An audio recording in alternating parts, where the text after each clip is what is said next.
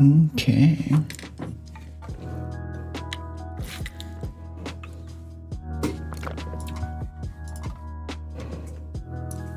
Hey, I'm doing well. How are you? We got Windows and stuff figured out today. I think I figured it out. If I fully shut down the machine, like if I'm editing video right before stream or something, I have to close everything, fully shut Windows down, bring it back up again, and then it recognizes that it has a sound card and a capture card. Good morning, Monkey. Good morning, Kingdom. I hope your Sunday's going good. This got fired over a text a couple of minutes ago. Oh gosh. I'm sorry. That's terrible, Armando. That's gnarly. On the weekend too.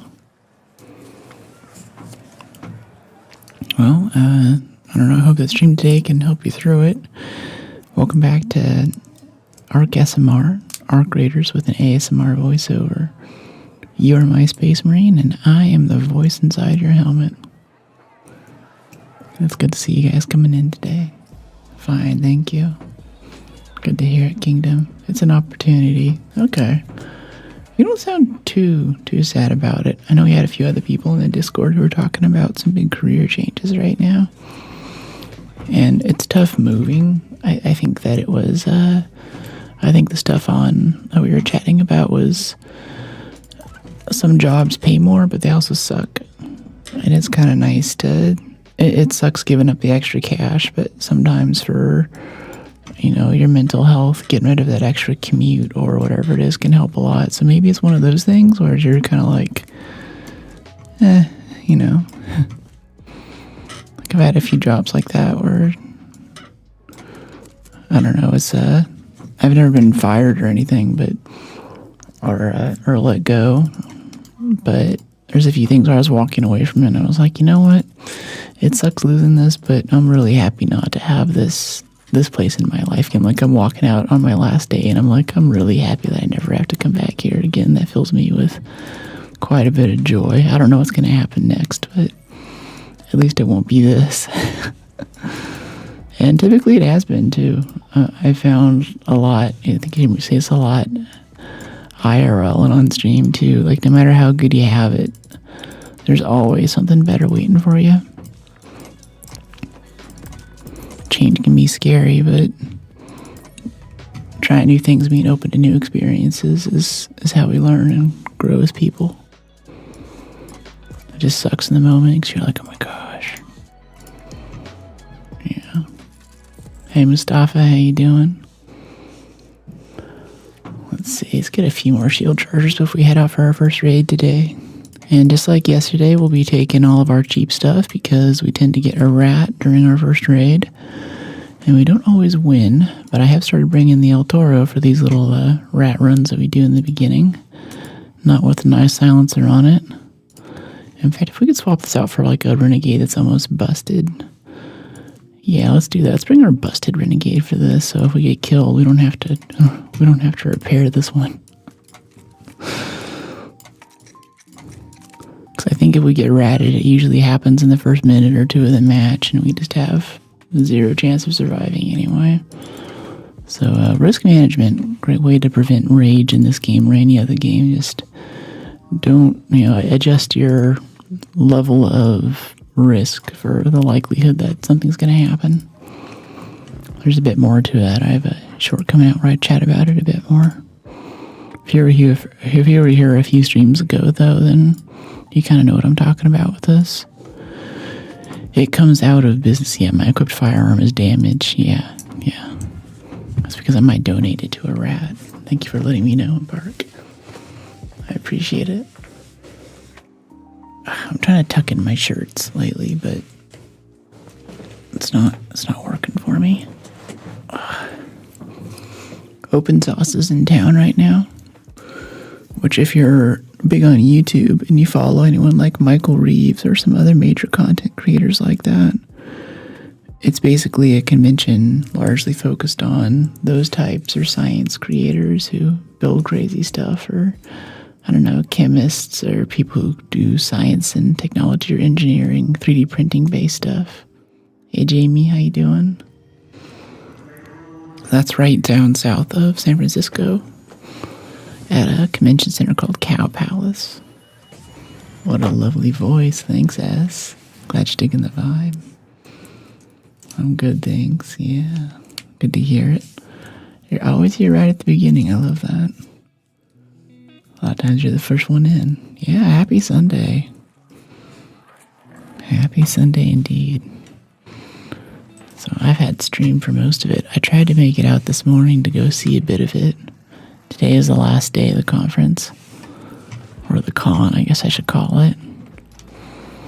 But I'm thinking maybe after stream today I might be able to run down there and see a little bit of it. Good to see you, yeah, totally.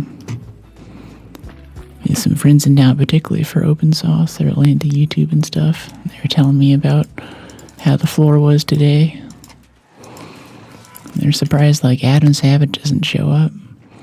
He's the guy with the yellow hair from Mythbusters. He has this big YouTube channel now. And he actually posts a lot of really cool stuff for creators on like analytics and a lot of really good like hot tips for succeeding on that platform, which is kind of cool. I always liked watching Mythbusters. I thought their scientific explanations and things were really strong.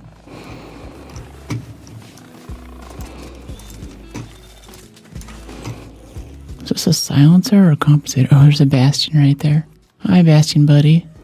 It took him a while to notice us. Yeah, let's get inside here. Went around the wrong pillar there at first. That was kind of sketch.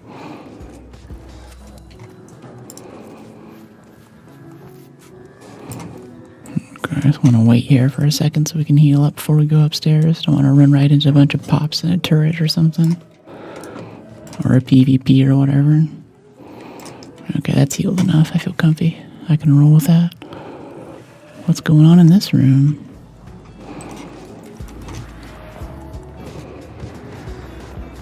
Nothing yet. I don't see much of anything. Oh, hello there. Didn't think this place would be totally uninhabited.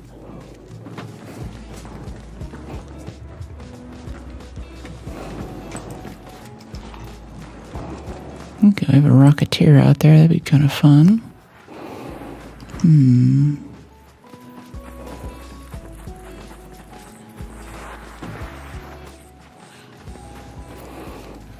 Head over here to the library. Get down the music a bit so I can listen for footsteps. This place can get a little ratty sometimes.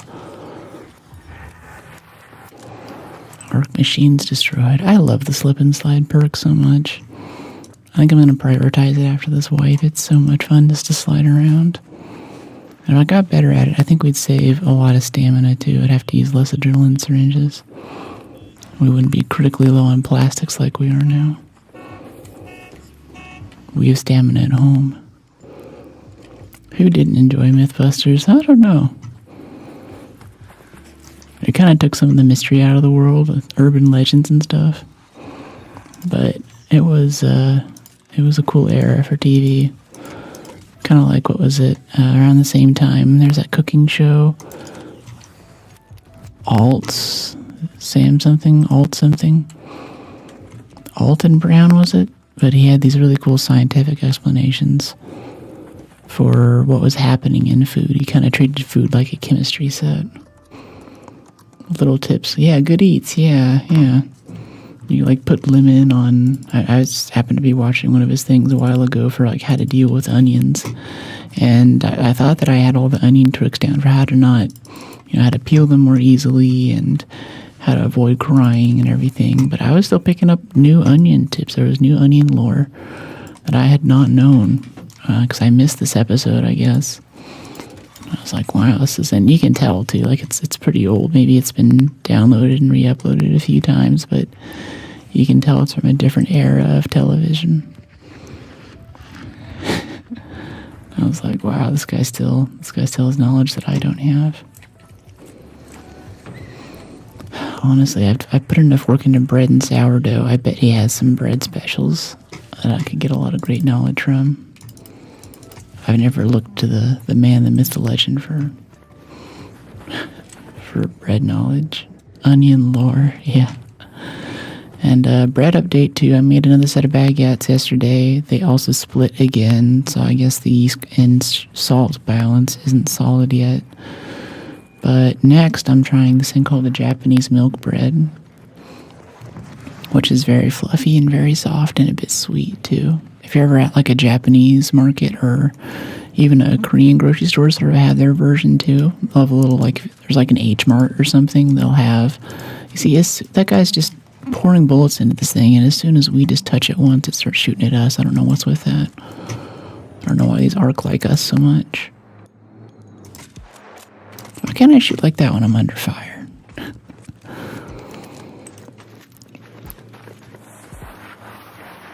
But yeah, I'm trying this Japanese milk bread soon.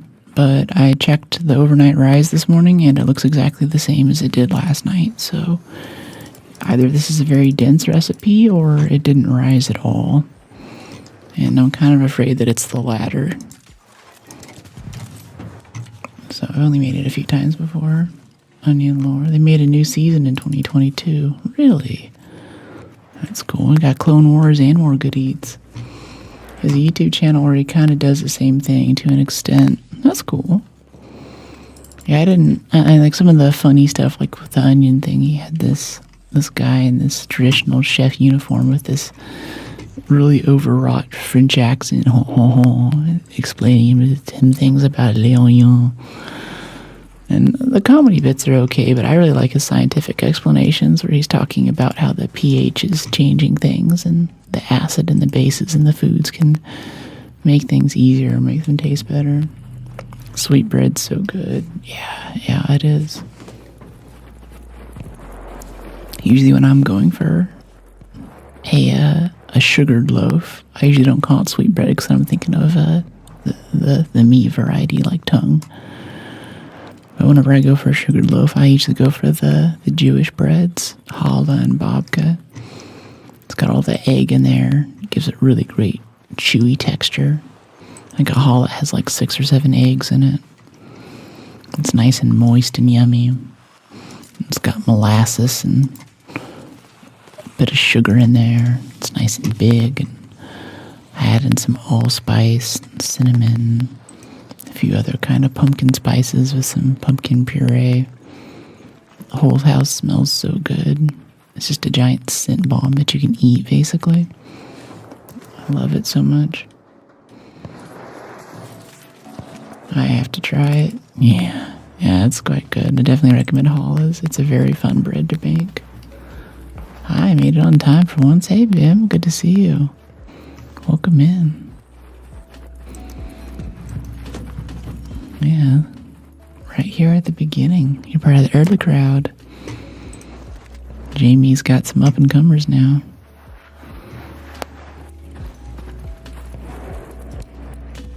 We're talking about breads. Baguettes are not solid. Milk bread might be a dud.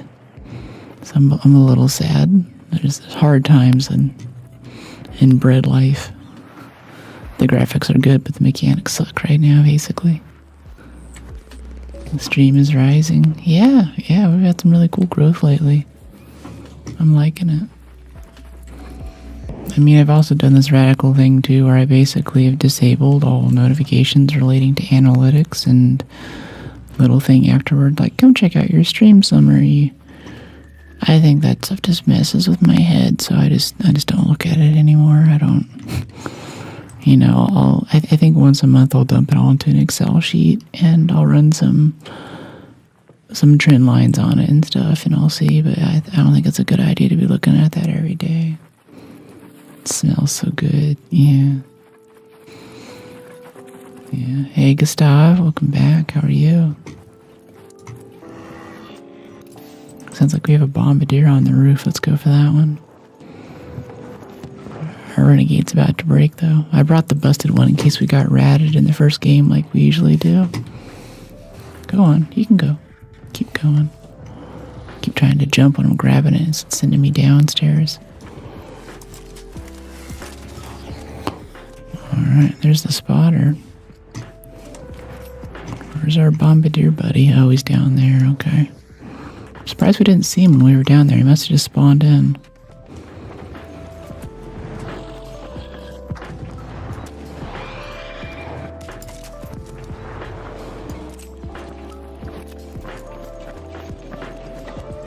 Okay, there he is. Okay, now this weapon's broken. Okay. I've never shot a spotter with a El Toro. Pull. That's out of range.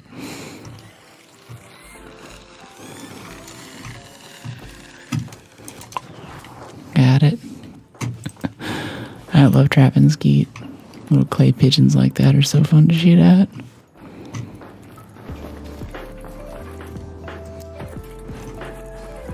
Let me see. Yeah, let's head down over here this way. Our gun is busted now, so there's not much else we can do but run around with a shotgun until we also run out of shotgun. Oop. Don't have anything for the pops. Oh well. Good thing we're wiping tomorrow.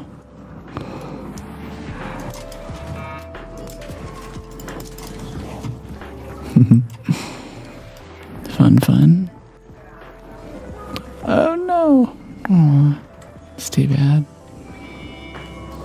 Yeah, I love slip and slide so much. I'm getting it next time. Slip and slide, unburdened roll. Top priorities. Okay, we have 2 more shots left. Never seen a weapon break. Wondering what the heck happened. Yeah. I planned on getting ratted this first game, so I brought my cheap stuff. Looks like this time we were fortunate. And no one has shot at us. But now our stuff is busted, so we have to leave kind of early. I don't know, 18 minutes is a fine time to leave. Quit while you're ahead. The longer you stay in these games, the more likely it is something will happen. It feels really good to do a long run and to survive the whole time and make out the giant pile of loot, but really it's all about just the humble little quick run. Especially after this expedition, when you guys are trying to level up quickly, it's more efficient to do smaller runs that you always come back from. Another successful raid. For just the bonuses you get for extracting, I think you level a lot faster if you're just out within 10 minutes or so. Hey Jorge, that's what's up. Shaka's in the chat. Oh, we got some 7 launcher ammo there too. That was kind of nice. Oh, let's move these over. Swap in a renegade that's not busted. Imagine that. I'm not liking this compensator though. I want my silencer back. It's too noisy. Hurts my ears. I swear for most games now I'm using silencers just because the sound makes me flinch whenever I shoot it. Can't wait to unlock it for Battlefield 6. Yeah, I'll post in the Discord what happens with that Japanese milk bread too, but looking at it this morning, it really doesn't, it's not looking good. I think it might be cooked. And I'm not sure what I did wrong either. It's a bit different from other breads. You have to make this thing called a Tazong maybe is a pronunciation, which is this mixture of whole milk and flour that you stir around for a few minutes in a saucepan, and it makes this kind of goopy pudding thing. And once you have this pudding thing, you mix that into the bread, and somehow that makes it really soft and yummy. Afternoon, Gooey. Good to see you again. Back from yesterday. Welcome in. C545. So I don't think I messed up the Tazong, but it's almost like it didn't rise. So I'm thinking that I did something to the yeast maybe. Like I always try to keep the yeast separate from the salt. So the butter, all of that, I try to keep the yeast as far apart from saline for as long as possible. So it always has a really nice fluffy spring.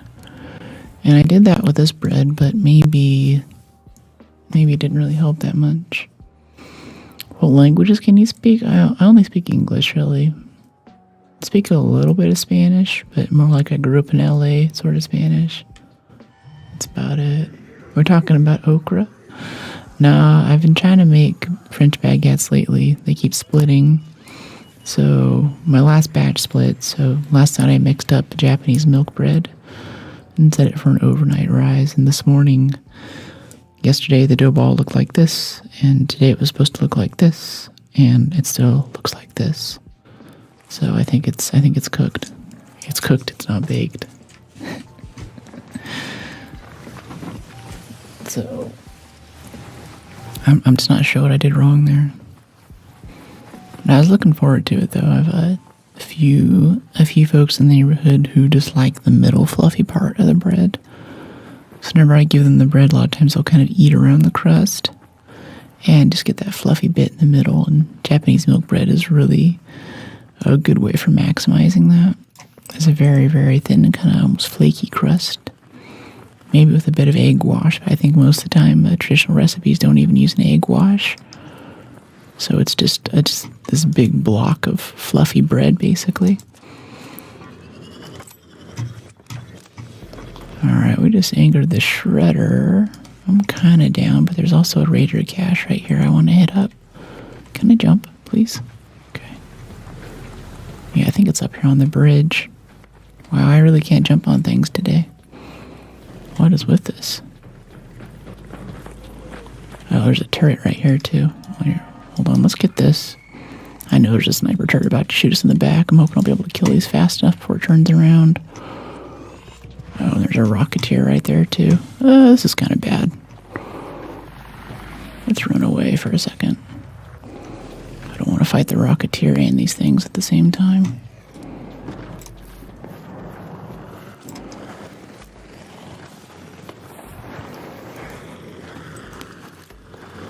And there's a comet, and there's a shredder. Okay, let's use the subway as a shortcut to go around the other direction. This is too intense. Crunchy layer with the fluffy inside is the best.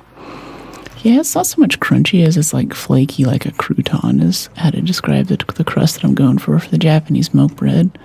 With the baguettes, I want a nice like multi-layer crust, kind of like a sourdough, where it has a few of those really flaky, kind of bubbly layers over the top. When you bite into it, it should ideally make a giant mess on your plate. Like it should just kind of explode with crunchy stuff flying everywhere. I love focaccia. Yeah, I love focaccia. I don't like making it because there's a lot of other higher effort breads that aren't as popular as a bread that's full of salt and spices, like focaccia. So whenever I make that, it takes like 20 minutes to knead it. I can just throw it in the oven. It's done in another 20 minutes. It's covered in oil and salt, and everyone's like, oh, that's so good. And that's all that people want is the focaccia. And I'm like, hey, how about this 3-day bake of sourdough over here? And they're like, nah, that's no good. Make more focaccia, Brooke. Give us the good stuff. I'm like, okay. So I don't make focaccia as often as I used to. Trying to train people to like the hardcore stuff. I've never tried that before. Yeah, if you want to try bread, try focaccia. And it's really easy. It's very quick. There's really no waiting. For all of these breads, I just use AP flour too, just all-purpose flour. You don't need to go out and get special bread flours and stuff. Even for my really nice bakes, I just use the cheap stuff from the grocery store. It's perfectly fine. If you're doing brioche, or if you want to do a nice fluffy focaccia, then you need special flour, but it's a bit more finicky, and I think most people don't have the technique to take advantage of what that extra flour is trying to give you. It's kind of just overpowered for the level of baking you're doing at that point. I'm having a really hard time just moving around. Every time we walk outside, there's another rocketeer or a wasp or a bunch of pops there. This is kind of nasty right now. There's just a lot of arc everywhere. I hear a bastion or a bombardier over that way. Like, let's finish off that firefly at least, or hornet, whatever it is. That rocketeer's still trying to get an angle on us. I want to go for the bastion with those other guys. Yeah, everything that tastes good is either full of salt or sugar. Yeah. Salty. I mean, like, technically refined starches like flour are kind of sugar too. They're like one step away from sugar. So if you eat a bunch of of bread or something, your body doesn't know what to do with it really. And it ends up just converting all of that instantly to sugar, which spikes your insulin, and then it all goes into fat cells. So yeah, refined starch is not too far away from just table sugar. A rosemary sea salt and olive oil focaccia at Artisan Market, which is beautiful. That's what I do. Yeah, I have a rosemary plant, or I guess I used to have a rosemary bush on the roof that I would harvest fresh rosemary from. I would knead some of it into the bread, and I'd also sprinkle some over the top. And the sprinkled stuff kind of gets fried by the oven, but the stuff that's kneaded in makes the whole thing super fragrant. And you can't really, focaccia is like what I like to call a taste smell, especially with bread. Like, you don't really taste it as much as you smell it, but it smells really, really nice. And as you're eating it, it kind of fills your nostrils. And if you have a glass of wine, like, say, I don't know, a nice, Italian Tuscan or something along with it, it really plays well with the flavors. And I started adding a bit from my oregano bush as well. That was extremely nice. You can have the loot, mate. Have a good one. Oh, here's the garlic press. Sometimes I'll also put garlic in my focaccia too. I'll take rough cut cloves and press them directly into the bread at the end, right before I bake it. Is there another bastion already? We just killed one. And also did they update this game? Because I can't jump anymore. I'm having a really time jumping on things all of a sudden. Oh, I thought the thing was dead. I thought we killed this. He just shot it in the back and it stopped moving. Oops, I killed it. Alright.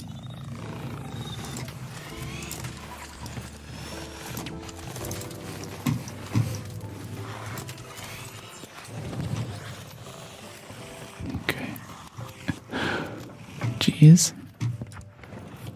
Hi, Kaz. Hey, buddy. Wonder if that turret's still up there. Oh, you want to take him down? Oh, watch out. Get the sniper turret first.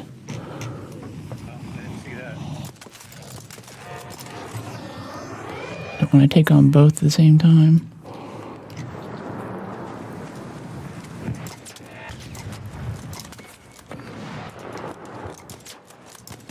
Got it. Uh-oh. Alright, take down the rocket ship with our new friend here. Something like get the 3 cheese and jalapeno loaf from the supermarket. So good. Yeah, I used to get those. It's like a big baguette covered in cheese and with jalapenos over the top. That is some good stuff.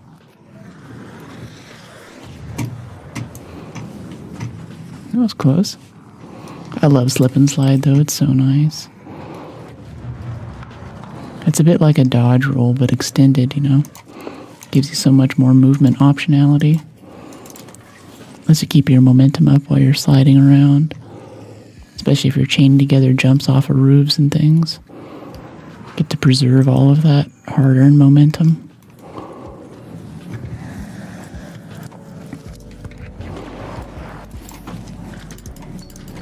Sure, bandages are stocked up here.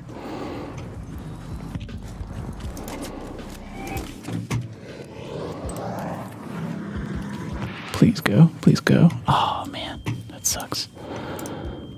I was hoping it would duck under that thing there. That sucks. Getting better and better at my dodges, but it still needs some work. It's not quite where I want it to be.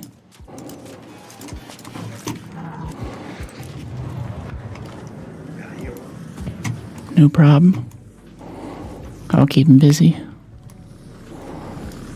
Where'd he go? There he is. Looks like that thruster's exposed.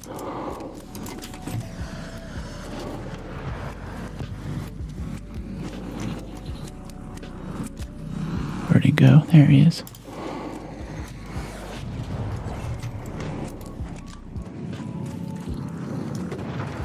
Come on back over the top here. Please. We have a showstopper, maybe? No, we don't. If I could zap him right now, that'd be pretty peak. Ow! That sucks. Didn't think that'd hit us. Jump in here for a second. Hopefully it doesn't get an angle on us in here, though. That would suck. Rocketeers are so much work. They're so high maintenance. Oh, I think someone's trying to take our kill now, though. I don't hear the engines. Oh, nope, he's up there.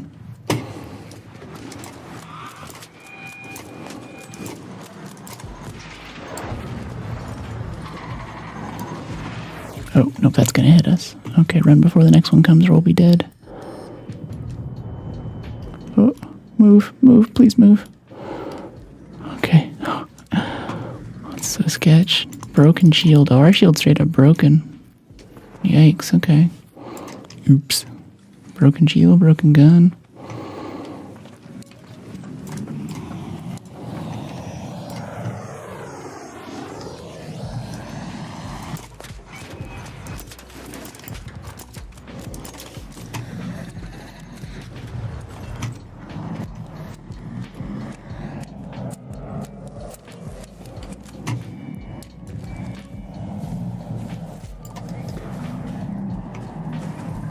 Okay, where is he? There's something behind us now, too? No, it's the same one. He's just aggroing someone else, I think. Don't want him to run off. That's the other thing that makes the Rocketeer so dangerous, too, is that its aggro spin up is super fast. Like, as soon as it sees you, it's automatically gonna start shooting. What's up there?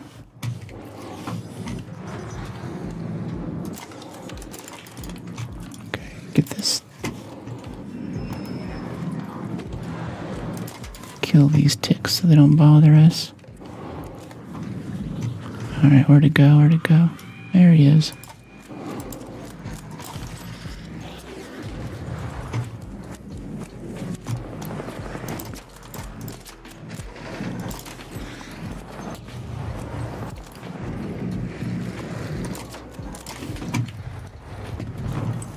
Alright, loot's all yours. Have fun, man. We're gonna go ahead and hatch out because our shield is busted. That was a fun kill though, I like that.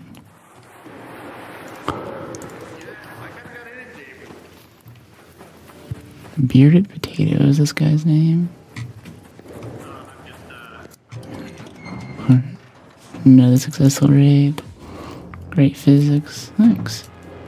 Yeah, it's a cool game. I like how it moves around. Whenever the Rocketeer has a big bombing run like that, it has to kind of break a little bit before it can flip around and do another one. The Hornet drivers still stun the Rocketeers. Yeah, but it's not to the level that it used to be. I used to get them all the time because I got a few solid Rocketeer stuns off, and I was like, this is awesome. I'm bringing one of these every match. But now it's just like, I don't know, I can never get it to hit. I tried it with Showstoppers too, but I haven't really had any repeats there. But that one was staying still enough for long enough. I feel like we could have nailed one. So I think I want to try. I'm going to try that again. Let's see if we can go Rocketeer hunting with some stun grenades. I don't know where we got 131 plastic parts from. It must have been Scrappy. I guess we gave him... Is it mushrooms, I think? And medical. Mass-produced bandages. All the time. 24 bandages. Yeah. And then a hatch key. And over here we want to buy a couple of hatch keys. I guess we'll buy one. Not enough space and stash. Yeah, we get these cred quests so fast I can't spend it quick enough. Ooh, I would like a guitar though. Acoustic guitar or a flute. Guitar or flute, chat? Which one? Oh, we have no stash space anyway. It's a moot point for the moment. Because we have shoes in here apparently. The guitar, alright. I don't think I've ever really tried the guitar before. Oh, and we have a powered descender too. We gotta bring that with us. Yeah, we'll check out the guitar next time. I want to see what this Descender is about first. Sorry. And I want some showstopper grenades too. I don't have any at the moment. We might not have a high enough workstation to make one. Is it a utility? I guess we need a blueprint for. Yeah, I haven't found any blueprints this whole wipe, so we're missing a lot of stuff that we used to have fun with. I feel bad for people just starting to play the game now. I don't think there's a lot of stuff that just doesn't exist anymore, or like blueprints that you just can't get. Let me see for us. This is our blueprint thing here. Yeah, we got a stock. We got a Bobcat blueprint. We got a Vitasplay blueprint. I guess Vitaspray would be good if we can make one of those. I think we have a... Yeah, we can make a Vitaspray if we get a tick pod. Yeah, we'll go find a tick pod. I want to try this powered Descender though, see if it's any good. Hey, Beast. You're an Arc player too. Oh, welcome in, buddy. How's your Sunday?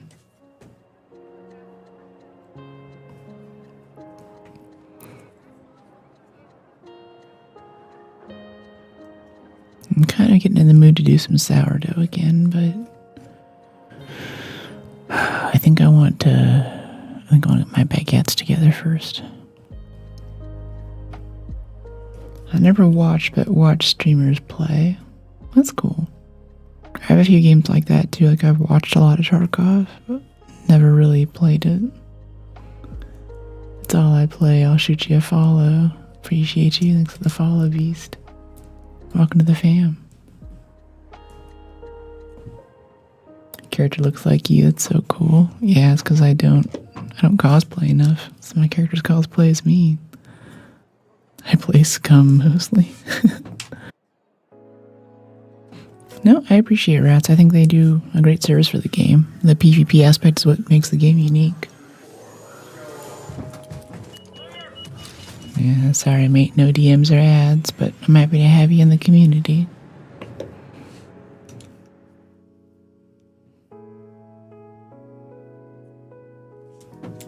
I haven't played in a little while since I got my projects done.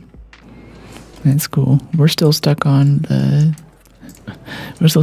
third page of trophy. I think we've killed 2 or 3 matriarchs, 4 or 5 queens. Actually nailed the kill. And we still can't get those queen cores to regress to the next level. It's terrible. Maybe we'll turn it out good and better. I don't know what you mean.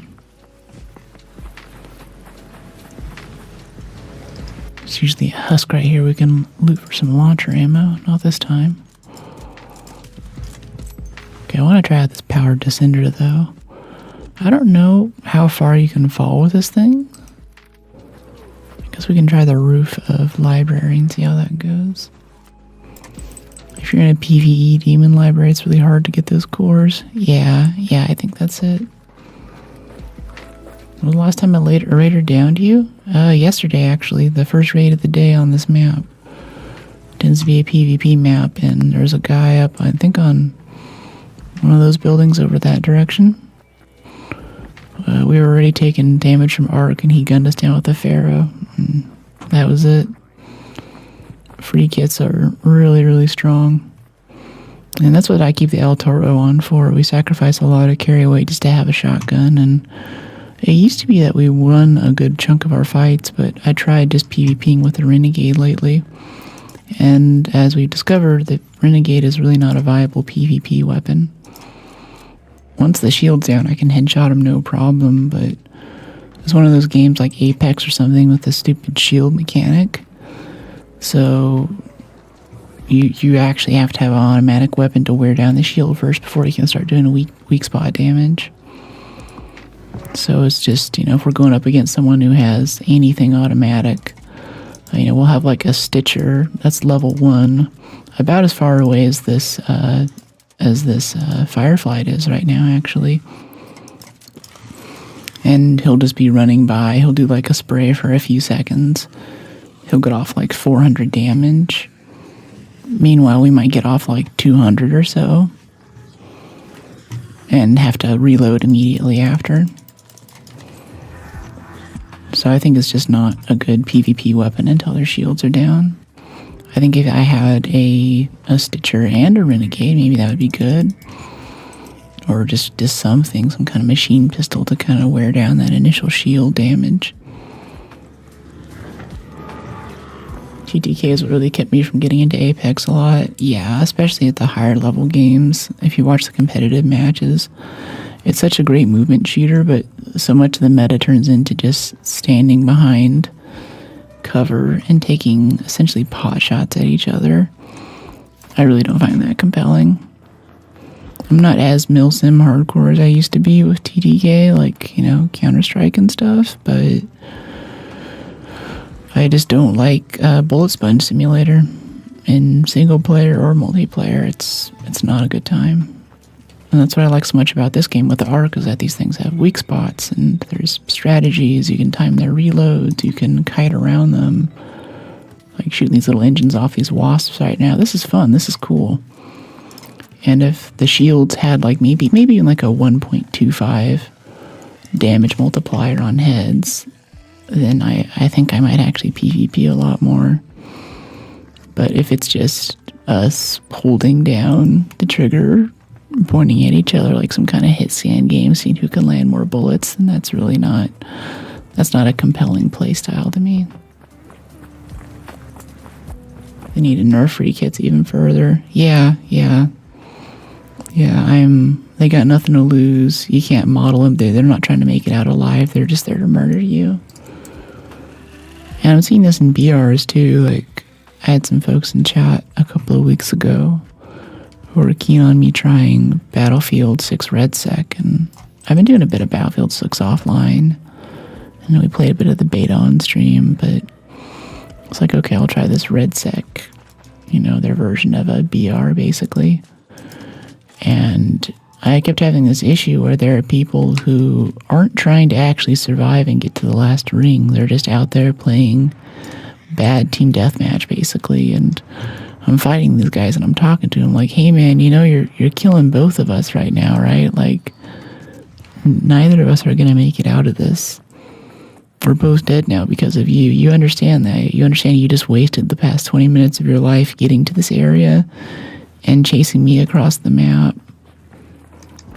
I think by this time I'm pugging, so I think my teammates had all repeatedly died and they're just out of the match, so it's just me against a bunch of squads of 3. And I really wish that there was more of an incentive in BRs to have people who are trying to survive to the end and actually win the game, instead of just being like, oh, I have so many kills in RedSec. It's like, I don't know, it's like the same PTFO problem that I think Battlefield's always had. It's just a different kind of objective that they're not playing. Hey, Faded. I'm doing well. How are you? Having a great time today.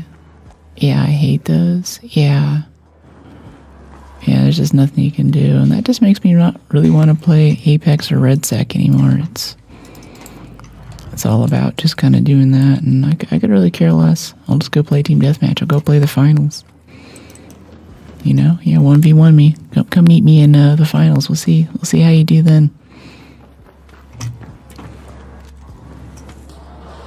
I couldn't put anything in chat. Well, I can check the logs and see what's going on. Tell you what's up. Let me see. I used your emotes. Yeah, it looks like you were doing some emote spam. Also, anything about arguing with moderators typically gets deleted. You can spam a few emotes once you've had a few messages, but I like to try to leave chat as an area where people can talk a bit. I don't want to get into too spammy over there. So if you want to drop an emote and add some text before it, like nice shot or a cute outfit or something, then that's most welcome. I love that.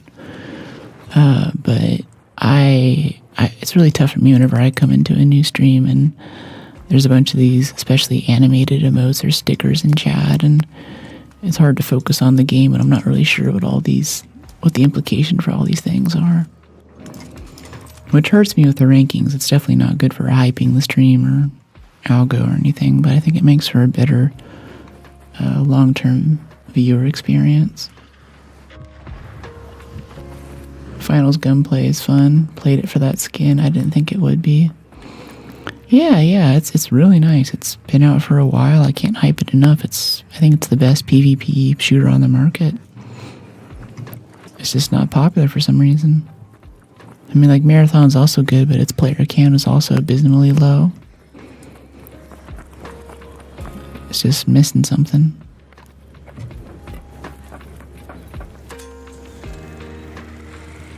You stream only in portrait. Now, if you look down in the description, if you're on portrait or landscape on that platform, if you click the link, it'll take you to the opposite one from what you're currently viewing. Portrait's just more to make a mobile-friendly experience, or if you want to go do some chores or run some errands or something, you can take stream with you and kind of drop in and out. Final's phenomenal, yeah. Yeah, it's a good time.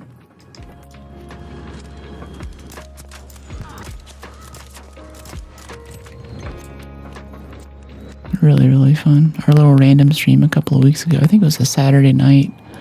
I came on in the middle of the week outside my usual schedule, and we played a bit of the finals. It was really fun. Spain or Argentina? I don't really follow sports, honestly. I went to a watch party for UK versus Mexico, but that's about all I've engaged with for World Cup or anything else. I'll not chat. That's alright. Might not be the stream for you. Good to have you here, though.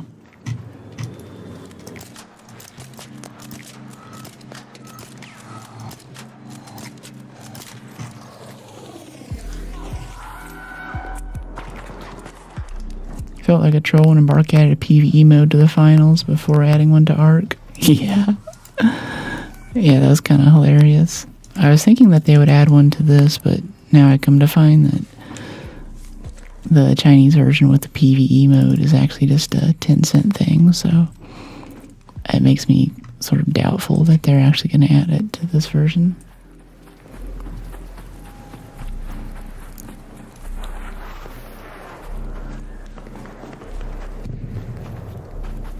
I think a bit of PvE, at least for practice in a first-person shooter, is always nice, though. I feel like I didn't really understand the sniper rifles and stuff in Battlefield 6 before I played a few of the PvE modes with some bots running around. Because after you start moving up in the ranks and you start getting, matchmaking puts you with better players, it becomes a lot harder to, try new things and do new attachments and get good signal on whether or not they're working. And the game's been out long enough now, too. I'm mostly up against people with hyper-optimized loadouts with silencers and angle grips and these optics that are perfectly suited for each map that they're playing. Well, we have a few mods in here, it depends.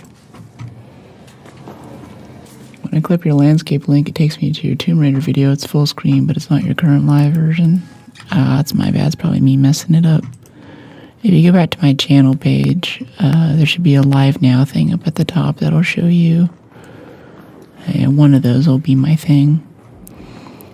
YouTube is still working on supporting people who do what I'm doing here, where I broadcast in 2 different formats. So I actually have to kind of, I don't say hack, but I'm basically using 2 stream keys simultaneously. And I have another server upstairs that broadcasts out the second stream, so it's possible for us to do this, basically. And YouTube has announced to us that they have it's in progress, where it'll be collected, and you'll be able to have, especially like the viewer counts for each stream would probably be twice as high, because it wouldn't be split. Another successful raid. Yeah, Kick is good. Yeah, I'm working on Kick, actually.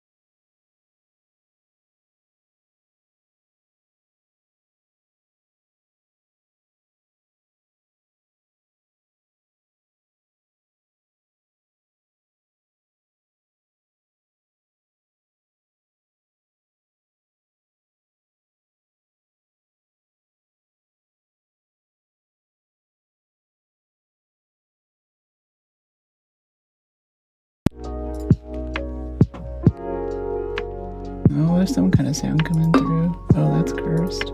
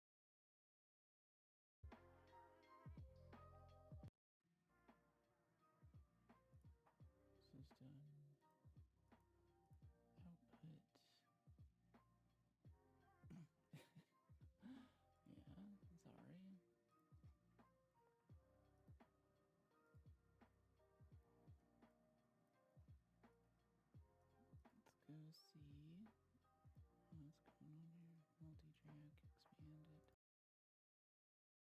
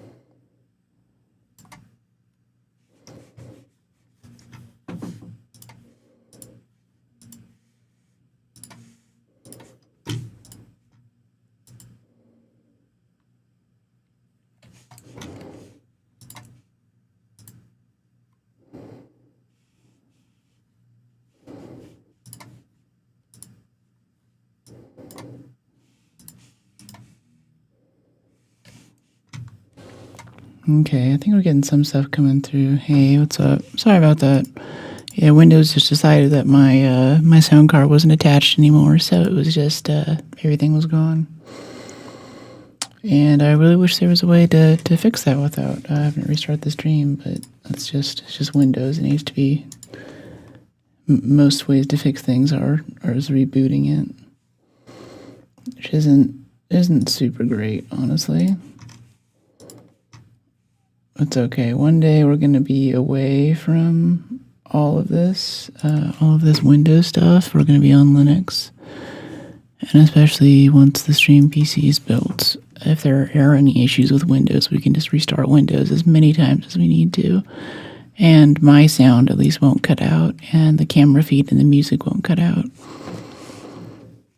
I think some of this too is also we're playing a multiplayer game with anti-cheat in it, so it tends to inject a bunch of stuff constantly into trying to basically break the game and look for malware. So a lot of times that kind of kills random processes or disconnects things like audio drivers and equipment that isn't used to being like cut off everything. Hallelujah, we back. Yeah, you know it. That's what's up. I hear you now. Nice. Yeah, let's see. It also it broke a bunch of other stuff. So I have a few more things I have to go through in here and fix before we can really get started here. Let's see, what else did Windows break? Yep, it just straight up killed that process without asking. That's really great. That's awesome. This one goes to 5. I had everything right where I wanted it to. Not recognized.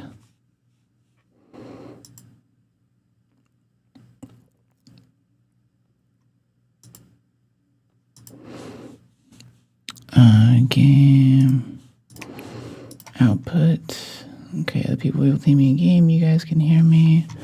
I have some music up right now, but I don't think you guys can hear that either. I think that's gonna go here. I'm gonna switch these two. No, you're still able to hear it though.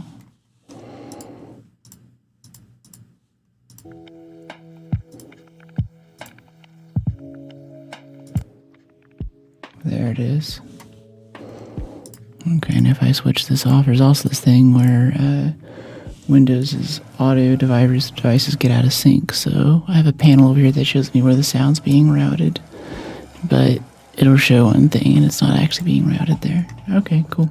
We're back. Sorry for that interruption. One day we'll be gaming on Linux. We won't have any of this. But more importantly, very soon, anytime Windows needs to restart, or if it starts blue screening my box and boot looping from launching Marathon, if you guys remember that, Windows can do its little thing. It can restart as many times as it wants to. It can blue screen. It can crash. It can force an update in the middle of stream. All of these things can happen without ending stream. It's going to be so great. We'll be able to isolate it over to its own little box where it can just all of the junk, all of the crap can happen in there, and we won't be affected by any of it. It's going to be glorious. Whenever I go back and I look through the logs for crashes like that, it's usually these new anti-cheat systems don't really look for cheating software. Like, they're not really watching for RAM capture and stuff. They have this really lazy way of doing it. I think Easy Anti-Cheat started this trend, where instead of looking actively for hackers doing stuff to the game client, they just have another process running that's randomly injecting code breaks throughout the machine. So it'll find a piece of software and it'll say, it's like if you have a factory with a bunch of assembly lines running, and some guy runs through with a sledgehammer and just knocks a bunch of stuff off the assembly line randomly. And that's happening a couple hundred times a minute. And the computer's really good at making up for that. And if you're not streaming and you're just playing a game, you don't really notice it's happening. But if you're streaming and you have nice audio and you have, your capture over here and your capture card and stuff, then it's randomly killing your processes and causing issues. So sometimes, we haven't had any audio issues the past few days or even last week, really. But today we just pulled the short straw and the anti-cheat system killed something that was critical. And Windows is a terrible OS. It's not good at dealing with fault tolerance and failures. So it was just over at that point. But now we're back. I'm not really involved in sports, honestly. I don't really follow it. I could just pick one and say that I'm following it, but other than going to a watch party or something every now and then, I'm not into World Cup or anything. I think I could get into Formula One. I think that would be a cool sort of spectator sport to do. It's like competitive engineering, basically. But even though I've done a lot of adventure sports and hiking and rock climbing and kiteboarding and stuff, I've never really played much ball sports other than some soccer when I was really little. Yeah, it's all working again. Let's go. Thanks, Fade. Yeah, sorry about the interruption. I don't know if you guys caught any of the stuff at the beginning there, but I'm building the streaming PCs basically for this, so anytime Windows wants to throw a fit or anything, we can have that be isolated and the whole stream won't have to restart just because Windows decided to stop being an OS for a few minutes. Yeah, it's a good game. A lot of people hate on Arc right now, but it's honestly really nice. It's a good time. Oh, there's a turret right here in the fountain. I've never seen one here before. This is new. I think they did an update last night, because I've never seen this turret here before. No, I'm good. I'm just having fun.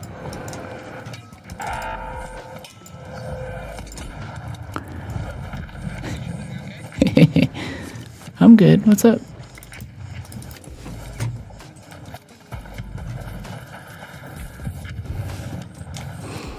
Yeah, I've never seen that turret there before, and there's a lot more Arc on this map.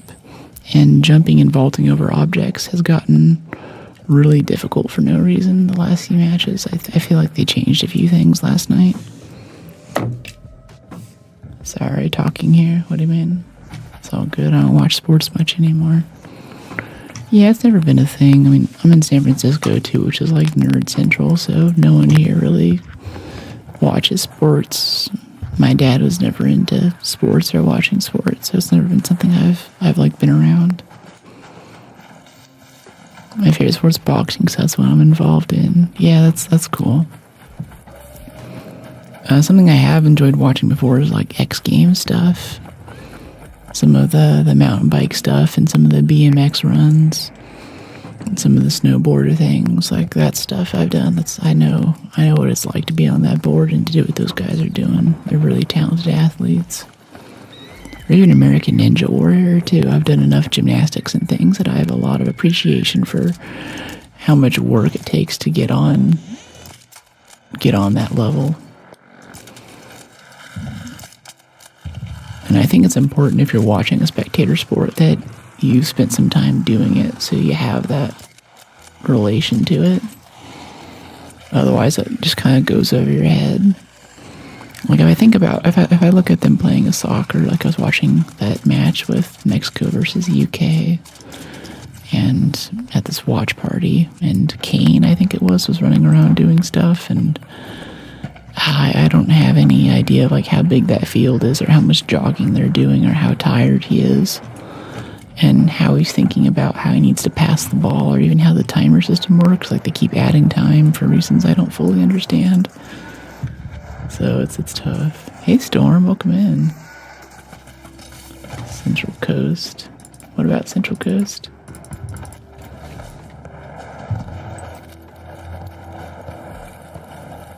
Detected, what do you mean detected?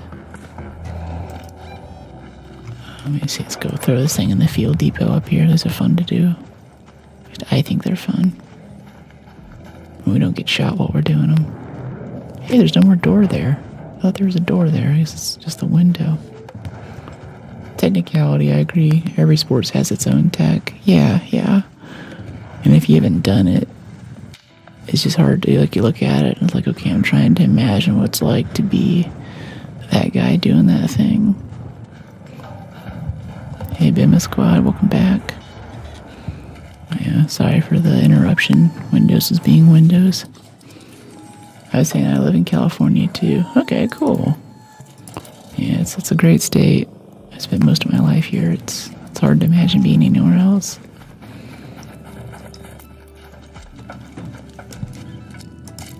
A lot of good hiking through that area too. I have really good memories of even going through places like Barstow on the way up to the mountains for a big backpacking trip or a whitewater trip or something. Yeah, all fixed. Yeah. It's just, I was just saying, like, Windows just stopped recognizing that it had a sound card plugged in, probably because the anti-cheat killed the driver for it or something. So, pulled a short straw. West Coast, have woke off. Yeah, I tried East Coast. I was in DC for a little bit, and I've since tried a few East Coast things, but it's just not my vibe. It's a beautiful state, but too expensive and too many rules. Yeah, it is expensive. Especially San Francisco. I think this is one of the most expensive places to live in the U.S. I think it's a little less expensive than Manhattan, but that's not saying much. A lot of taxes and fees. I mean, if I want to drive north over the Golden Gate Bridge, that's like a $15 or $20 toll every time I cross that bridge. It's like, okay, gotta pay for the bridge. What about Canada? Canada seems cool. I've been there a few times for, there's a programming conference in Quebec that I've gone to a few times, but my main experience in Canada was in Manitoba for a 2-week portaging trip. We basically got on this float plane with a bunch of steel canoes strapped to the edge and strapped to the bottom. And a float plane has pontoons on the bottom so it can land on water. So it basically drops you off in the middle of nowhere in this little lake, and you live out of the canoes and stuff you can carry on your back. That's like most of Canada that I've seen is like the wilderness area where like less than 100 people set foot every year. But I think it was Three Rivers area, was it? Or Three Forks? There's this area where these three rivers come together. We stopped over there one of the nights to get some dinner and chill. And I was like, oh, this is actually really nice. And then we went out into the the swamp in the heat. That's pretty cool. Yeah, it was a gnarly trip. Honestly, it did not go well. Last time I was in San Francisco was 5 years ago. Hit the wharf. Nice. Yeah. So if you're from Puerto Rico, you're considered East Coast in the U.S.? I think then you're just considered Puerto Rican. I think a lot of people in the U.S. don't know that Puerto Ricans are still, what is it? I think they have citizenship but they can't vote, or maybe they made it so they can vote now or something. There's some kind of really weird setup there. It's kind of like some of the other U.S. territories, like the Marshall Islands, way out in the Pacific Ocean. That's technically under U.S. jurisdiction, but it's not a state. Kind of like how Washington, D.C., that's a District of Columbia, but the district is a district, it's not a state. And it's like, well, what's a district then? It's like, well, it's something that we made up. It is whatever we say it is. It's donated by the state Maryland, so the nation could have an area that's a capital. Good evening. Hey, Heretic, how are you? U.S. territory, yeah. Hope the rating's going well. Yeah, it's been good. We haven't gotten ratted today. We usually have our first rat issue whenever we first log in, but no issues so far. Renegade's almost broken again, though. So if we could find some springs, that would be pretty great. If we could go over here and check, say, I don't know, Grandioso, maybe Rosa. Yeah, let's just try Santa Maria. I think I get a few springs through there, because we need to make more advanced mechanical components to repair this thing. I'm headed to DC now. Nice. Hey, Matto. Oh, I saw a Hydrate redemption there, too. My notifications for those redemptions are still busted, but thank you for the reminder. Thankfully, you're streaming your chill stream. Thanks. Yeah, totally. Trying to chill out. I'm glad it works out. Glad it matches up well for you. I think this is looted out. Looks like someone's already been in here.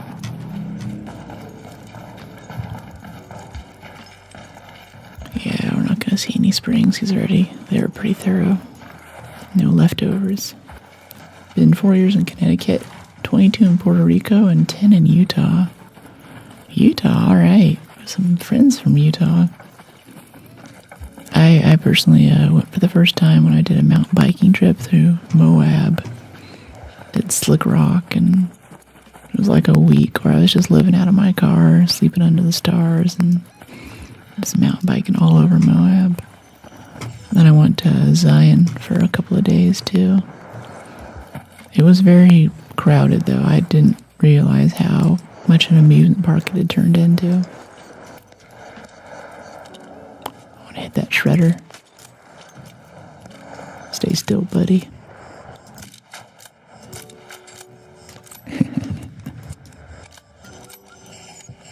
Dang, Brooke, looking gorgeous. What a better way to start the day. Thanks.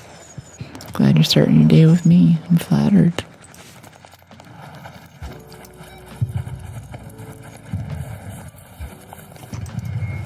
Yeah, I'm fine just hatching out right now. We have plenty of keys.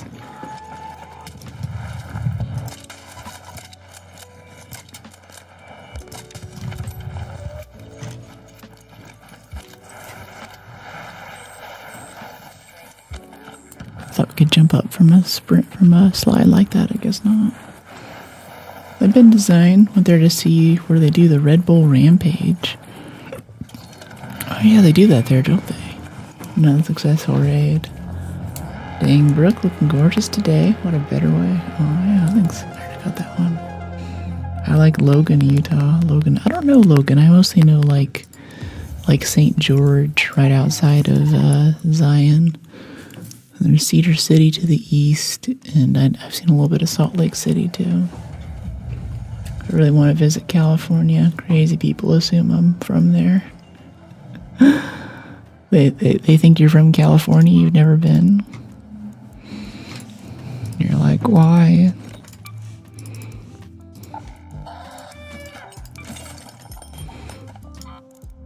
Okay, repair, advanced mechanicals. Yeah, let's go buy some springs, honestly. That'll solve our spring problem. Buy our way out of spring debt. Oh, get some rope while we're at it, Mr. Frodo. Medium gun parts, maybe. I think some speakers, though. I've been liking those lure grenades lately. Liking them a little too much.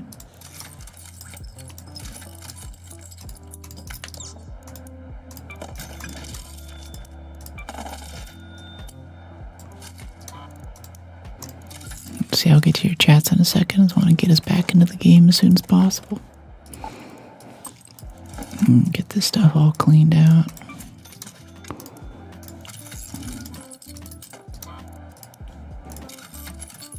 And there we go. Bit of shield chargers. Another key right here. Now our stash is full. Make sure you repair, not recycle your renegades. I'm learning slowly. It's tempting though, you know, this one over here is 16%. It's hardly worth the trouble, you know. I could just hit that and make it all go away. Or I could sell it. I'm gonna repair though. Let me see, advanced mechanicals. We need to make more room so we can make some advanced mechanicals. That's our issue right now. But we can make some more defibs. We found some moss at some point. Or I guess maybe Scrappy did. Yeah, it's probably Scrappy. We've gone on a moss hunt for a while now. Okay, 10 shots for the shotgun. Synthetic resin for 14 plastic. We were running out of plastic yesterday. We had a hard time affording the materials for adrenaline syringes. Really scary stuff. W Scrappy. I don't know. I don't think I like Scrappy's thing. Whenever he brings back materials that don't stack, it just takes up room, and I feel like I'm cleaning up after this bird all the time. If you've ever had family who has birds, like I'm thinking, I had some folks who had some African gray parrots. They're just constantly making a mess and leaving that stuff everywhere. I mean, they're cool animals. It's neat having them, but it's basically like having a permanent 3-year-old. And they're smart, too. Like, if they don't like you, if you piss them off, then they know what your keys are. They know what your phone is. They know what it means to you. They'll snag that and chew the crap out of it or fling it off under a thing. And they'll watch you over there looking for it. Like, crap, where are my keys? Where are my keys? They look all guilty. They're like, look at the stupid human looking for her keys. Should have given me another chocolate bar earlier. It's like having a dog that's too smart, you know. Yeah. Vancouver, never been to Vancouver. Looks sick though. There's a lot of streamers I feel like I raid who are in Vancouver. I think Pookums, just yesterday, I think she's a Vancouver girl. No, Megan Yaz in California. I think Poogans. Megan Yaz in Vancouver. I think Pookums is in California. Colorful shoes right off the bat. That's a good sign. Hello. What peanut is a carrot? Yeah, birds are really cool. If you like reptiles, birds are kind of a closer equivalent, a bit more sociable. I've always kept like lizards and snakes growing up. I was one of those edgy alt girls, you know. But birds are kind of interesting. I just feel like there's this trope I think among people who keep birds that bird people are kind of strange. But I don't think it's because strange people buy birds. It's because you have a bird and it makes you strange. Because most of your social life becomes this creature that's actually not human. And after a while, you begin to take on the traits of the bird and get kind of like, you know, start acting kind of funky. I used to catch lizards when I was a kid growing up on the ranch. Yeah, like little fence lizards, or in Texas they have these things called green animals, or in Hawaii they have, I think they're technically geckos, but they're these cute little green lizards with little red dots on their head. Which are actually very popular as pets too. You can just, if you go to a pet store and you see a bunch of little green lizards in there, that's just wildlife in Hawaii. They're constantly trying to get inside of your house. It's almost like a nuisance. Alligator lizards bite. Oh yeah. Alligator lizards have a intense bite and a hard bite. It's a memorable experience. Owls behave like a cat. Yeah. Yeah, owls are supposed to be kind of neat. They're not quite like other raptors, like hawks and stuff. I was looking at doing falconry for a bit. Like, how cool would that be, right? But it's a lot. I think owls still have a lot of personality. But birds are a moody cat with wings, and they kind of know what's going on. It's weird people don't get birds, they just become weird after they get a bird. Yeah. That's my idea for it. I've owned a few birds too. I think it does things to you. I'm not talking about parakeets either. That's just the starter stuff. If you get something like a cake, CAIQUE, if you look up some videos of them, they're comical. Like you go like pew, like you do a little shot, and they'll like roll over on their back and put their wings out and go like, eh. Like they're always goofing off. That's bred into this bird's personality. They're just clowns basically. And it's fun at first. It's a really highly interactive bird, but after a while it gets a little bit old. It's like having a younger brother. Like you're trying to play a video game and he's just always in your face, like, you know, making some stupid face or like grabbing your keys and running off of it and laughing and things. They're not as smart as parrots, but they have a lot of very goofy personality. Like there's never a dull moment. It's also kind of a larger bird though, so you need a full-size cage and a lot of toys for them to keep them occupied. And every day the sun comes up too. There's this kind of squawking routine that they feel compelled to do.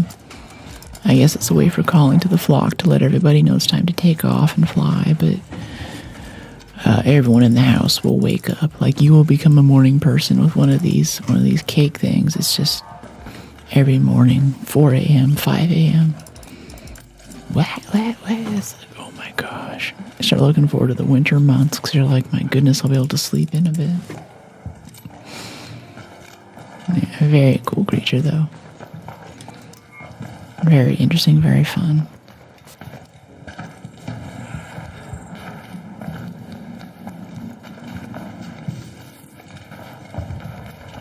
Parrot rescues and bird rescues are still kind of impacting too. They're still getting parrots from like the 70s and the 80s. They live almost as long as humans do, 30 or 40 years at least. So a lot of times they'll outlive their owners. And people don't really buy this creature thinking that it's going to be there that long. But thinking about my grandparents' parrots, they were around when I was little. And those parrots are still around. They're still kicking, which is wild. Like, I was a little kid. Oh, wow, my parents have birds. That's so cool. And I spent some more time with them. And I was like, okay, this is kind of a lot. But those birds still exist, and they still remember me. I walk in, and they whistle, and they're like, hello there. And they'll say my name. And a lot of times I would whistle the Darth Vader theme song when I walked in. So now a lot of times when I walk in, about half the time I'll go, I don't want to whistle into the mic, it'll be pretty screechy, but, you know, dun dun dun dun dun dun dun dun. It's really cool. It's kind of like, sometimes I hike and stuff enough that I want to get a big trail dog. Basically, I can just hike with, like, live out in the country, with a lot of land around and easy access to some national parks, and have a greyhound or even a golden retriever, I don't know, just some kind of dog that likes to run and move a lot, and just make my life about this husky or this dog and just go out every day and hike all the time. Just do that, basically. I think that would be so fun. But I travel so much, I don't think it'd be even right for me to get a cat. That's awesome. Yeah. Can't have animals. I work too much. Yeah, that's my thing too. Right now, I tell my friends I'm learning to be selfish. I'm trying to do things just for me because I feel like it. And I do that to the exclusion of almost everything else. I just have those things picked out, and those are my priorities. Like stream is like the big thing right now. I spend most of my time streaming or prepping for the next stream or editing or whatever. This is what I enjoy doing right now. And I don't think I could give a dog or a cat the attention that it deserves. I always wanted an Aussie cattle dog like the one from Mad Max too, but they need to be very active. Yeah, exactly. Like, I don't think it's right to get a dog like that unless you have, like, we don't even have a yard here, you know. I think that's pretty important. But if I lived up, like, on the edge of a national park, so I could go hiking literally every day, like my dream house, basically.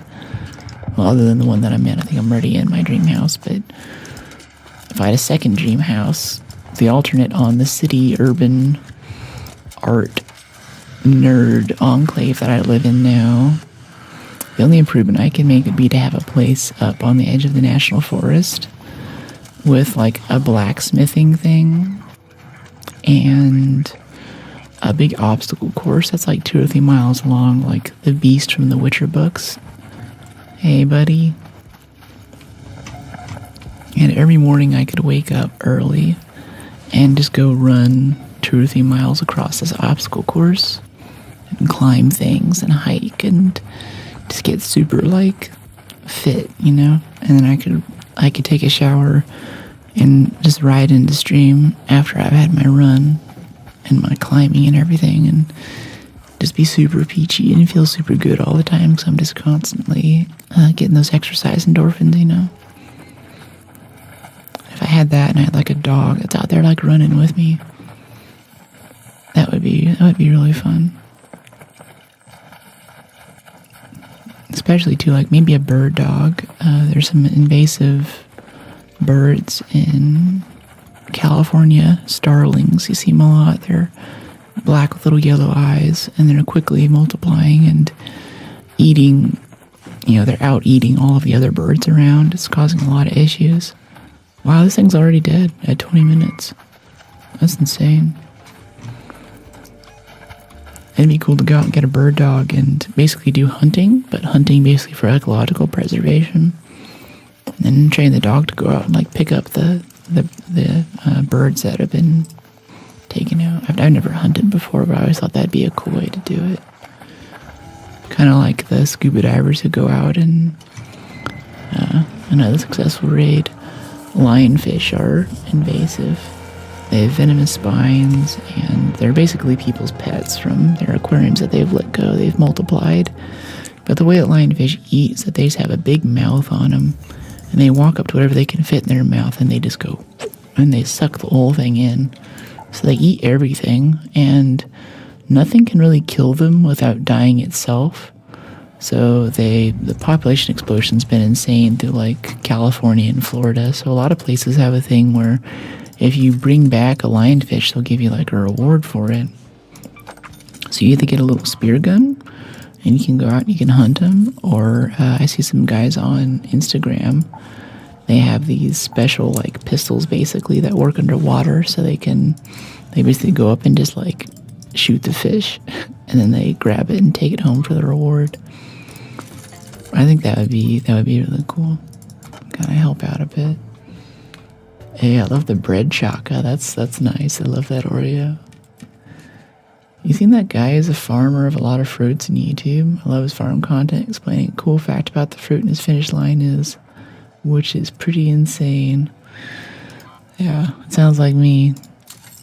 Pretty wild, pretty insane. I don't know who you're talking about, but it's funny. Makes lots of fruits on YouTube. I don't know.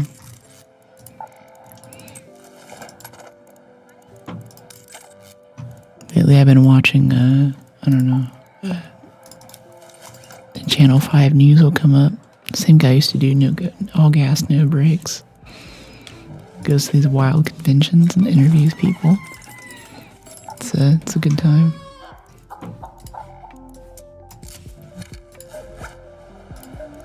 Can we buy more keys, please? We should should probably make a few too, make sure we don't run out. Let's make 5 keys, make some more zips. Keep ourselves stocked up there. We haven't tried our powered descender yet. Kind of want to get this matriarch battle in though. It's like cats decimating the bird population. You seen that? Yeah. Yeah, I've heard of that as well. Essentially, whenever you're on Hawaii, if you're afraid of snakes, you don't need to worry about snakes if you're like out in the brush or something. Because I believe it was the early settlers, like the European settlers, introduced mongoose, like the mongoose from India, as a way to control the rabbit population. So while you're there, you'll be driving around, and I think 2 or 3 times a day you'll see a mongoose like run across the road with something in its mouth. So chickens, birds, rats, everything. But mongoose are such good hunters at hunting snakes that snakes cannot establish themselves on the Hawaiian Islands. It's kind of cool. But if you are there, there is scary stuff you gotta look for, like scorpions and centipedes are nasty little creatures. So if you're like camping out in the jungle and stuff, you gotta look around. I'm not so good at spotting them. Like the locals, like I apparently had a few of them. Like there was one like right next to my tent. It was like this long. My friend saw it, and I was like, "How do you see that?" She was like, "Oh, after one gets you, you can see him from a mile away. There's a special part of your brain that's like, I don't like this." All right, let's try this powered descender. Can we just jump off of here and? Oh, that's kind of cool. Oh, that's fun. I like that. I like that a lot. That was only 1% durability, too. Alright, I'm down. Sick. Yeah. I still don't know what the crash pad's about, especially if it only lasts for like 3 seconds. It's kind of sus. You're flying. That is cool. Yeah, it's kind of neat. Let's see, I think there's I want to try it on a bigger ledge over here if we jump into this little irrigation ditch. Whatever kind of water controlled ditch it is, I don't know.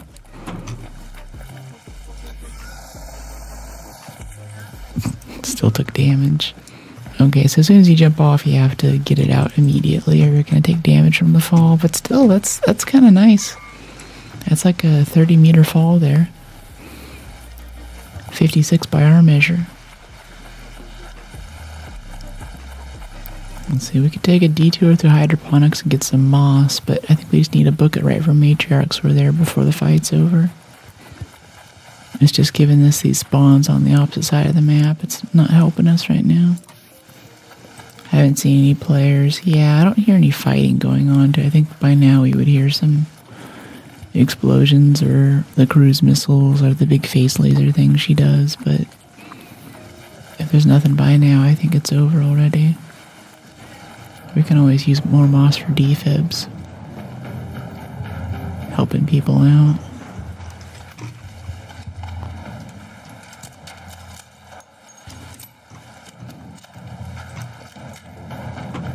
There's no moss in here though. This is all... Oh, no, there's some. Alright. Yeah. Oh, nope. I hear the matriarch fight. They're still doing it. Those are definitely cruise missiles.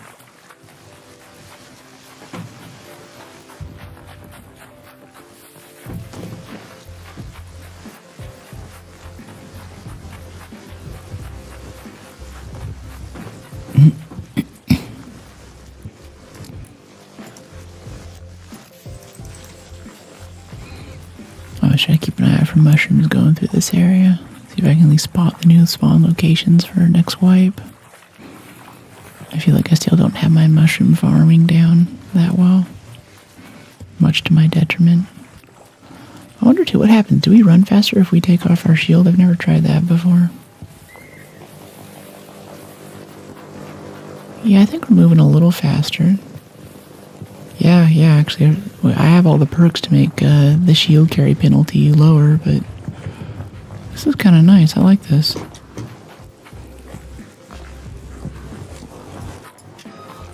Interesting. So we put it back on. It takes a bit to recharge. Oh, we also have to recharge it? Oh, no, it's coming back.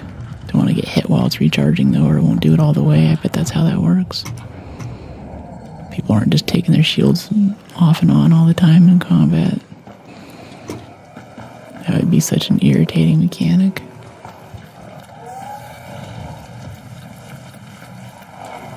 Okay, right on the other side of this, we should come up on the matriarch. There is a shredder following us.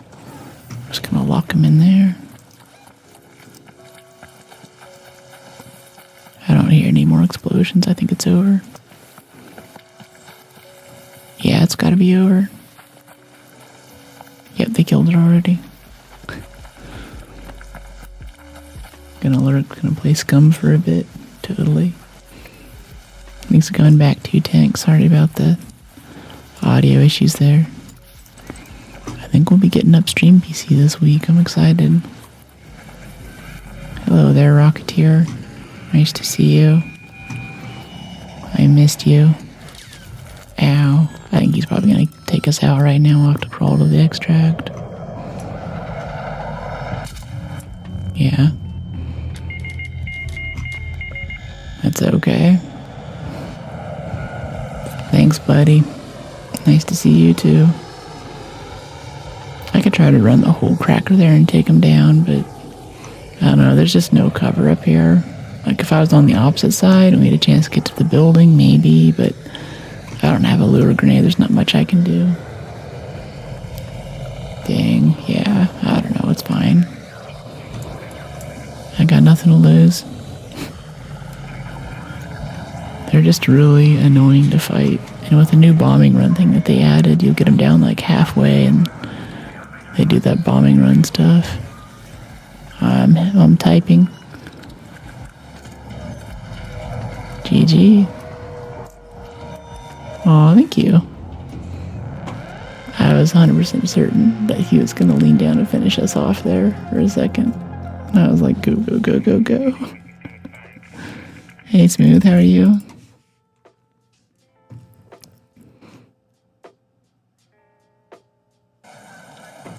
Yeah, another successful raid. Kind of. Tell me I'm good, tell me I'm good.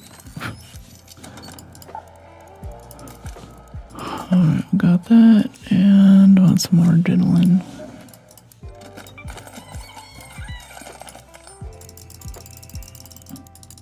It was a good swing of the arm. I'm doing good. Yeah, the raids are nice today. No rats so far, which is kind of surprising. I think this is like the last day, though, for Expedition. Yeah, it's 1 day and 14 hours till departure, so I think a lot of the would-be rats are probably trying to get their last damage in or something, or, I mean, maybe, I don't know. Alright, that's it for our matriarch. I kind of want to try to get some queen cores. That's probably a good use of our time. Playing Siege. Oh, wait, no, not Siege. Rainbow Six Vegas. What is that?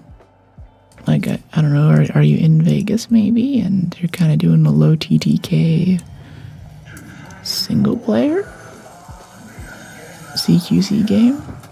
It's a PS3 classic, okay. Playing on PS5 Pro, I'm impressed. It's making Tom Clancy Breaking Point look close to next gen. It's a 2019 game. Wow. Doing great, D. How are you? Original Extraction. Oh, I thought The Division was the original Extraction, or Tarkov or something. Okay, we are once again on the opposite side of the map.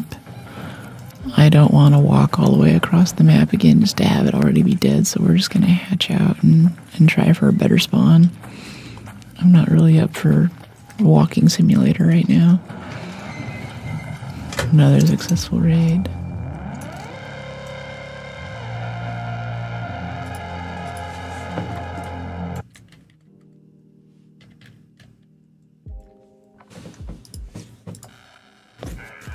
Tarkov is the OG. Yeah.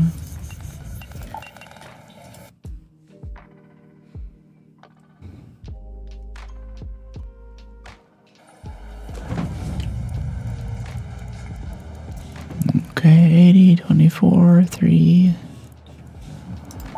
Alright, let's try that again. Oh, wait, get a key in case we get another bad spawn. Let's give that another shot. I guess we could also bring our spaceport warehouse key. If we spawn there again, we can go raid the key room.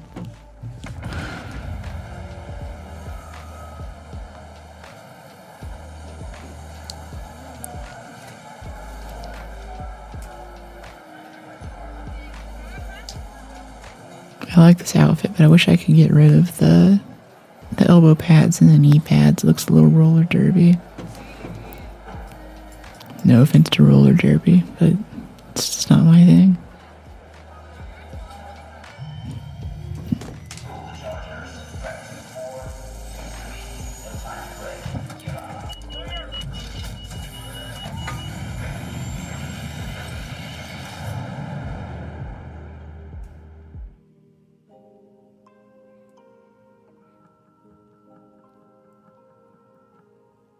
All that sliding that are needed. Yeah, I guess. Yeah, it does kind of have the movement character look to it. Yeah, look at that. It spawned us on the opposite side of the map again. From the matriarch. There's no way we can make it there in time before they kill it. Alright, well, that's what we brought the key for. We're gonna go over here and get our key room. We tried getting this key room 10 times this wipe, and on the 10th time yesterday we finally looted it. Now we have another key card. We'll go ahead and crack it open. What do you mean by details? Safety first, yeah. Yeah, but please do, whenever you're doing any kind of adventure sport or on a bicycle or something, please do wear a helmet. It does so much to keep your eggs from getting scrambled.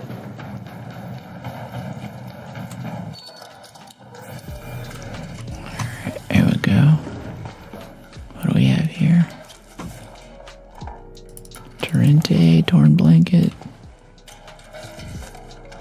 another Torrente, medium gun parts, blaze grenade trap, I guess for explosive material maybe. The fact that I look like a bad guy from Breaking Point, basically. Breakpoint, the movie with Keanu Reeves and Bodhi. Oh, anything different you were saying they changed? Yeah, I'm not noticing anything else. I think the big thing is like trying to climb on top stuff or vault over things. Oh, extended medium mag 3 blueprint. Crap. I think we need to actually go back to farming regulators now, because if we get another slot, that would actually be a good blueprint to have next wipe. Dang it. I thought I was done. Okay, I've got another 3 hours. Can we make 100k in 3 hours? Maybe we can try. I think we already have like 30k or so. We need 200k actually. We need 170k. Yeah, breakpoint. Gotcha. So you look like Bodhi then. That's cool. But yeah, like I was saying, I think they changed vaulting a little bit, and at least on Buried City, there was a lot more arc. That sucked. You bumped the tree there. A lot more arc. Just every time I turned a corner, I looked somewhere. There was another Rocketeer, or like 2 Rocketeers, and a ton of Wasps. I haven't seen it on other maps, but we haven't really played these other ones that much because we keep getting these spawns that are 1,300 meters away from the matriarch fight. No problem. Another successful raid. Project Swayze, isn't it? The blonde highlights? I think so. Okay, we have more Torrentes.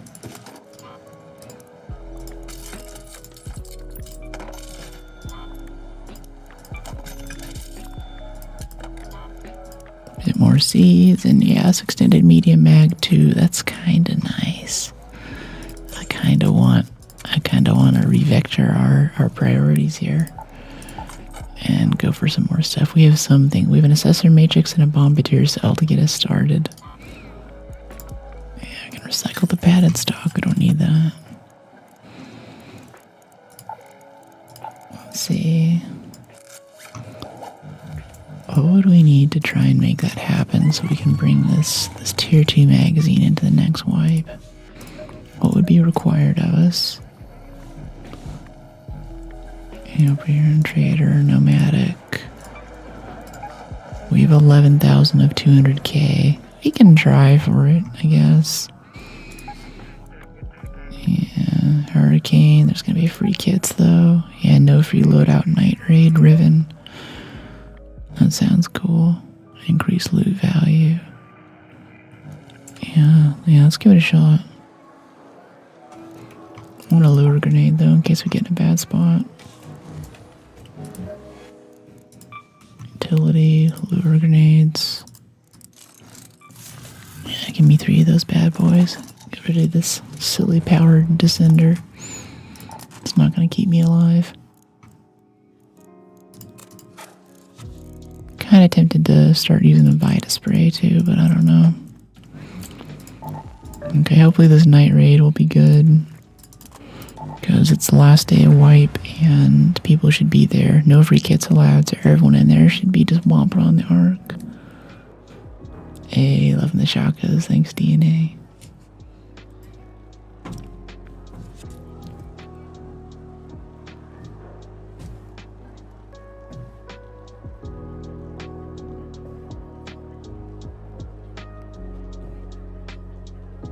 It's a good song.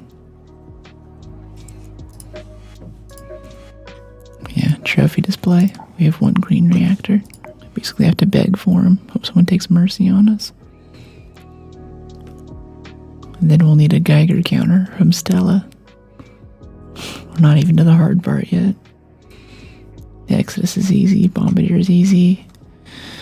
Mage Shark is also going to be a begging game. But I guess I'll have a Bobcat blueprint to give to someone next wipe.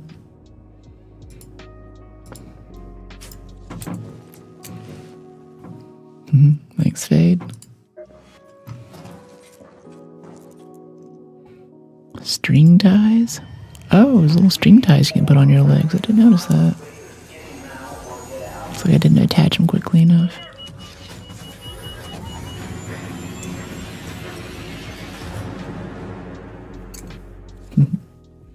Thanks for the love. Okay, so we're going to be hunting mostly bastions and bombardiers. I'll get a vaporizer if we can, but a lot of times other people yoink the parts. Oh, and this spawn up here by hotel, these lockers always give us like 25 seeds too. This is the best spot for seeds in the whole game right now, I think. It's running through, there's usually 4 or 5 of them. Yep, there's 9 more. That's 15 seeds so far. 20 seeds. Spring mattress for springs. Another, that's 25 seeds. Like I said. It's good stuff. Good stuff. Let's head over this way. Make sure we get PvP'd on the way over there.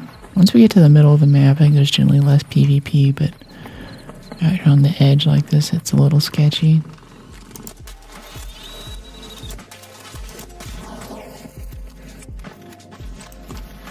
Oh, there's a Rocketeer right there. Didn't see him. Immediately Rocketeer.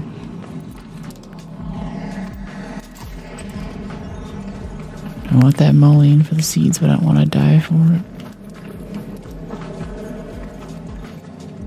There's definitely a shredder in this building too. Okay, let's see if we can just sneak past these guys. Or run past them, I guess. I bet he's still tracking us right now. Got 2 comets ahead. Right outside the building here.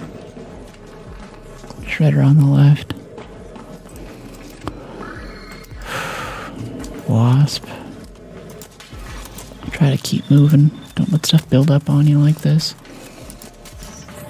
Don't make poor routing decisions, but don't overplan it either. holding down W. There's a bastion or a bombardier right there. What up? Hey, buddy. Looking to kill this bastion or this bombardier here. Watch out, there's a rocketeer somewhere behind us too, though. Keep an eye out.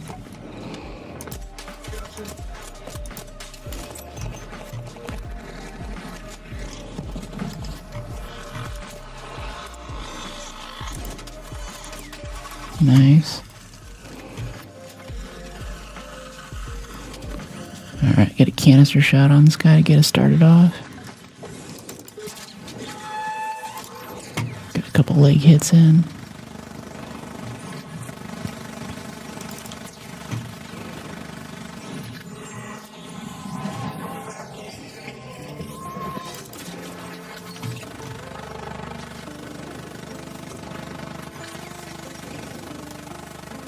Show me your leg, show me your leg. Right there. Right there. Okay, vulnerable. Pitch it right in that weak spot. He's on fire. Yeah, nice. I'm looking for cells. How about you?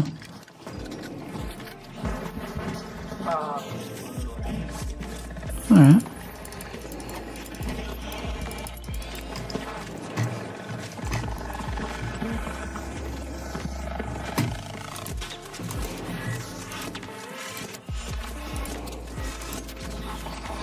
Thanks. We got Nick Wilson gears. What? I don't know what he said there.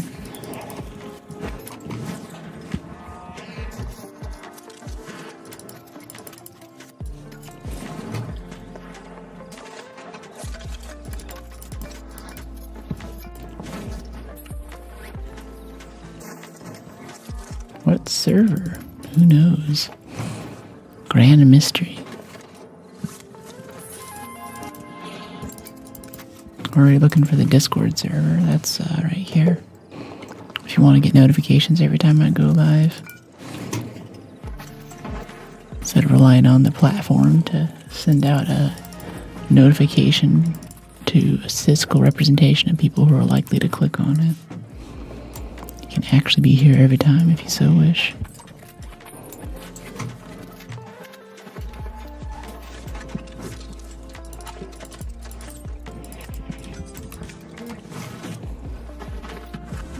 Bit of moss here, nice.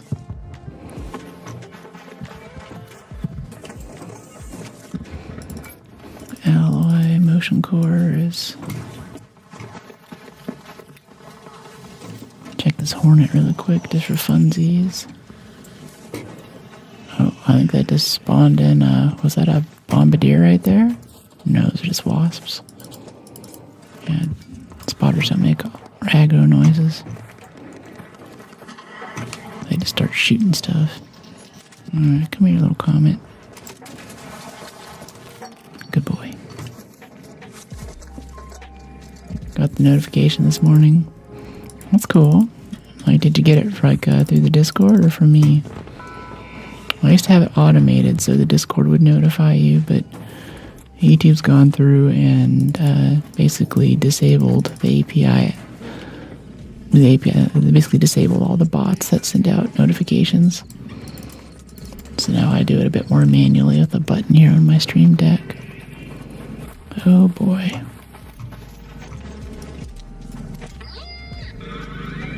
Man, go fetch. I think we looted most of it.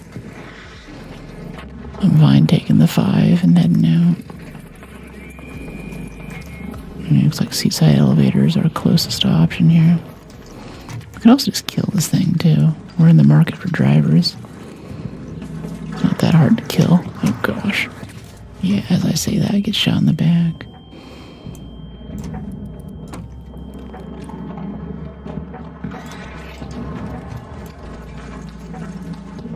Do a Queen Matriarch in the same lobby.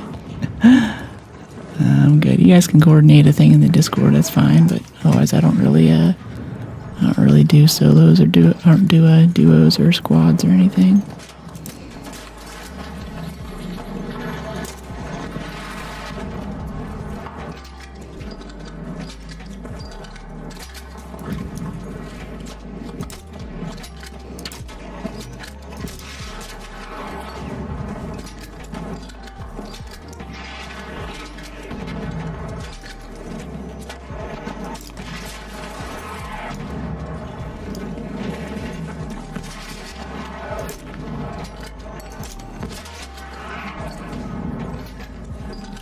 from Alaska. Hey, Appa, how are you?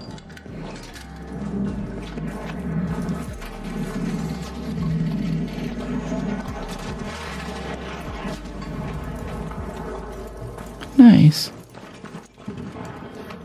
Okay, Rocketeer's dead. We can go move around now. Oh, hello there, Shredder. Nice to see you here.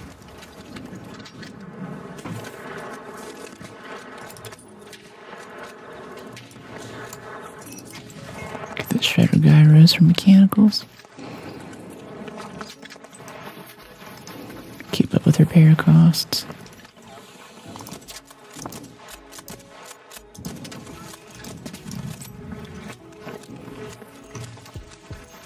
Hey, it's the Prime sub. Hawkins Razor, that's a cool username. It's extremely cool.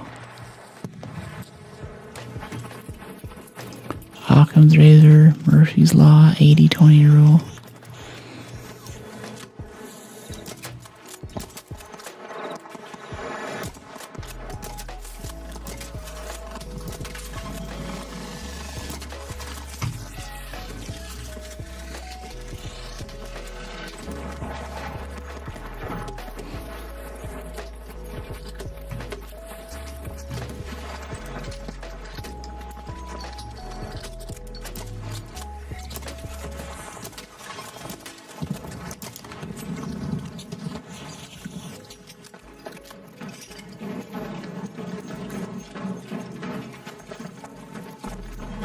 Okay, sometimes we get a bombardier or a bastion right over here, right next to the elevator.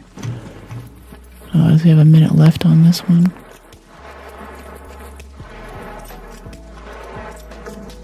I'm gonna go ahead and hit this elevator. You guys want to come? Oh, cool outfit. Look like your Spetsnaz or something. That's super neat. That's sick. Oh, is that the azimuth one? Gotcha. Maybe I should go farm that. That does look pretty sick. GG. Oh, he didn't make it. That sucks. Another successful raid. Okay, we got a few bastion cells that time. I think that was about 15,000 worth. We will see.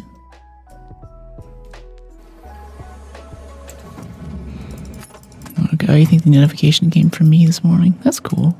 Yeah.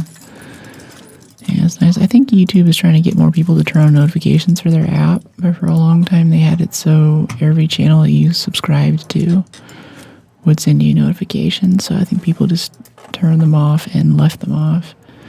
And every time they got a new phone after that, like they've had the YouTube app for a while, but they don't really use it that much, especially after it became common knowledge that videos loaded faster and performed better in a web browser. So I think now they're trying to backpedal a bit on that. Oh boy, we're always full. Always full. This Geiger counter. Yeah, there's a small chance we get like 2 more Queen cores. We could put the Geiger counter in on the next page before the end of this wipe. It's probably a pipe dream, but you gotta believe, I guess. Let's see if we can upgrade some guns, make some more room that way. This one needs an upgrade, right? Advanced mechanicals. This one needs an upgrade, or no, it doesn't. Yeah, acquire craft. Acquire craft. Should free up a good bit of space. What's amazing to me is that after all this acquisition and crafting and stuff, a level 4 Renegade still isn't viable against a little level 1 Stitcher with like no more bullets than what's in the clip, you know?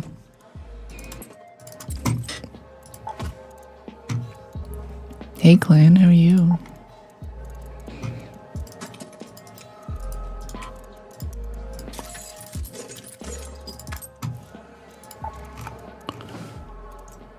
Okay, we're gonna go ahead and sell this.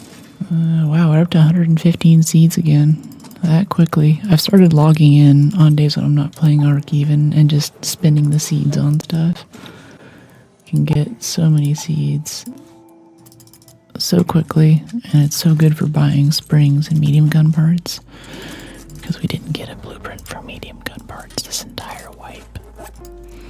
I'm not mad about it or anything. I mean, we have one in our safe vault now, but I mean, come on. The final week of wipe, we finally get the blueprint that's important for repairing our main weapon. Like, that sucks. That totally sucks. Here, some agave. Go find me a wolf pack, buddy. Okay, that's the last of our springs, too, even with all the ones that we picked up so far. It sucks. Okay, cool. Let's go and make a zip line, too. Keep up on those. Already have a key, we have ammo. Stash is still full, though. Oh, boy. Probably delete some of this shotgun ammo. Okay, we're good. Let's go run that again. Without a hatch key. We gotta live dangerously. Still no space. Still no stash space. Can these weapon mods go anywhere? Let's use that to free up space. Yeah, those compensator weapon mods can probably go on the Torrente and sell this. Extended shotgun mag, whatever. Doing great, James. How are you? Having some solid raids today. Drop this in. Drop this in. Drop this in. And then drop this in. And give this one a compensator. And swap in the gun we're actually going to use. Get rid of the Torrente. We now have 7 slots free. Oh, joy. Still don't need a key. Okay. Do you play GTA 5? If so, will you be playing GTA 6 on live when it comes out? I haven't played any GTAs before, and I'm a little bit scared that GTA 6 has so much expectancy around it that it's literally impossible for it to succeed. Like, I don't think that the memes on launch are going to be, wow, it's so great. It's everything we thought it would be. I think they have their work cut out for them this time. But I love Rockstar. I love Red Dead Redemption 1. I loved the small bit of Red Dead Redemption 2 that I played, and I think they'll still do a great job. But I don't have the same attachment to the franchise, and it's also not in LA, which is where I was from originally. So if this was like the LA release, I think I'd be a lot more keen on it. But what is it, Miami? I'm kind of iffy. I'm more excited for MILF of War, honestly. It always comes down to springs, yeah. Yeah, not sometimes it's springs. More often it's... Why can't I crouch? Okay. Crouch wasn't working there for a second. That extra recoil recovery. Oh, this will be fun. Look at all these guys.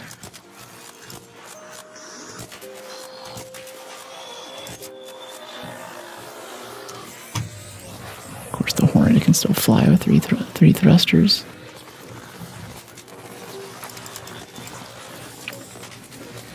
So many arc, so many. Come on. Come back.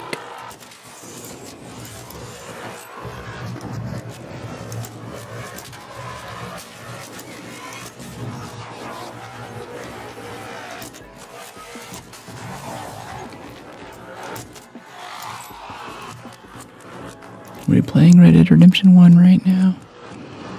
It's so good. I loved it. Even the ending was, it was a lot, but for kind of a cowboy western outlaw, I think it was fitting. It was really good. And the zombie expansion was kind of cool too.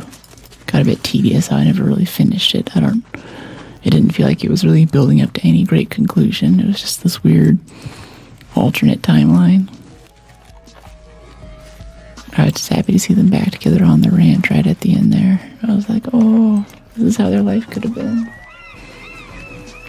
Oh, and also, You guys know I don't like melee games, but we just had the announcement for another Witcher expansion. 10 years after the game comes out, Songs of the Past. That popped up on Twitter, and I thought that it was bait. I thought it was AI-generated garbage, but it's legit. We're not even making stuff for Cyberpunk anymore, and we're getting more Witcher content coming out. And it's not a DLC, it's an expansion. Lee Dev will tell you it's an expansion. We don't make DLCs, we make expansions. DLCs are for some cheap cosmetics or something that you download for free to play. An expansion, it's got a map, it's got new storylines. It fundamentally changes how you play the game. So we gotta play through Witcher and probably do Hearts of Stone and Blood and Wine before Songs of the Past comes out. I feel like that needs to happen. I don't really like fantasy that much as a genre. I prefer sci-fi. But I really like Sapkowski's stuff, and especially reading the books. I think that he did something that many fantasy authors have failed to do, which is inject novelty. And he did that by using Polish folklore and Slavic folklore to bring in these interesting little, things with, miscarriages and witches and legends and things. It was a totally different lore set from the Tolkien-esque lore set that we're used to. I think that's really incredible. It made something fresh instead of just, oh my goodness, now the vaporizer's here. Alright, we got a vaporizer on one side and a bombardier on the other. We might not survive this, but we're gonna try to. I think our best chance is to try to finish off this bombardier nice and quick. Oh, and there's a leaper out there now too. Ow, that hurt. Okay, and just remain calm. Do your breathing exercises. Just gonna stay here and reload the cracker. Hope that he doesn't pitch another explosive shot in here. And we'll get to work on that bombardier, then we'll do the leaper, and then we'll do the vaporizer. Hello, leaper. Hello, vaporizer. It's so lame. The vaporizers can shoot with their shields up now. It's so lame. Okay, I should save on my shields. We're probably gonna run low on heals at this point. Can't keep topping off like that. It's basically double dipping at this point. I hope we get all of the loot for this. We deserve every last bit of loot that we get from killing these things.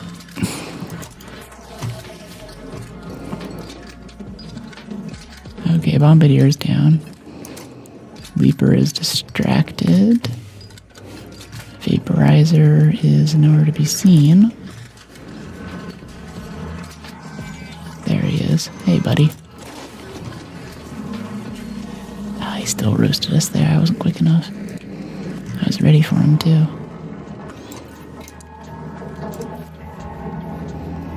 Okay, a cracker. Come on.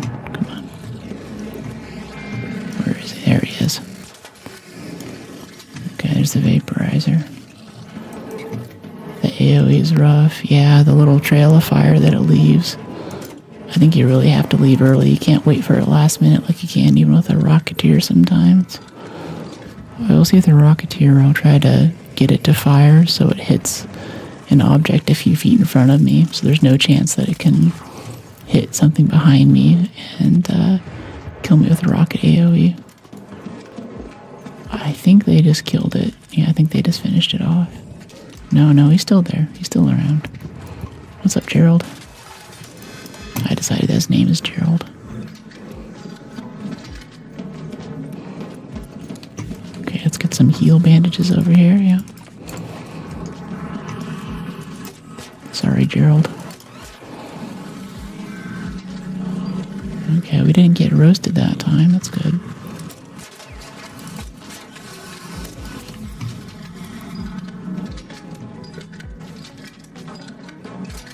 Okay, come here, buddy. Oh, nice. I think we're gonna get our vape regulator for it. Appreciate you. We did just go through a ton of whole crackers, so we kind of deserve to get paid here. Congrats on your massive uptick in viewership. Thanks, Maria. Yeah, it's been really nice lately. It's nice to see the Discord kind of coming up too, seeing more people in there I can chat with offline when we're not on stream. All the things are happening. Once we hit partner, I'll be able to push out a higher bit rate. I have a server upstairs whose entire job is to sit there and downgrade the stream quality to a level that Twitch will accept. But once you're partner, then, oh, it's different now. You can send us more bits. Daddy Bezos will accept more from you now. Probably don't notice too much of a difference, but if there's a lot of motion, or especially at nighttime like this when we're rolling away from big flashes of light, trying to dodge vaporizer stuff, you'll notice with lower bit rates it'll make these big blocks of color. It looks kind of gross. So getting all that to go away I think would be kind of nice. Oh, there's another vaporizer already.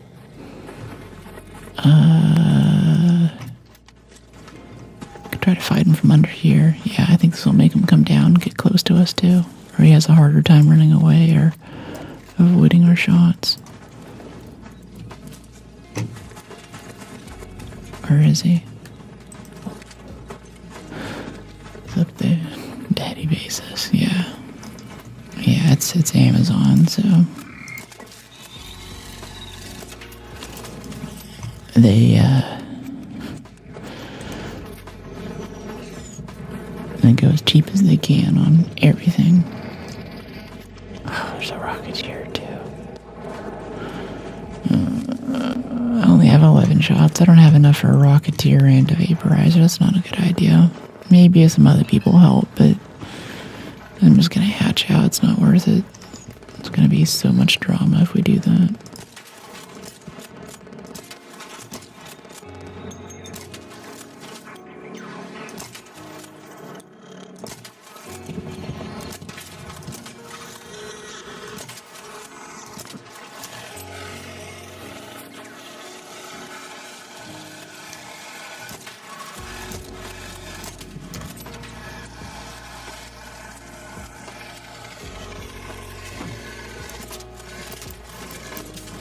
Sometimes I think that the perk would be useful in situations like this. It lets you one-hit wasps when they're down, but with the Firefly now, that means that you're going to get covered in fire too. He must uptick in any AI model. Yeah, it's amazing how much the programming landscape has changed now with code generation. I mean, it's kind of great. Like, whenever you click on my links thing here, that goingforbrook.com, that was originally a template that I bought from a guy on Etsy, I believe, and I modified it a bit to the point where I thought the load time was as fast as it could be. I got it down to like, I don't know, like 500 milliseconds with the CDN or something, maybe 800 milliseconds, worst case scenario. If you're like the first person from, I don't know, Asia Pacific Minor or something to log in the past 2 weeks, it's not going to be cached at the edge.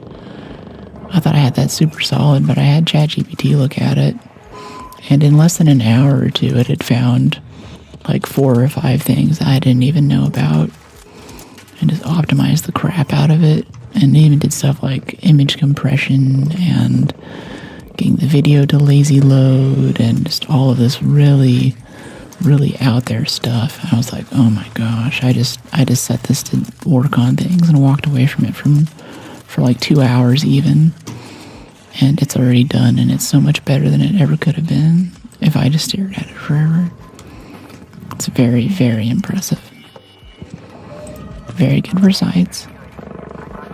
Then I had some DNS issues, and it figured out all my DNS issues too. It didn't do it for me, but it did show me basically what I needed to do to make it not an issue. I think he's shooting spotters with a hole cracker. I think that's what that was.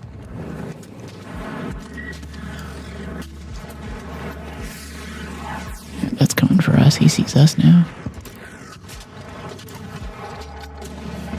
438 damage. We just killed you. Remember me?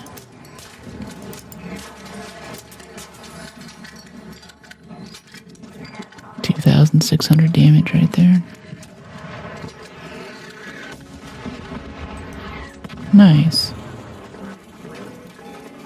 Now we get more cells. So we just put a ton of ammo into that. Yeah, 8 cracker ammo too. It's good stuff.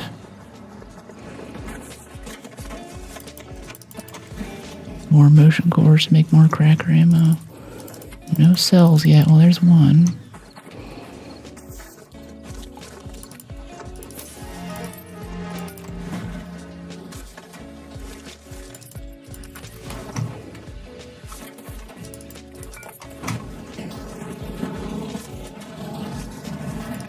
Yeah, ninjas are taking it all.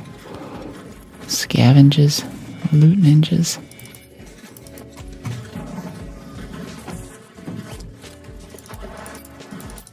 I was hoping we'd get some more there, but we only got one. Thing is, we just got a blueprint. I thought I was done farming for these expedition slots, but we just got the blueprint for medium mag too.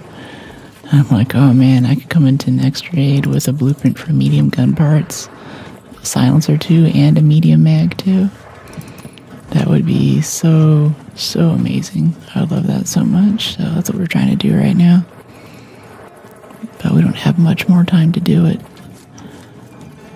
I could be done now if we didn't have everyone jacking our stuff, but that's okay.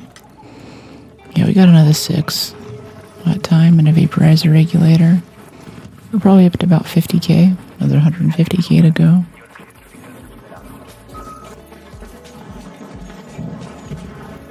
It's okay, it's better than being in PvP lobbies. Alright, I'm typing.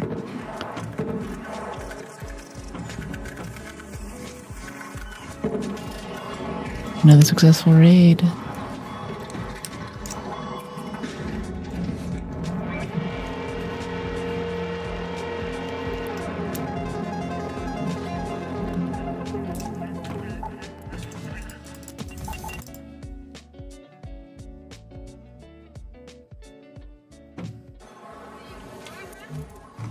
Okay, colorful shoes.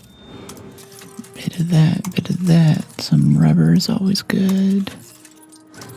Keep our stores up. I'll keep those uncollapsed right now. Or collapsed, I should say. Yeah, see, now we're starting to get more cells and stuff. We're running out of room again. These things take up so much room. So much room. Yeah. DNA, Oreo, space. That's what's up. Alright, let's break down these heavy gun parts. 327, that freed up 1 slot. Okay, Sentinel firing cores. We're never getting that. We're never getting that Gunsmith 3 bench upgrade at this point. It's not happening. I don't want to use my advanced mechanicals on that. I want to save it for the Renegade repairs. Get some plastics out of this. Let's break down all the durable. 324 out of 328. Hey, 510, how are you?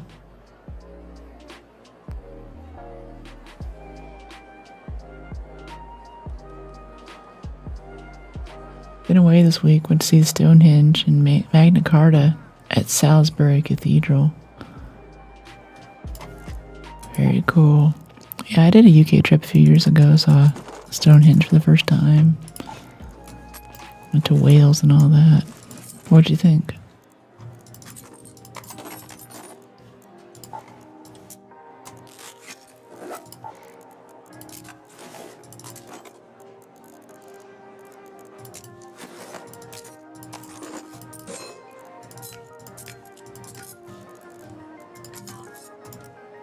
Recycle. We do that, we do that, we do that. We get some bandages. Yeah. These energy clips we're not using. Sell those. Yeah, sadly. Let's go make some more cracker ammo. 54 cracker ammo, sure. As much as we can carry. Let's bring another stack too, we keep running out. Feels It's a little ridiculous to bring 3 stacks of crackers, but that's certainly not limiting our carry capacity. We use all of it. I want to visit Iceland. Me too. My friends have gone. Looks beautiful. So beautiful. Alright, we have 50k out of 200k. If we can just get a few matches where people don't take all the stuff, we'll have it instantly. I think we'll have it done in like 2 or 3 matches if that happened. Just gotta watch out for loot ninjas. I guess I could be a little more on it with getting on the mic and being like, hey, I don't need any help looting this. It's okay. You did a great job spectating. Well, I spent 50,000 space bucks taking it down, but it's alright. I'll let you know when I'm done, you know. Or if you really need it and you get on the mic, then I'll give you a few, but don't just grab it, because I have no power to stop you, you know. F rats. Not really rats, just scavengers. I think they're just people who don't want to do the work of taking down big arc or whatever, so they just kind of come in and wait for you to kill something, and then they run in and grab the stuff because they know it's a Care Bear lobby. Yeah, my soft voice, yeah. I've had a few people in this game especially tell me that it's scary. Or people in the comments will say that they ran into me in a game and we were doing something that they were like sweating bricks over. Sweating bullets. And I was so unnaturally calm the whole time that they were scared, and they're like, "Oh man, well, this is sketchy, right?"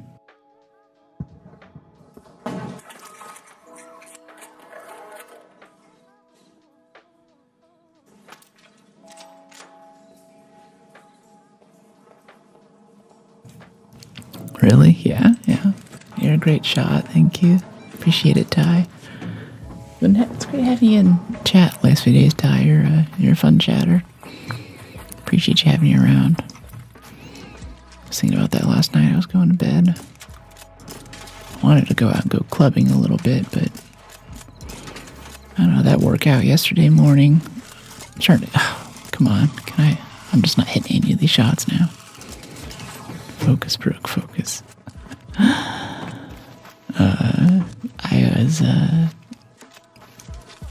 I was hoping I could go out and go dance last night, but yesterday morning I started, I guess, a new level of difficulty, you could say, in my gymnastics rings workouts.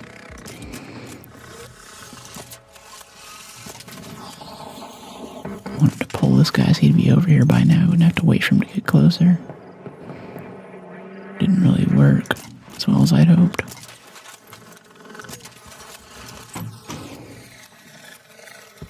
Been told I talk too much. No, you're good.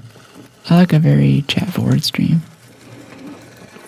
I was telling folks earlier that I don't allow so much like emote spam, or if you want to use an emote, I love when people use my emotes, but I like to see it kind of, like if you want to like the stream or do the little heart things, that's a much better way.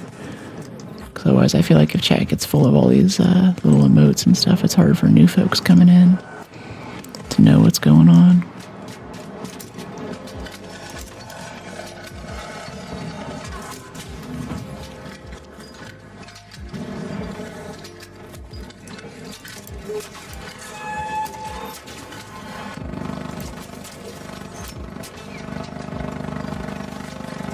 Working them around this pillar right here. It's hilarious. Let's go up here.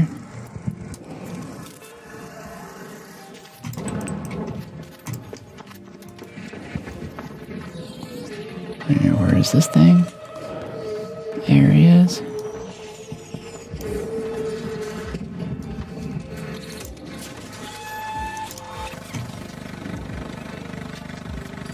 Starting to get out there and socializing. That's cool.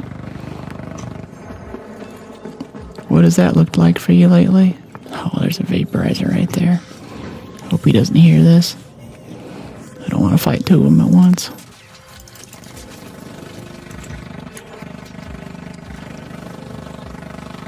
I know that top panel is supposed to be a weak spot. Someone was telling me in the comments last night, but I'm not seeing it.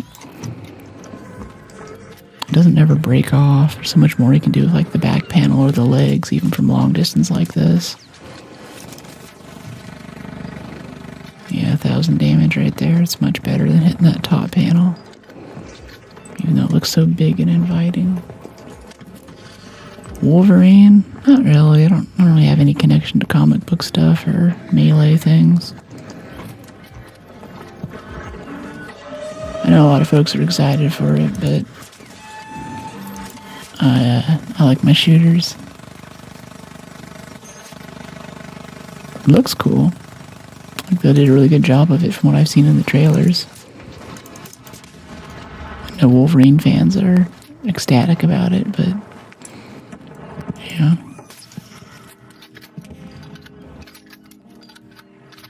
Alright, zipline kill on the Comet. Oh, missed. Hit, but it wasn't enough. Hit again and it still wasn't enough. 2 whole cracker shots on a Comet. Come on. Come on. You gotta give me something. Alright, let's get our loot. Queen Meteor can also lose legs. Yeah, it's good if you have a lobby that's coordinating for that. A Matriarch Stumples, you can get so much damage in. The cracker or an equalizer. Just like with the turbines, though, people don't know you can wait and let those vulnerable parts show, and you don't have to chew through armor for like half an hour before you get to start doing damage. It just goes down a lot faster.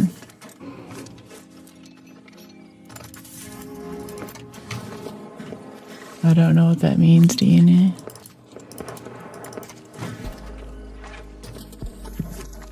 I'll say I'm friendly and get capped. Yeah. Yeah. A lot of times I get like kids. I'll be like, hey, I'm friendly. And the kid will be like, I am not. I'm like, okay. And he starts trying to shoot us. I'm kind of just, I'm like George Bush dodging the shoe. I'm like, okay, goodbye. I calmly walk to an elevator and leave. Yeah. Sometimes they kill us though. We've been killed by a kid a few times. They really know how to rub it in too. They come over to kill you. They don't wait. They don't check their surroundings. They down you and they run over immediately because they're out for blood. They're there to make you pay for playing this game, you know. The adults, more mature folks, they have some more finesse to their murderous tendencies. But the kiddos, they come right over to you, oblivious to everything else around them. Knock you out right away. And you know it's a kid too, because they haven't had their mic on up to that point, but all of a sudden you get this little prepubescent voice. You're bad. The lights go out. Better luck next time, screen. Like, oh man, what a way to go.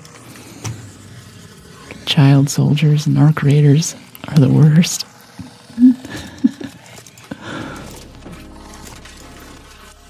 They just give them guns and Mountain Dew and make them commit these terrible atrocities. The worst part is they don't even need to tell them to do it. So true. Have I tried this on controller? Nah, I'm all about M&K. Controller is kind of nice. Like, there is something about, like, kicking back on the couch. Like, for the MILF of War playthrough coming up, I kind of wish that I could get, like, another stream setup in my living room. Because then I could have, like, a hammock. Right? And I could be, like, in the hammock with the controller. Have, like, a camera above me or to the side or something. And I could be kind of swinging in my hammock. Playing through some Greek mythology with chat. I think that'd be really fun. It's America do now? What do you mean? It sounds like some kind of IHOB rage bait comment. I don't know if I trust you. It sounds awesome. Yeah. I used to be able to fit a hammock in here. I think folks like KingBot and Commander Chaos. I remember when I had the hammock in the background. Cool, yeah. I think I need to use a different mic too, though, is the thing. That'd be kind of a pain. Oh, there's a turbine coming in. I don't know. I don't want to mess with that, though. The way they changed it now with the mines and lightning attack, it's so annoying to fight. Another successful raid.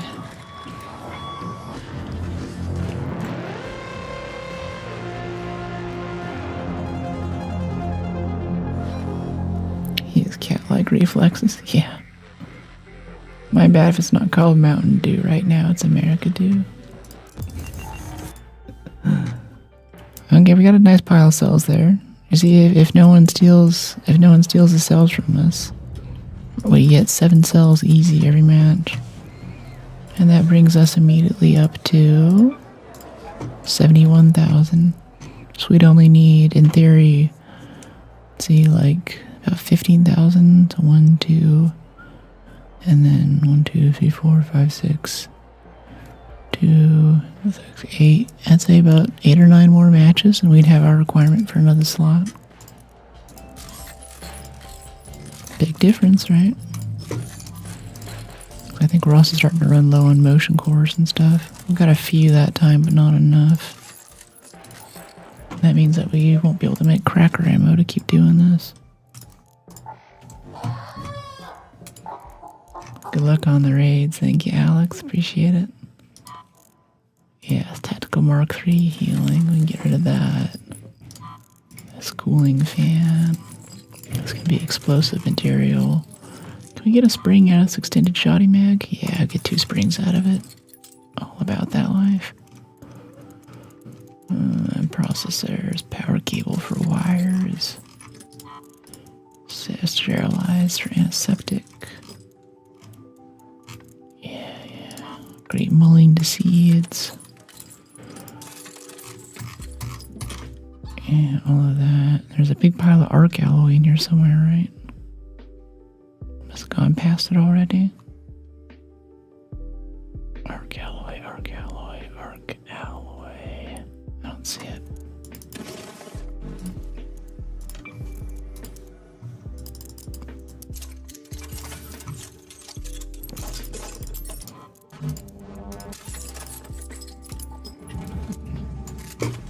Okay, cool.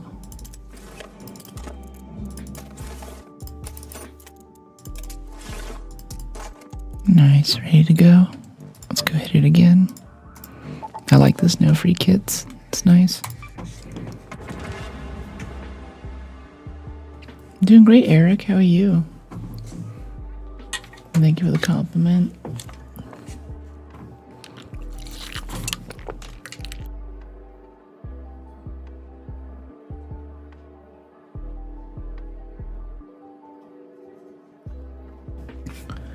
Is your favorite Fortnite game? Is your favorite game of the year? The past few years, you play a lot.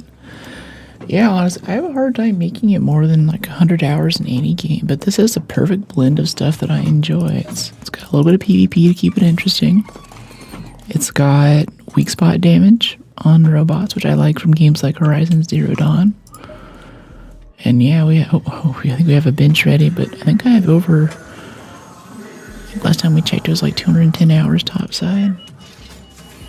But I really like it, and now that I kind of know where everything is, and I can meet random people in Brock's chat and all that, I don't really care about progression or getting the Jupiter or the Tempest or the Equalizer or whatever. It's just a really good game. It's really pretty. The lighting and textures are cool. Yeah, there's little moments that come up every now and then that kind of get your blood pumping. It's always interesting. There's nothing like more to do, so to speak, but I think that Embark has, this is a developer, Embark has received an unjust amount of criticism for not pushing out new content. Because we live in an era where a lot of times games will launch, and if they don't immediately get shut down after launch, the developer will go through and add some kind of pay-to-win scheme or some kind of other crappy monetization thing, or they just totally give up on hackers, or they stop listening to the community. You know, Battlefield, Call of Duty has a lot of these issues where, you know, month to month the game is just totally different because they're always trying to optimize for daily player counts and stuff. And Embark has a much longer term look at the game and how they want it to go. So I'm okay that there isn't more content and maps coming out literally all the time, because it's still fun. It's nice. It's a pleasure to be here. It's a pleasure to be raiding and to shoot stuff, even if I'm not getting something for it. Content. Yeah, content is king from Blizzard, right? I don't know if it kills things for games. It's just, you have a lot of creative people who are very talented. Hey, buddy. Just shooting stuff. How about you? I'm going to start working this vaporizer here if you want to join.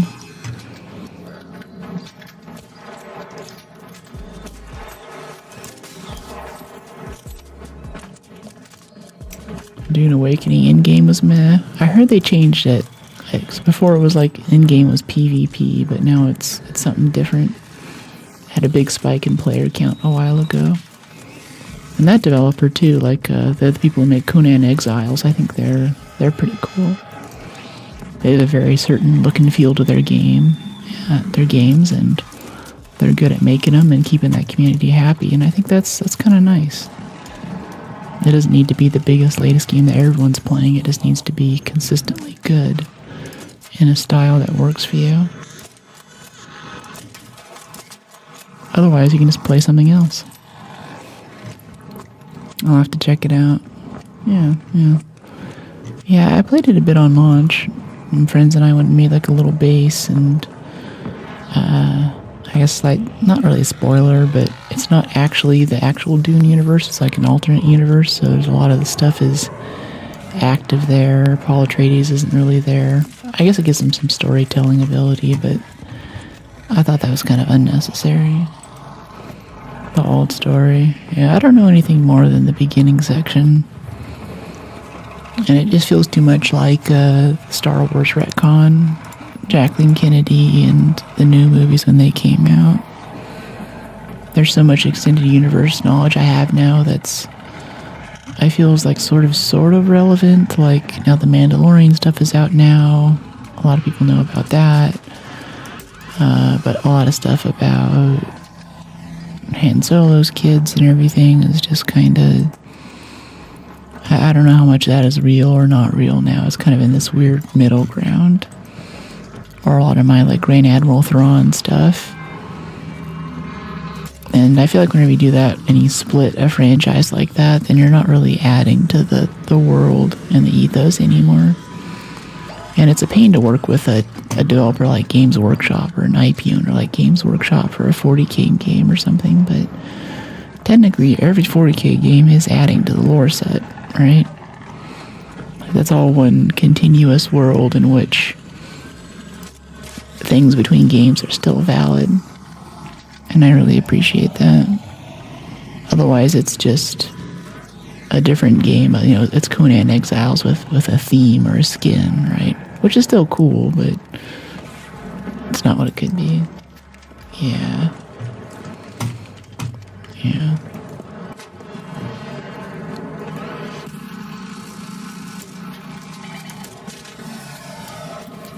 That guy got roasted so hard by that vaporizer just there. I'm surprised he made it. I was already reaching for a defib.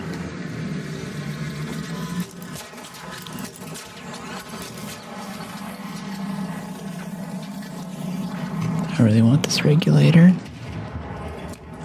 Yeah, he just took it out. Appreciate you, buddy. I want that regulator. Trying to get one more slot. It's okay, I don't need any help looting it.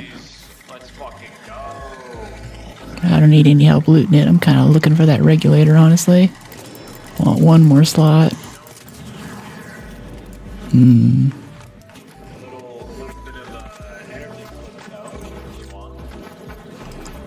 Yep, no regulator here, I'm sure. I think that means I'm a bad shot and I don't want to PvP you right now. Alright, well, let's go up this way and try again. Loot help, yeah. Yeah, sometimes you need some loot help. There's just, so much food you just can't carry. But not right now. I've got lots of carry weight. I don't need any help.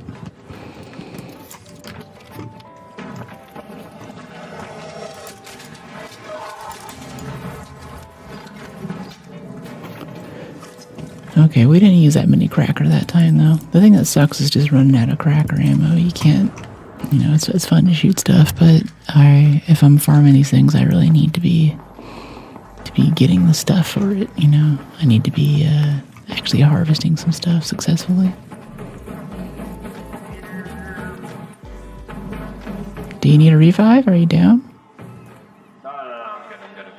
You want me to get you a vaporizer over here? You said you needed a thing? Yeah.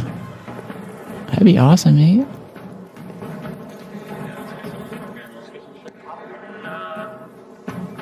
Yeah, totally. See what we can pull. Are you just looking for damage? Yeah, exactly. Cool. Sounds good. You could take all the parts. Awesome. I'll try to give you last hit. I think that final kill damage is really what helps your numbers, right? Yeah, it's like actually like 400 or 500, something like that. Nice. Alright, cool.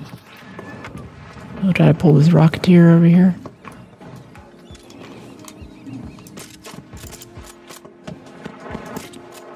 Rocketeers don't aggro to me whenever I'm using the whole cracker, but if I use the Renegade, it seems like they come right over immediately. Alright, he's on fire down there, 290 southwest. Nice.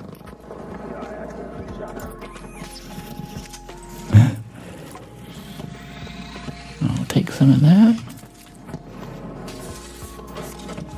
That's what zip lines are for.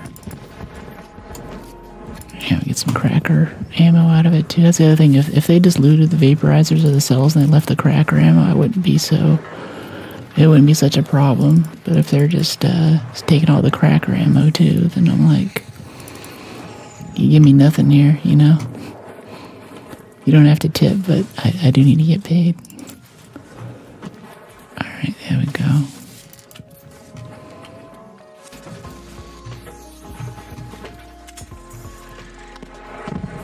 Yeah.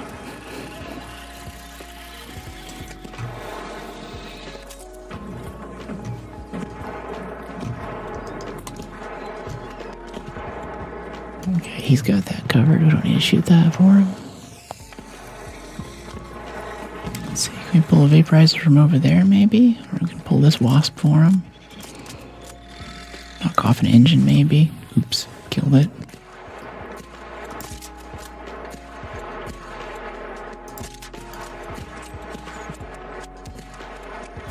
Our Renegade's about to break again. Okay, well he's on us now, so I'm just gonna go ahead and finish it. Maybe he'll find it once it falls down to the ground.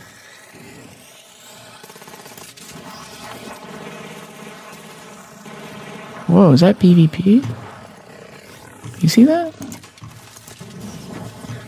It had to be a wasp. Was that PvP shooting at you?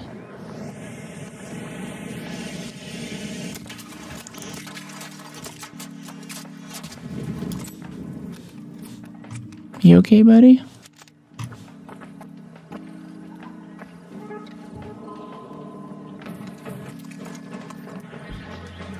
you got? Is it cool?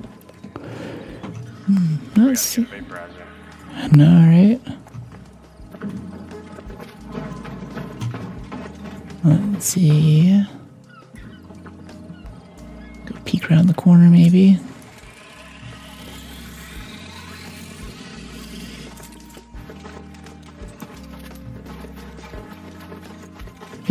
Vaporizer. There's something over there. No, it's not. It's just the moonlight reflecting off of the seawall.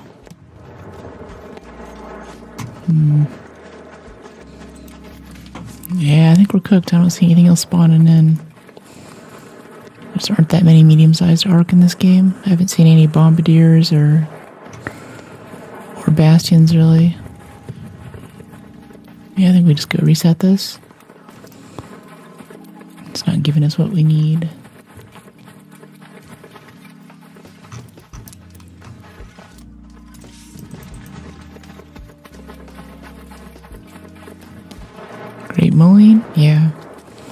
Yeah, we still try to grab those for seeds. A lot of good seeds. Springs and medium gun parts galore.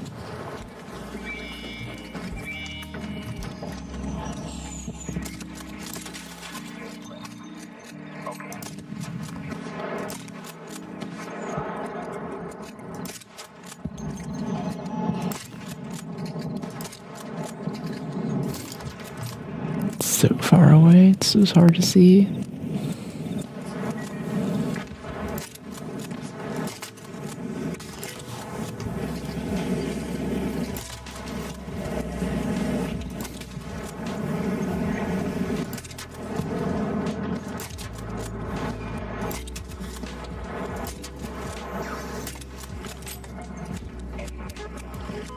Okay, yeah, our renegade's almost busted.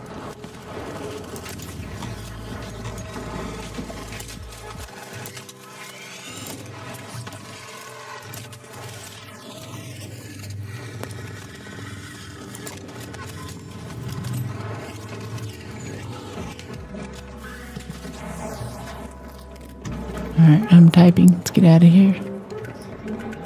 Riverbed has tons of mullein and mushrooms. Yeah. I don't really prioritize it that much, but I know there's a lot of moss and mullein and mushrooms growing along the trunks and stuff. Another successful raid. Lately, though, when I go out to the riverbed, I get PvP'd a lot. I've had some people take shots at us with a Jupiter. And yeah, that was last week. This guy, like, shot us once or twice as we're ducking behind a tree. And then we started talking to him. He was like, "Oh, sorry, that was a mistake. Someone was just ratting me over here." I think he just killed someone, and he saw us shooting back, and he realized he bit off more than he could chew.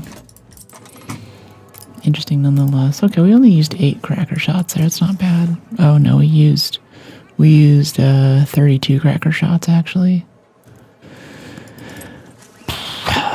Sucks. Oh well.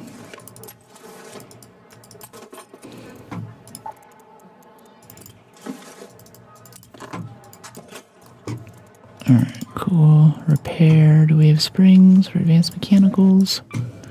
Takes 3 advanced mechanicals to fix this thing.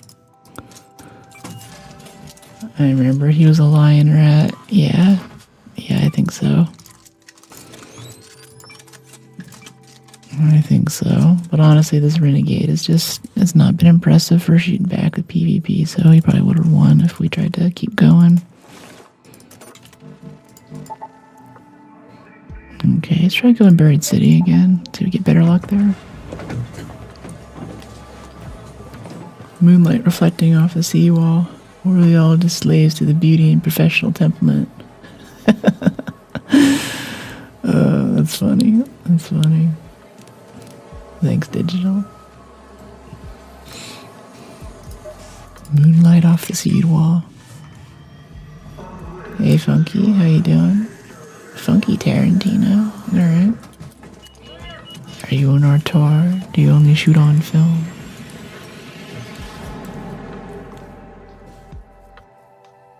Tarantino's funny that way.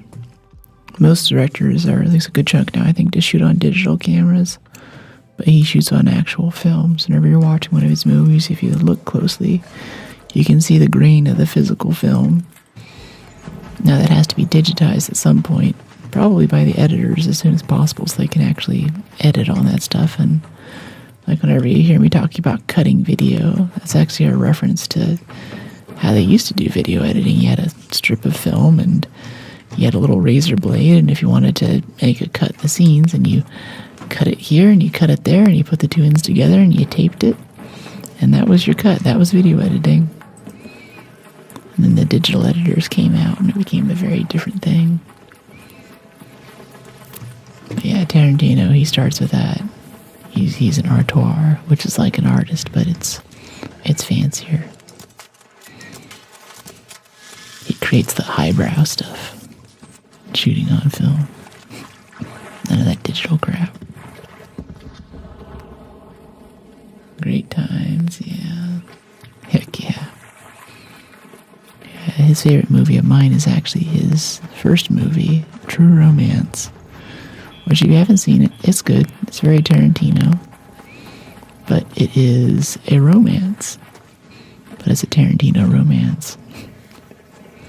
So it's a bit like a Greek tragedy. There will be heroes, there will be villains. And it'll have a very Tarantino ending. And the protagonist has an angel on his shoulder who he talks to in the mirror. And that angel is Elvis. And Elvis cheers him on.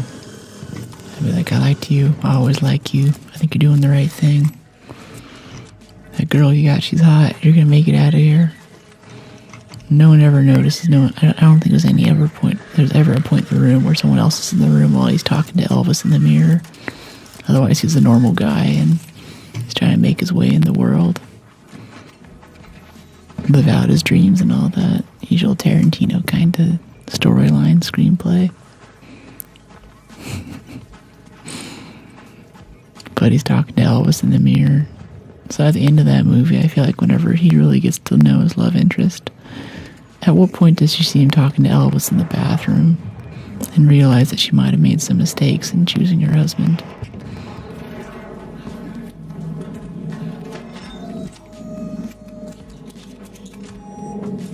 Very violent stuff. Oh yeah, if there isn't gratuitous violence. Blood everywhere, and it's not a Tarantino film. Have you come across any rats? No, we've been good today. We got ratted first game of the day yesterday, but today we've been okay. You want those drivers?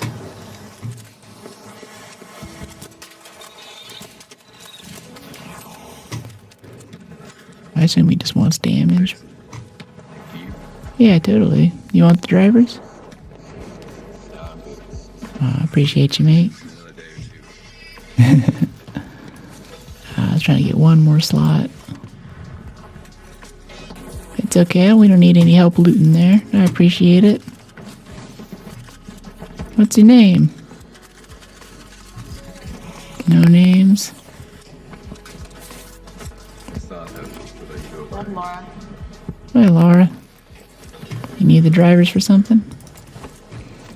Yeah, I'm trying to get this expedition back. Yeah, okay. We got like a day left. Trying to grind. Yeah, well, good luck. It's okay. She can have a driver if she's still doing the basic expedition requirement. That's fine. That's okay.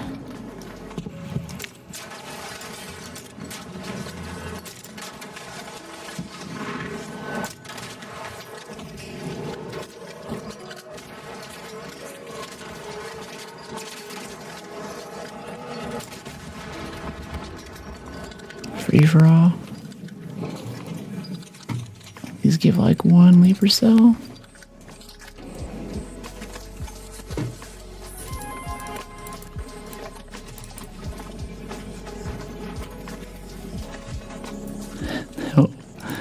Help aisle 9. Help with the loot aisle 9. Yeah.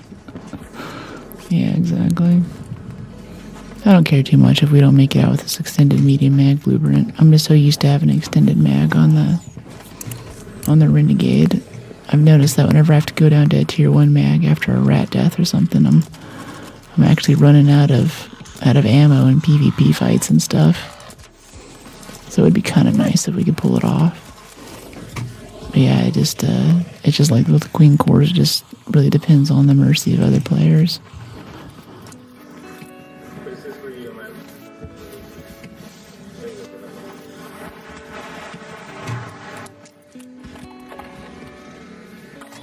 What do we have here? Performance steel, okay.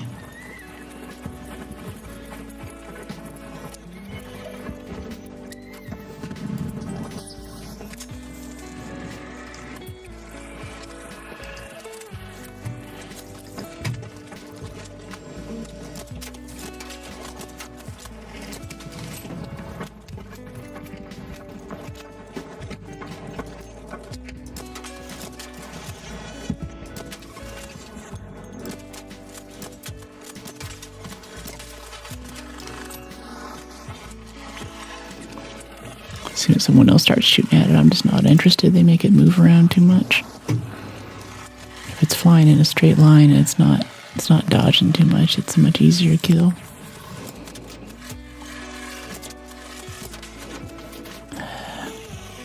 Yeah, you can have the damage. Go ahead. Hey, DNA. Hey, Ushi, how are you?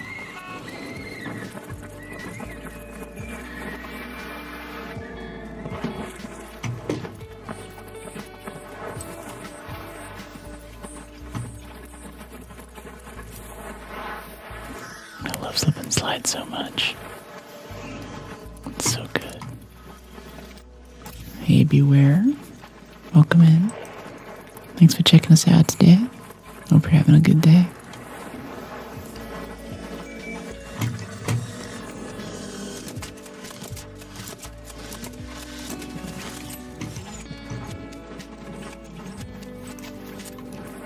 I think we need some more food for Scrappy. Let's go over here and check the trees. Maybe a Bombardier or Bastion will drop in. Coming up on 20 minutes. It's about time. A Rocketeer over there on the left. And I guess we'll go fight this Rocketeer with these guys. Got a couple of lemons back there. Should get our drivers in our safe pocket first, though. Rocketeer drivers do not stack. Oh, I see, because it's a Leaper, no Rocketeer. Never mind. I was like, I didn't think that was true. It's news to me.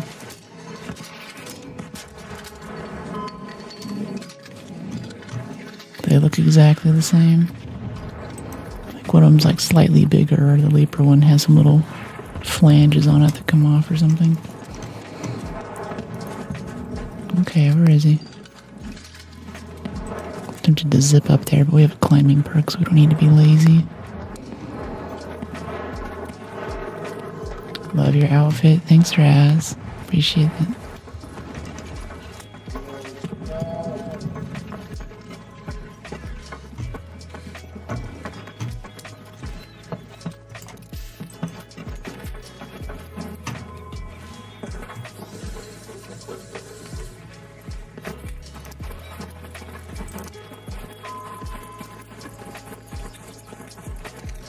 Okay, Rocketeer loot down there. Can we get a Bastion or a Bombardier?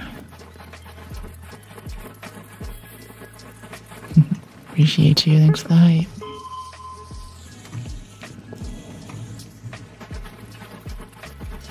Some of the Bastion spawns over here on the roof of the garage, or next to hospital in the back alleyway.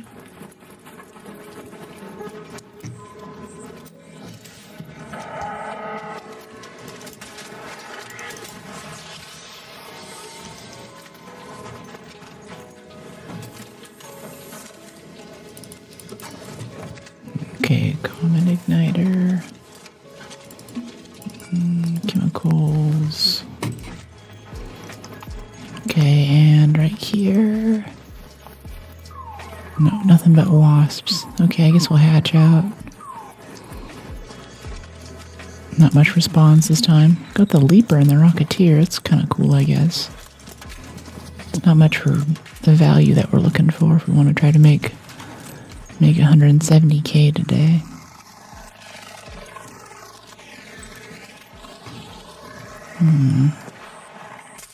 Oh, from over there?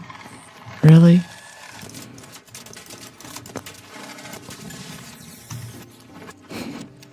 Wasn't spicy about that one at all. Hey Dragon, welcome back. Good to see you. How have the last 24 hours been?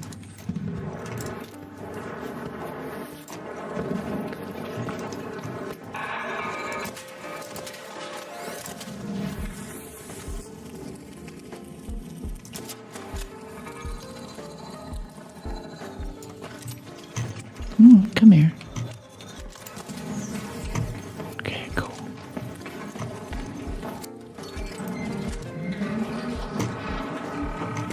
Another successful raid.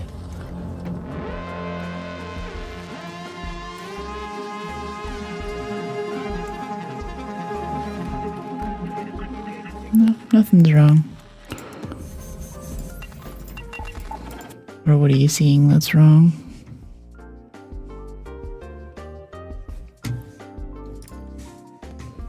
think the mods have been working overtime today. Yeah, looks like we have some... Yeah, everything's okay with chat. Got some stuff in here about trying to kiss me and some stuff in Spanish that I can't read. I love you, Mom. Yeah, none of that stuff that we really need in chat.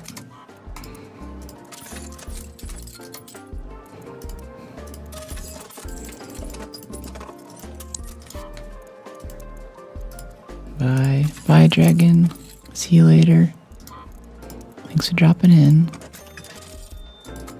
Okay, lemons. We got some seeds. Some of those.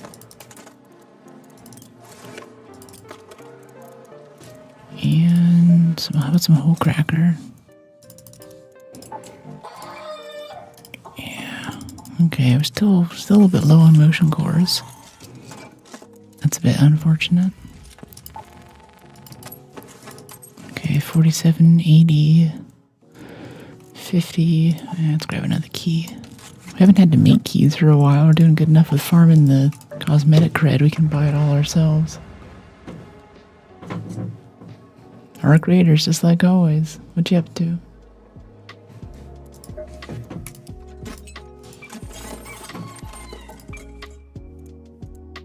Okay, refiners, crude explosives. For anyone joining, we're trying to get our third expedition slot now. I thought I was fine with 1, and then I was fine with 2, and then I was fine with 3, but we just picked up a blueprint from Medium Mag 2, and that would make this Renegade a lot more fun to shoot after wipe in a few days. So we're trying to make that happen. We have our new cosmetics over here with natural makeup.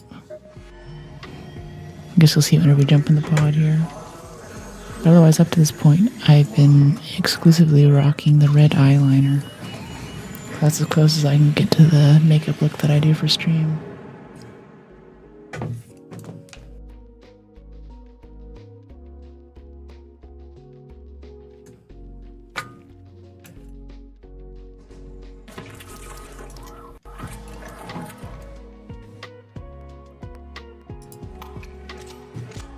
Is it worth coming back to Arc? Yeah, I think that they've gotten a lot of undue hate. I was saying earlier, it's still a great game, and I like playing it. I'm not really progression coded either. I'm more about the game than unlocking stuff or leveling up. You know, I just want to come in like Helldivers. Like, I have everything unlocked in that game, and it's still just, it's fun. They're full NPC there. I didn't even see that pop there. There's cool NPCs to shoot. You meet other random people, and it's just a really nicely tuned experience. It looks pretty, like this little like sunrise over here, the light coming up and filtering through the trees and everything. It just is so pretty. It's such a good time. I think someone's getting chased right now. No, they're not. They're just alerted to him. I think he made it inside hospital. We can still kill them all, though. Oh, and there's actually a bastion down there, or a bombardier. That's exciting.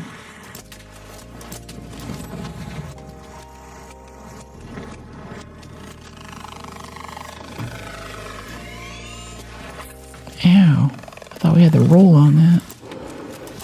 Zipping right above you like that, it's tough. Ow, he got 2 shots on us. It's terrible. It's still a new game. That it is, yeah. And it's one that's worth playing for a while. There's no weird monetization stuff or bad power creep issues or whatever. There's just not a lot of progression to do right now, and a lot of people play games for that sense of achievement. I think it's still a great time, though, between times when there's a lot of progression to try out new things. We're trying out this insane skill tree right now because they're going to rework the skill tree in October. I want to know which ones I should buy when all these skills are in new places. And try some new weapons and try to get the button combinations down for special loot doors and things. I think it's all a great time to do that still, too. Because it's basically like we don't need any of this stuff now, so we can play a pretty high-risk kit and drop right in front of a bomb bastion and die instantly. That's That's really good. So we can experiment and try new things. Now we're gonna be crawling to the exit for a little bit though, which kind of sucks. I didn't quite get the movement there. Look at that Bastion right on top of me, but I have a survivor kit. So I got a good bit. If you want to hurt him, his right leg is quite a bit damaged. Life happens. Oops. Yeah, oops. So a lot of what I'm doing right now is I'm also trying to get better at movement like that too, like jumping off of walls and stuff. But it's still kind of janky. Trying to do move tech like that. A lot of time I obviously failed and just fell off the building right in front of this guy who instantly killed us. I don't know if it'll kill us if it walks over us. I'm trying to get out of the way right now. We have a hatch right over here though, so we just need to crawl another 82 meters and we'll be there. We can't crawl too fast because the more we crawl, the more our health bar goes down. And last time we went down here, I was watching someone else fight some Arc. I got too locked in on his game, and I ended up crawling ourselves to death, so we just died here. Had my fair share of things like that. Yeah.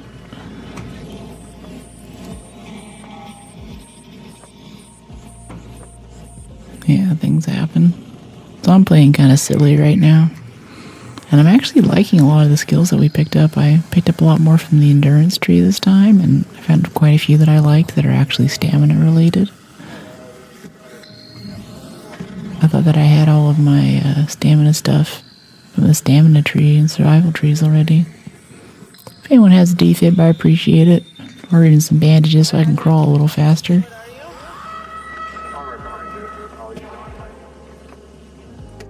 I'm down here by the Raider hatch.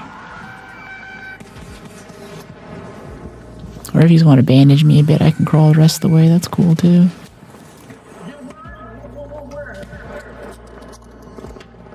Are you getting ratted, dude? Are you okay?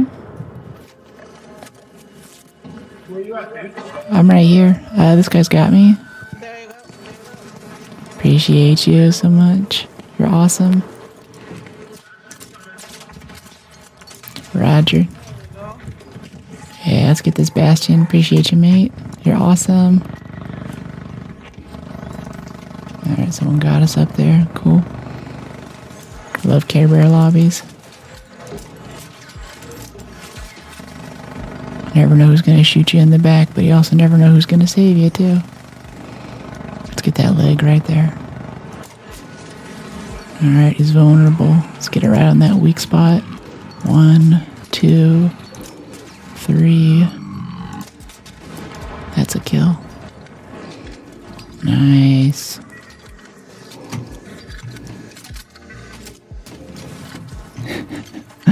Did not want to deal with that snitch.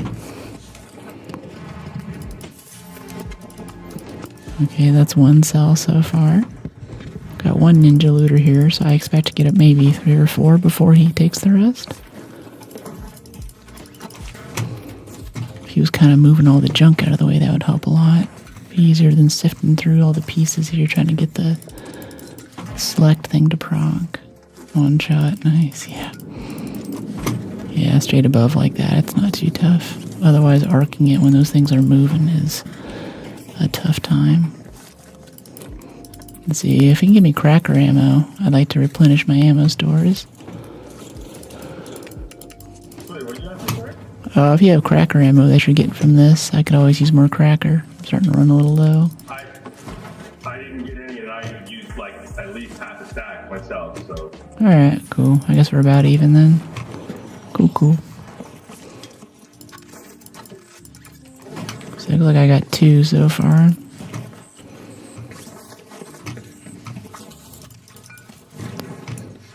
I don't think he used to have a stack. There's no way you could put 12 shots into a Bastion and not kill it with a whole cracker. Every 3 shots is at least 500. Doesn't make sense. He's exaggerating.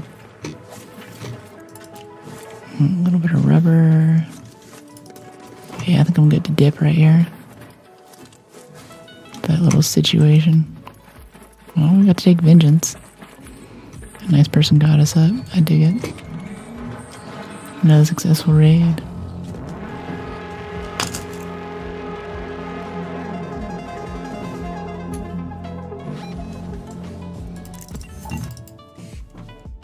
GG, yeah.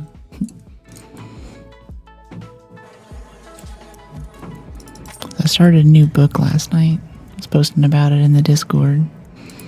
But some of you might remember a series of Instagram advertisements from a little while ago talking about Become the Traveler as a tagline.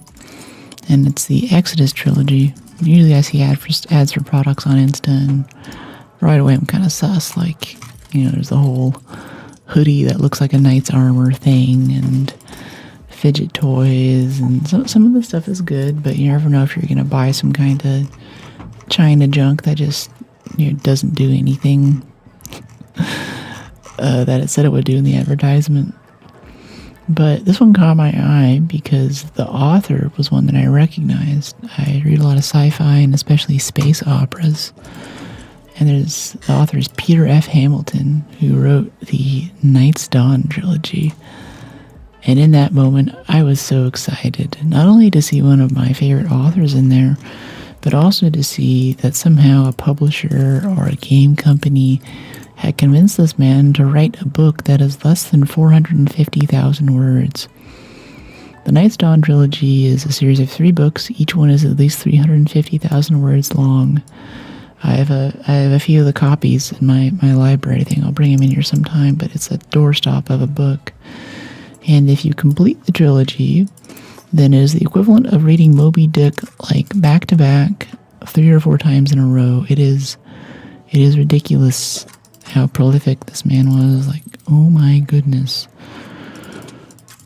I was excited to see this thing nonetheless, and this is a book that I can finish in my lifetime. I read the first 2 Night's Dawn's books from that trilogy, and I got about 75% of the way through the 3rd one, and I've never done this in my life, but I had to stop and quit reading the book and just read the Wikipedia summary because I was more than halfway through, and there was no sign of anything ending. Like, there was no progression. It was kind of depressing. A lot was happening. I think at one point there was like 50 characters with their own backstories and interpersonal family dynamics, and like 4 or 5 different interleaving plot lines, and it's amazing. I don't know how he kept it all straight, but it was like, my goodness, man, just finish it. But this Exodus trilogy is good. I read the first one, which was the Archimedes engine, yeah. And I started the one last night. I forget what this one is called, but it's the one with the yellow cover. It's mostly what I remember, or the red cover. The first one was the yellow cover. I had a pre-order on Amazon. It's been on my shelf for a little bit and haven't quite gotten time to start it. So I hooked it up to my book stand so I can read hands-free and bread, and got through my first few 20 or 30 pages last night, and so far it's really good. I love your stream. Thanks, Papa. You like the idea. I'm glad you dig the vibe. Why have you that much rubber with 2 days left? I compulsively pick up rubber hoses and stuff, so we have way too much. Read all the Harry Potter books? Yeah. What micro am I using? What do you mean?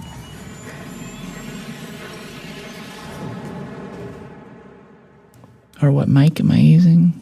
Let's see, it's a Lewis 540S. If you want to know anything about my peripherals or anything, go ahead and check out !specs. But I think someone told me that this mic isn't in there yet, so I'm gonna update that.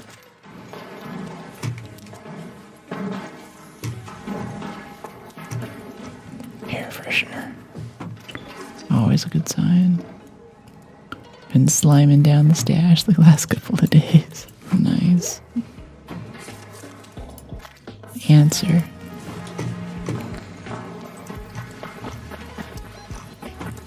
Nope, head this way. Wrong way. I thought this was damn Battlegrounds when we were up at Hydroelectric, but this is Buried City. Where is it? It's actually through an app on my watch. It's called Hyperate, and it's made by this cool dev. He's pretty chill on Twitter. So it basically pulls my Apple Watch health data to show you my heart rate in real time. I love your ASMR content on Insta. You're super nice. Aw, thank you. Thanks to the fandom from Insta. Yeah, it's really fun putting those videos together. I've been meaning to say more often lately I do all the editing myself. That was a big surprise moment in chat yesterday, I think. I did a lot when I was little, and I'm glad to have a thing now where there's actually a good reason to do more of it as an adult. No, you don't.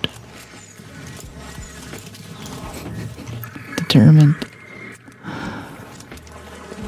Oh, they're aggro to him, but they're going to aggro to us in a second too, so we might as well.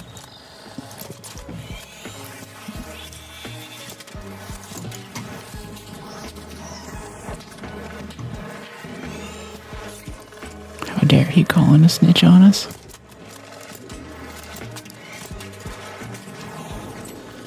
There we go. Love your voice. Thank you.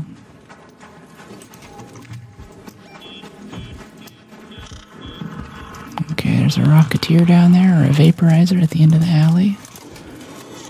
Or at the end of the street, I guess.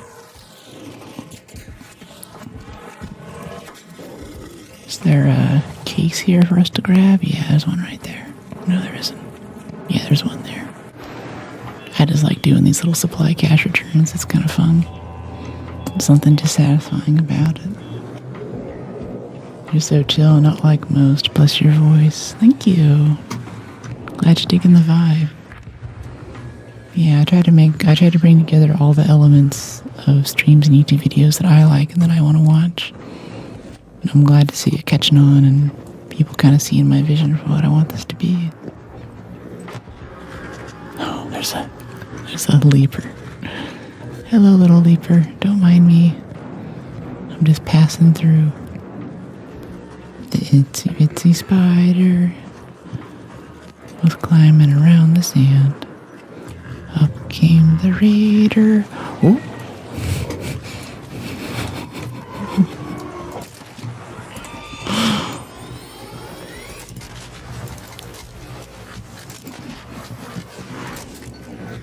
Ow. Oh, jeez.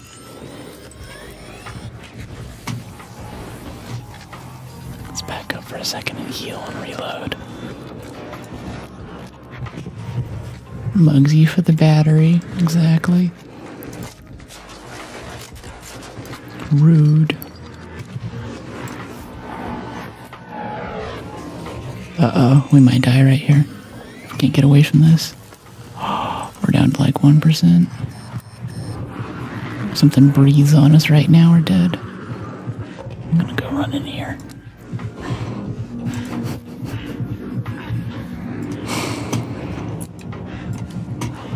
I think we poked the nest. I think inside of that supply drop is the sleeper's child.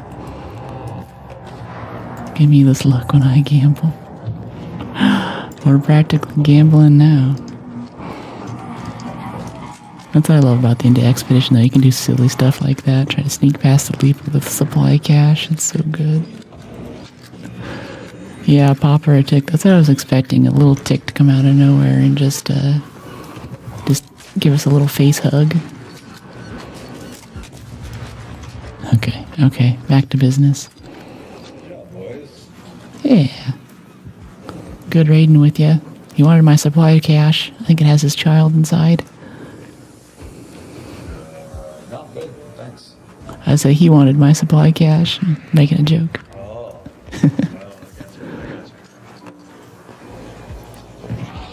Talk about damage. Yeah, jeez. It's fun, though. Oh, there's a renegade? Alright. Bit of bandages, some seekers. It's good stuff. It's never exciting, but it's nice. If we lose our renegade, I think we only have like 1 or 2 left. Been goofing off so much the past few weeks. Not the face hugger, yeah. Yeah, it latches onto your face and implants a little baby leaper inside of you. You turn into one of Arachne's children. like doing supply depots too. Yeah, it's fun, right? It's really interesting. I think I have a short up too, since we're talking about Insta Reels, where I was doing that same depot run, and then there's a guy with a wolf hat that all the PvPers wear, and he's like, "Hey there, Raider, he's got a Stitcher, he's got a free kit," and I was like, "Oh man, we're toast. It's over. This guy's gonna shoot us in the back right now." He's like, "Go on, keep going. I'll guide you through." I'm like, yeah. But we actually got all the way through. He helped us kill a couple of hornets, and we're able to turn the supply drop. We made it to the end, and he gave us a little escort. LOL, yeah. The whole time I was walking, though, like, I couldn't keep him in my sights. I was kind of keeping one eye on him, like one eye on the game and one eye on that guy. Walking slowly. And then I was out of adrenaline because I was kind of sprinting. And I was like, "Hey, could you give us an adrenaline syringe?" Oop.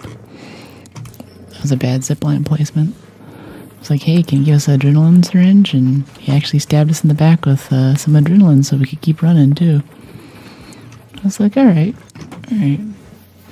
That's kind of my model for free kit people, is that they're never going to expedition. They're mostly here to kill people, but if you give them kind of an interesting experience where they get to feel like they're in power for a few seconds, I think that's a lot more rewarding than half the PvP runs that they're going to get today.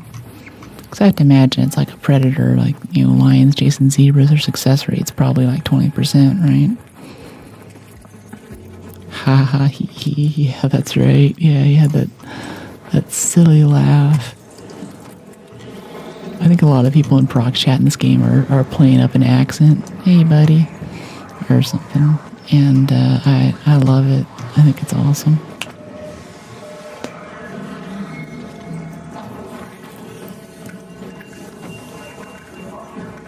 Another successful raid. You coming? He's just standing in the corner. Nice. Oh, he just said something. GG, yeah.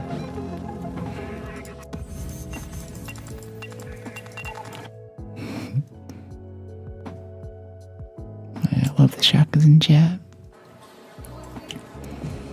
I'm excited to start this book, though. The basis of it, and therefore the basis of the game, is that, in the future, bad decisions made Earth a toxic place to live, so all the humans left.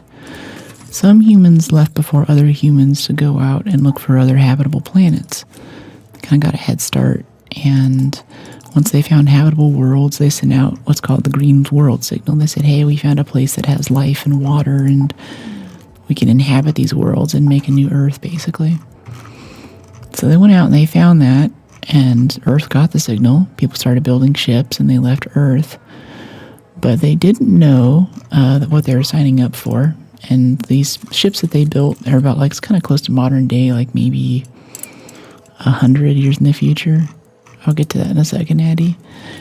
It's maybe 100 years in the future from now. So they have sort of advanced technology, but about what we could build with our current technological abilities, like for a Project Hail Mary situation. A ship very similar to that was the idea.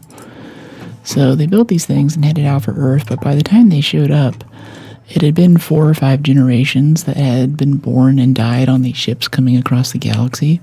And they get there and find out that they're actually peasants now. And you might have been some billionaire on Earth who could afford to buy or build a starship and take all of your cronies with you.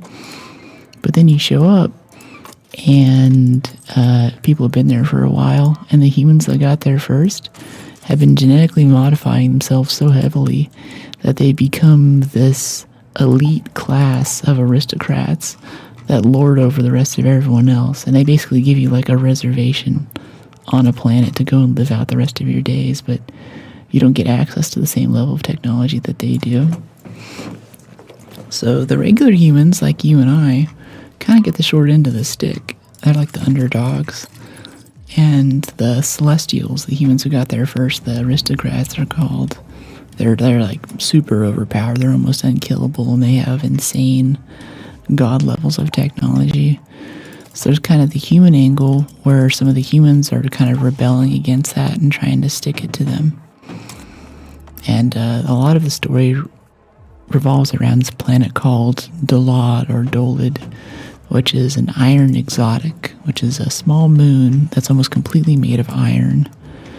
And the idea is since they plan, these people are basically immortal, they plan thousands of years in advance.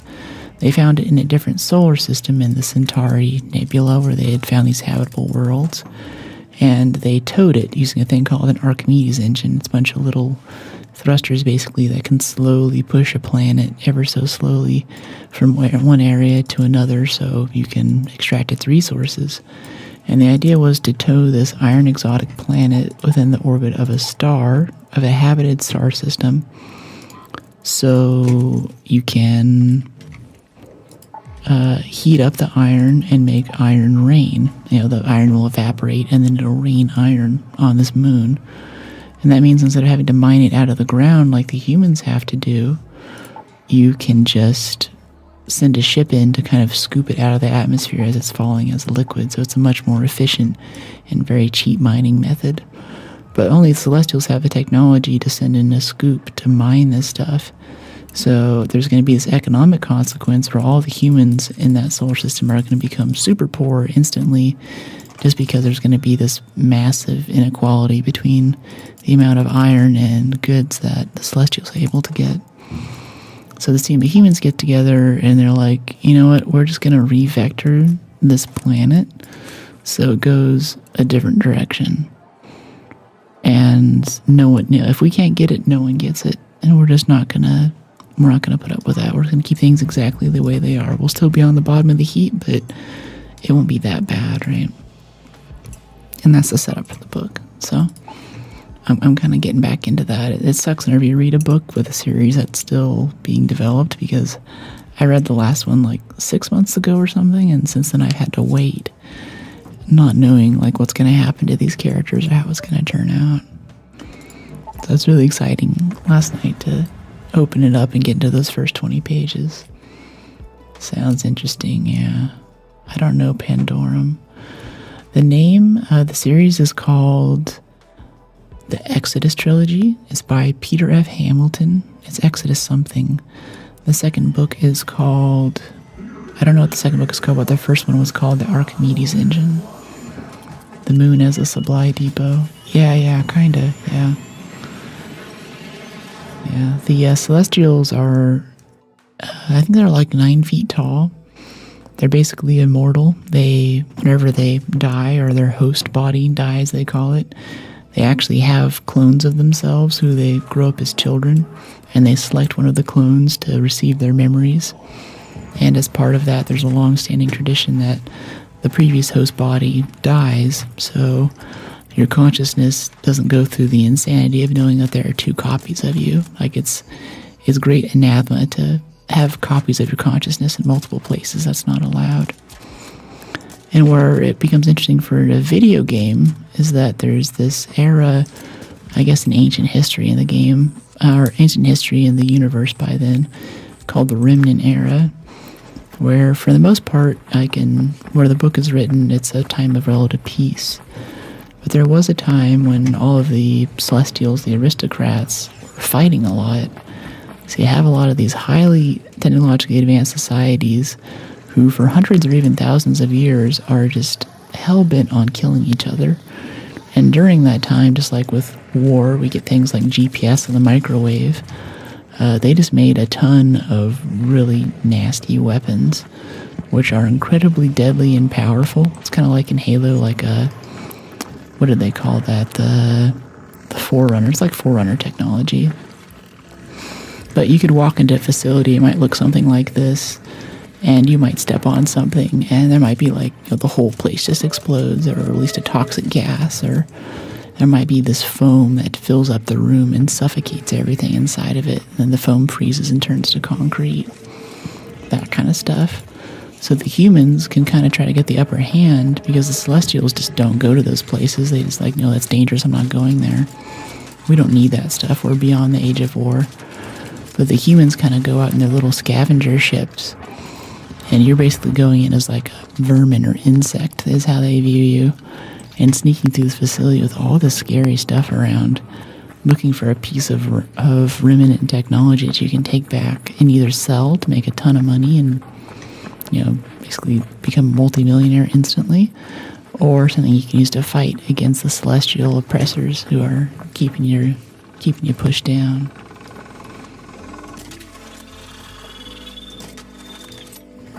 I think that's going to be the game mostly. It's going to be like No Man's Sky, or from what I've seen of the Bethesda game we were talking about a few streams ago, the space game, whatever it's called, where you're kind of exploring worlds and you can get out of your ship and probably go explore these remnant sites with lots of these really insane killer robots and traps around and try to get some of this stuff. See, I can tell you guys more about the books. There's quite a bit more like world building lore that I can share with you without getting into spoilers for what actually happens in it. And as a writer, Peter Hamilton's very good with action sequences and things. He doesn't write women particularly well. The romance plot lines are a little unidimensional. But yeah, he makes an effort. It's interesting. And the guys are a little Mary Sue. They're a little like, okay, this guy can't literally be that good at everything, but he has really good ideas. Starfield, yeah, that's what I was thinking of. And D8, the books are Exodus Trilogy. Become the Traveler is the tagline. Or Archimedes' Engine is the first book. He's an excellent writer. He has great prose. His vocabulary is really strong, and it's soft sci-fi. It's not hard sci-fi. There is faster than light travel and stuff, but he does good power balancing, you could say. Like, there isn't just a bunch of really overpowered stuff. And part of traveling faster than light and being a traveler is that, like, the main character will go off on one of these trips to go find some technology. From his point of view, he's gone for 2 years, but because of time dilation, he gets back, lands on the planet, and sees his family members, and like his sister is aged 30 or 40 years, and she's at a totally different part of her life. And there's been marriages and divorces, and like so much has happened that time is also sort of an enemy in this book. And it's a major player in the way that things happen, the way that things play out.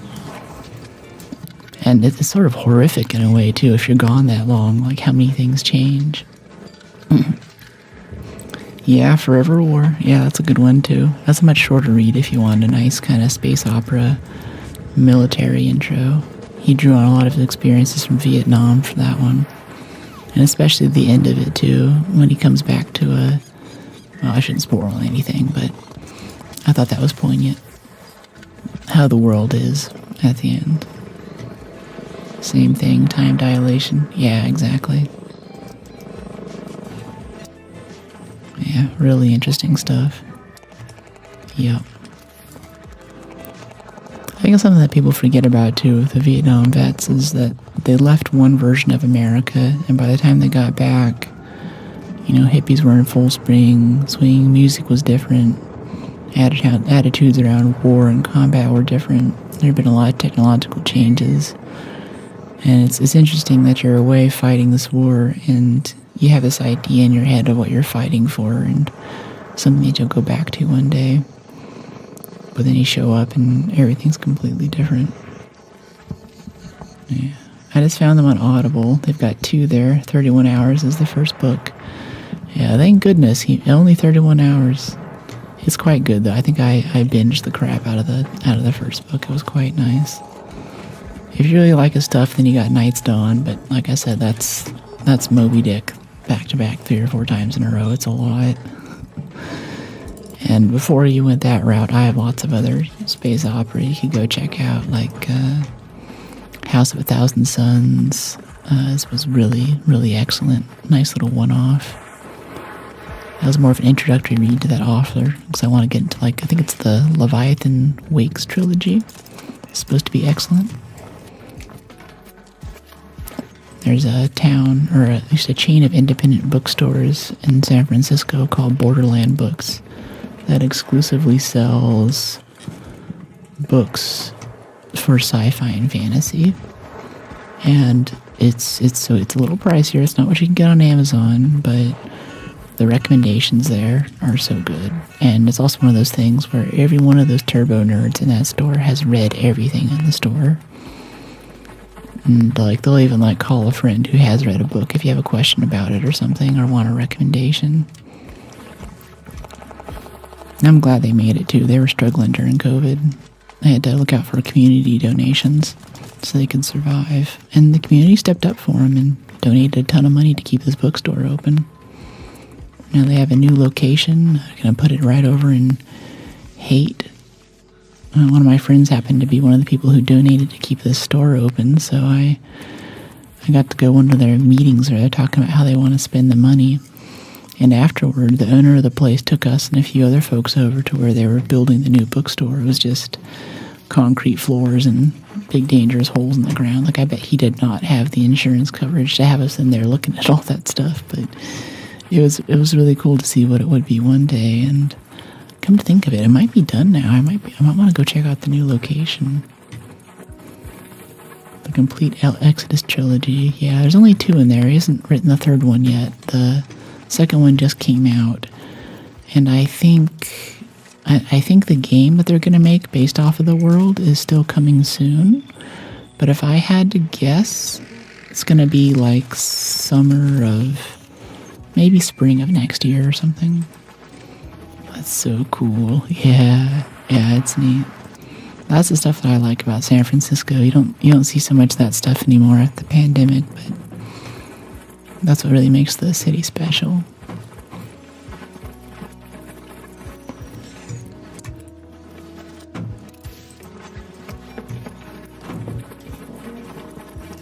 Let's see, I'm not seeing any bastions.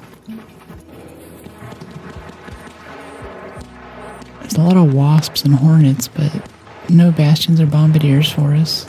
Maybe we'll get some cracker M out of this. We need 200k worth of this stuff. We only have 70k so far, so I don't think this third slot's happening. We'll keep trying. We have a little bit here. We'll keep trying for it. Yeah, 200k for an expedition slot. Another successful raid. I thought I was okay with just 1 slot so I could get the survivor augment, but then I got the medium gun parts blueprint. I needed another slot. And actually, you know what? I think I'm just gonna put. Yeah, I'm gonna put the thing in there right now. This is our slots over here in Project Expedition Vault. We have a silencer 2 in there right now. Let's put the extended medium mag instead of the silencer 2, because I'm okay with just a silencer 1 out of the store. That's perfectly fine. This guy here, that does a fine job of not attracting rats. You're reading Blade Runner. What's that like? Oh yeah, no free kits, let's go. Now we gotta recycle some of this though. Taking up too much space.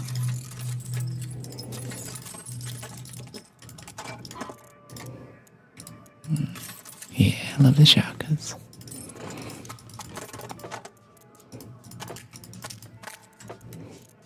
Okay, we'll do this. Move this in.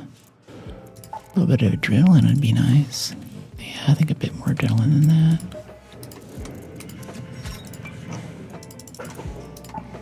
New series out of that next year. Pro Blade Runner 2099. 2099. New series. Like they're doing a reboot? Probably not. Oh, sorry, I lost her through a conversation. Spain won the World Cup. Congratulations. Anyone rooting for Spain? Glad for you.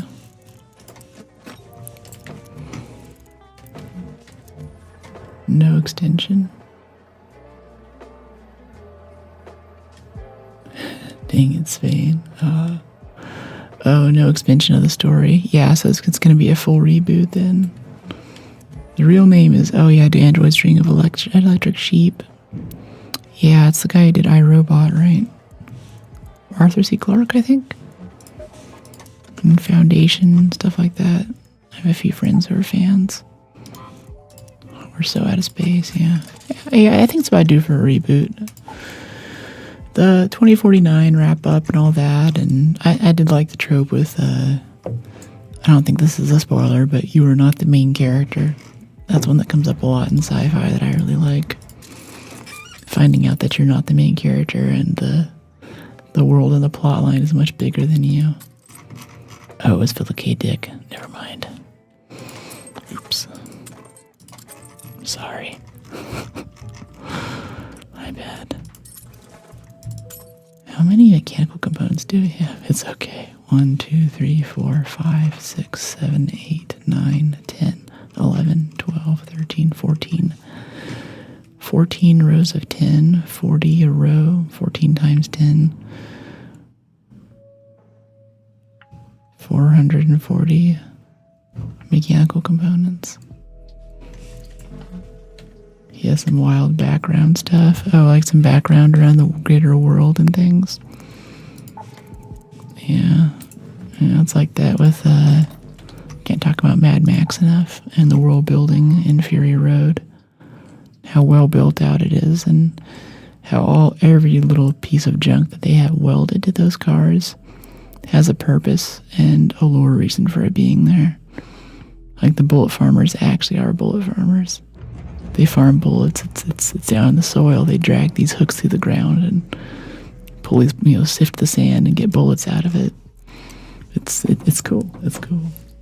Oh, his personal life. Oh yeah. I've seen the whole ask the next question thing when you try to get into politics. Yeah, that stuff's wild. I haven't seen the new Odyssey. I found out through chat that it was coming, and I suggested with some friends that we go see it this weekend. They laughed at me, and they're like, yeah, there's no way we're getting tickets. There are some advertisements. I was going through downtown San Francisco yesterday, and there is the Metreon is our big movie theater in town. Everyone goes to see the next big movie or whatever, and there's advertisements for it all over. I had some misgivings about the armor that they were using originally, but I think they're like the armor of gods with some kind of like full plate knight's armor in a Spartan style. And at first I was like, oh no, what did they do to my boy? I'm at the bookstore now. What do you recommend to be able to speak with such calmness? Books to help you speak with calmness. I don't know. Probably the Tao Te Ching. That's a pretty good one. Yeah, Nolan's pretty good. Yeah. Yeah, he does good work. I think if I wanted to be a director, if I had to pick one, I'd pick Christian Bale. Everything's apocalyptic. Everything's blowing up. You can destroy New York City like 6 times in your career. For sure, making more, I feel like. Yeah. Yeah, I see. More book recs for calmness. Yeah. Tao Te Ching. TAODCHING.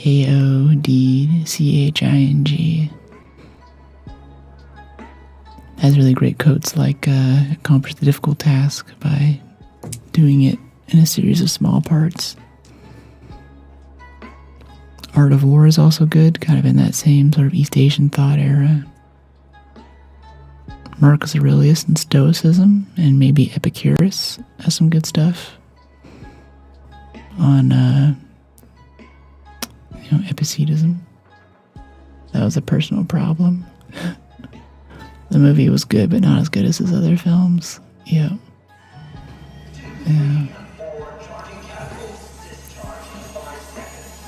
Let's see, there's my old debate coach's book, Across the House.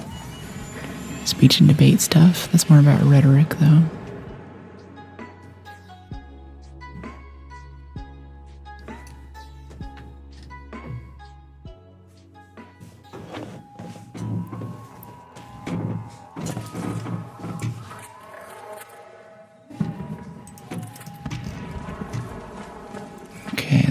around. Night raid. Got a 25-minute spawn. Not the best, not the worst. I always think one of these days when I walk out, there's going to be a rat right on top of that. I don't even know if you can get up there, but my hair is always on end walking out of that tunnel. Total blind spot. And a nice perch to shoot from right behind me. It's creepy. And I'm not sure what my headcanon is for this too. For how we get here. Like, we get on these pods. Pod on rails. Go, go, go. Raiders, take your seats. Whatever. But then we were just standing in this building on the edge of the map. So did you take a pod and then everyone camps out for a bit in some building on the edge of the map? And then the lady back in Sprons who's working the radio is like, okay, it's clear, everyone go. Like, that's the signal. We all just charge in and start killing stuff. Is that how it works, or what's going on there? It's like the snitch that would not die. 3, 4, 5, 6, 7, 8 shots. I'll catch you another time. Thanks, Spicy. Appreciate you dropping in. I'll see you on Friday. Here's my schedule. If you want to make sure you get the notification, here's a link to my Discord. Platforms will not always send you notifications, so I always recommend, if you want to make it to next stream, you go in there and sign up. I don't use any of that at here, at everyone BS. So you only get notifications for channels that you want to sub to, and if you only sub to the channels, it gives you a link whenever I go live, and that's okay. Let's see, I need to update my specs. There's a few to-do items that you guys mentioned earlier. I want to make sure I get to them.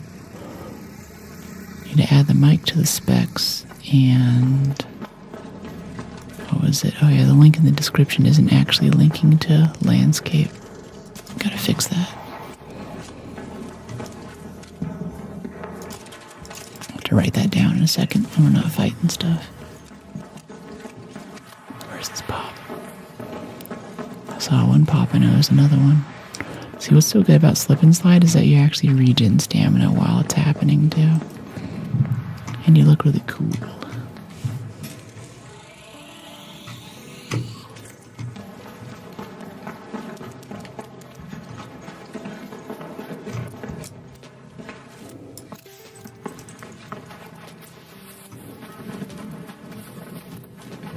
Alright, let's try heading this way. Sometimes there's a bombardier that spawns over by library. Done. Awesome. Thank you so much. I guess I should say, whenever you join the Discord, I always give everyone a personal greeting. Go in there and at you myself, but you know I appreciate you for joining. But that should be the last mention. I won't mention your roles or anything. I think that's spammy. Diogenes was the one and only philosopher. I don't know him. Hey, buddy. How you doing? Pretty good. How about you? All right. Having good raids. Later. I think I had a free kit. I think that was an handful.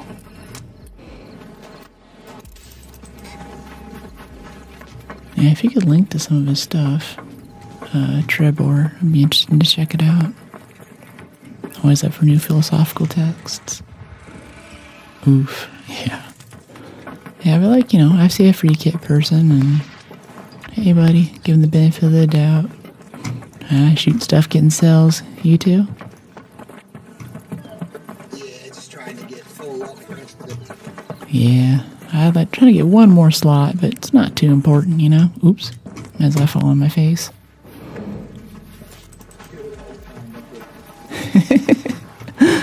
This is a safe space.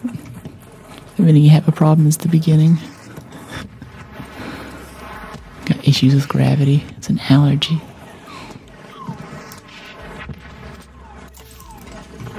Alright, let's go play with this Rocketeria. Trigger finger's getting itchy. Haven't shot anything for 5 minutes. My ADHD brain can't take that kind of waiting. My gratification is delayed. How will I survive?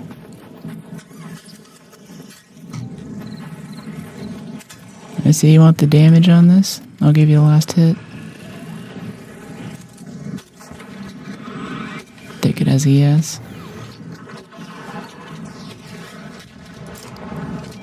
That was a miss. Oh, bombing run. We got lucky there. That should have knocked us out. We should be dead right now. Yeah, the guy just got hit. He's got a tactical, so it popped his smoke. He's not healing up, though. I guess we can heal him. Be nice.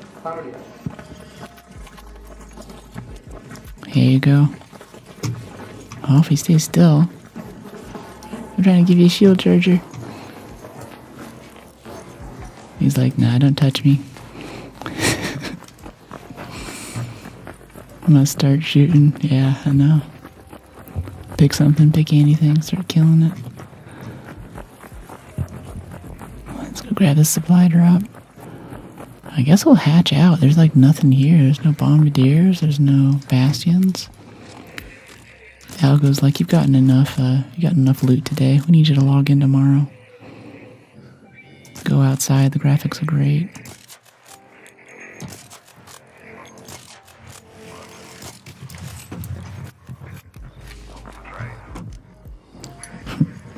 Lovely book returns. Beware the renegade. Hello. Love your username, by the way. D&D reference is good. This username's Owlbear. Alright, I don't really want to let that supply drop, though. I'd like to go and hatch out and get another shot at getting some bombardiers to kill or something. Maybe we'll get one over here on our way out. Huge respect on the fight against human trafficking you built. Forgot you're a coder and doing it for the right reasons. Aw, thank you so much, Spicy. Appreciate it. Yeah, government and software aren't really the best times to be right now, but it's still up there. It's still available. Still some folks I talk to, can work with. Yeah, I appreciate it.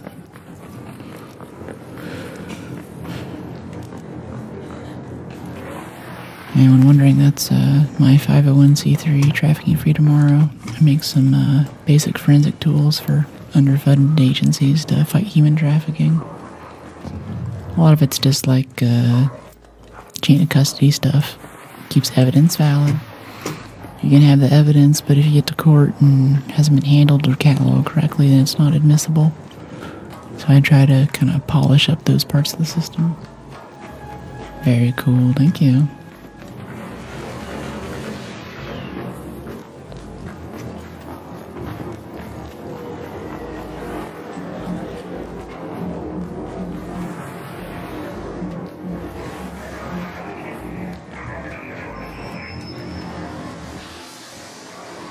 It's a huge problem. Yeah. Yeah, it's a lot. But I'm really happy to have a place where I can go on and I can edit videos. Another successful raid. I can talk with you guys. I can play my silly video games. Kind of be away from all that. Yeah, love the shakas. Saving the world one day at a time. Nah. No, I want the world to look different than it does, but certainly no one's saving it. It's the small acts, the little bits of kindness that you pass on, and little things you do every day, I think is what really counts. Can't do it alone, but we can all do it together.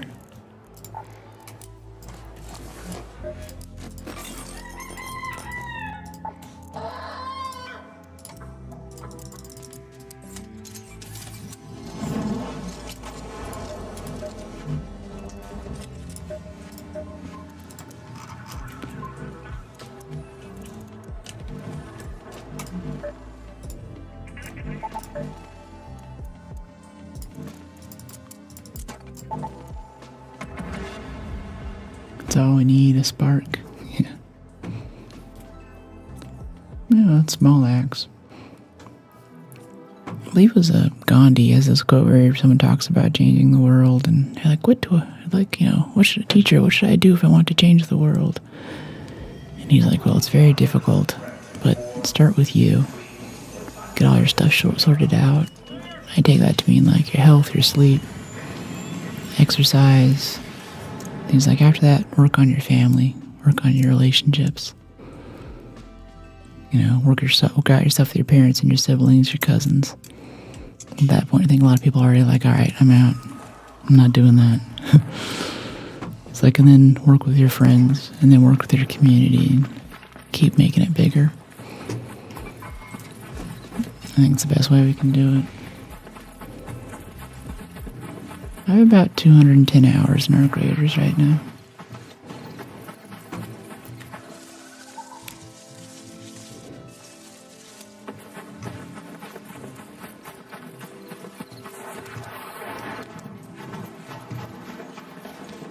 I think yesterday it was 210.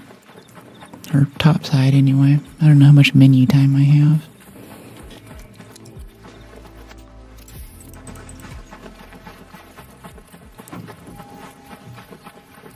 Okay, here's our little snitch buddy again. Someone's already popping a supply drop at 2 minutes. Jeez, how'd you move that fast?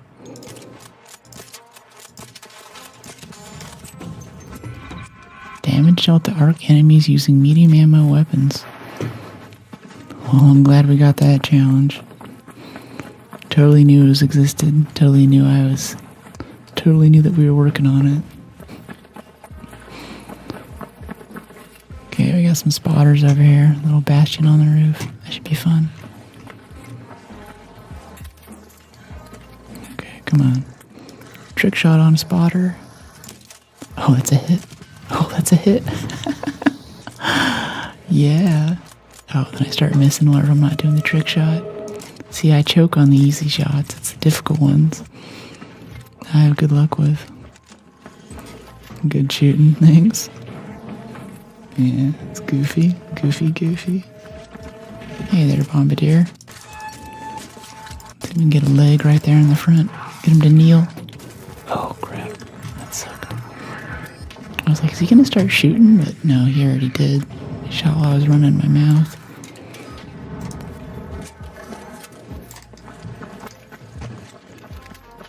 I'm doing great, Spencer. How are you? Welcome back. Oh, he still magically sees us through the wall over there. Even without his spotters, he still gets a line on us. I don't know if they expect us to think that he's just randomly shooting where we last were. I call BS.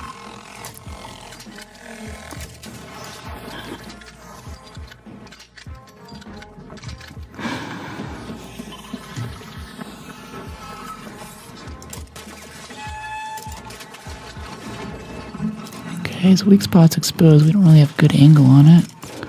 Maybe some splash damage. Yeah, 1700. I think we got some splash damage, but no direct hits. Or it'd probably be dead right now.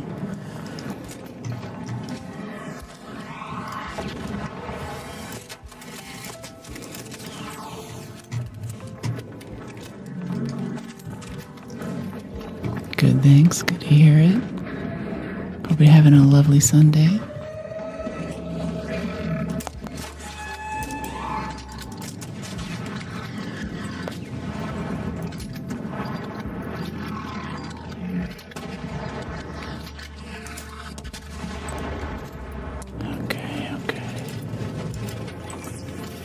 Get it before the ninjas do. Heal up in case we get shot.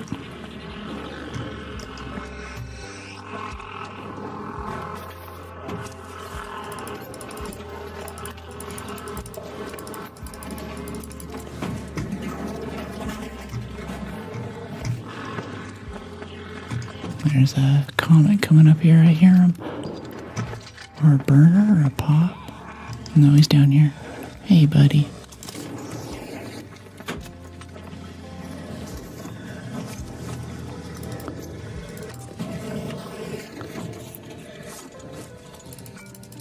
Okay, motion cores, always appreciated.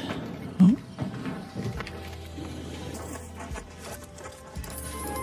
That's 2 cells.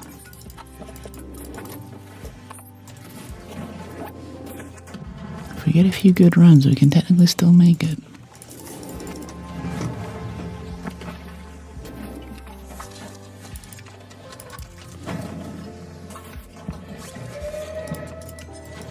there's another one down there. I heard the dinner bell.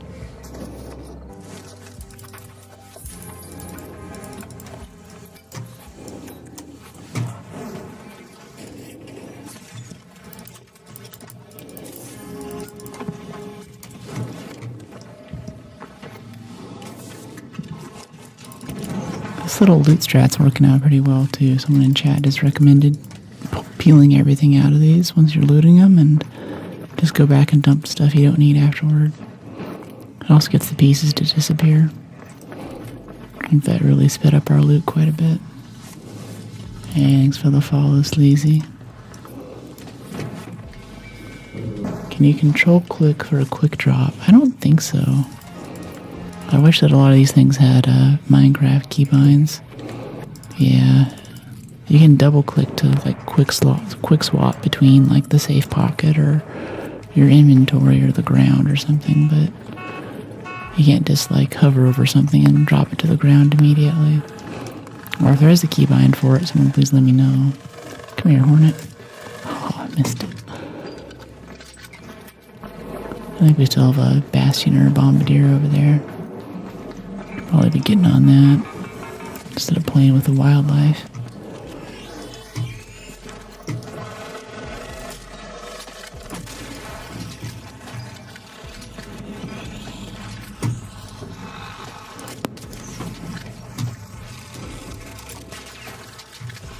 Hornets don't die. I swear, they're immortal. A hornet is never created or destroyed, it just changes form. No problem, much love. Appreciate you, SL. Okay. Do we have... I think whatever it is that we were hunting is dead already. I don't hear it anywhere. Couldn't have gone that far. I think our best option is to hatch out. Or train out, I guess. It's Night Raid, there's no hatch keys.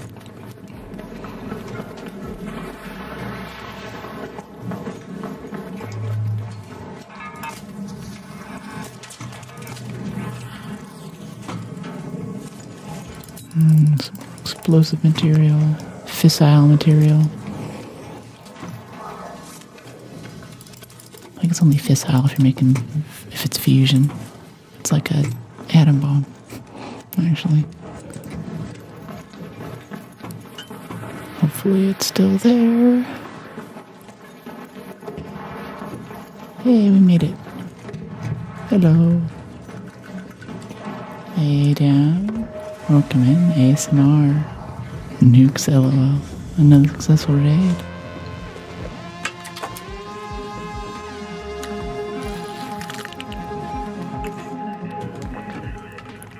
Okay, we got some good sells there. That wasn't bad. That was quite good, actually. Nice and quick. In and out. Yeah, okay, that's 6 sells right there. I love that. Yeah, this one. Recycle all of that. Recycle this. Keep those stacked.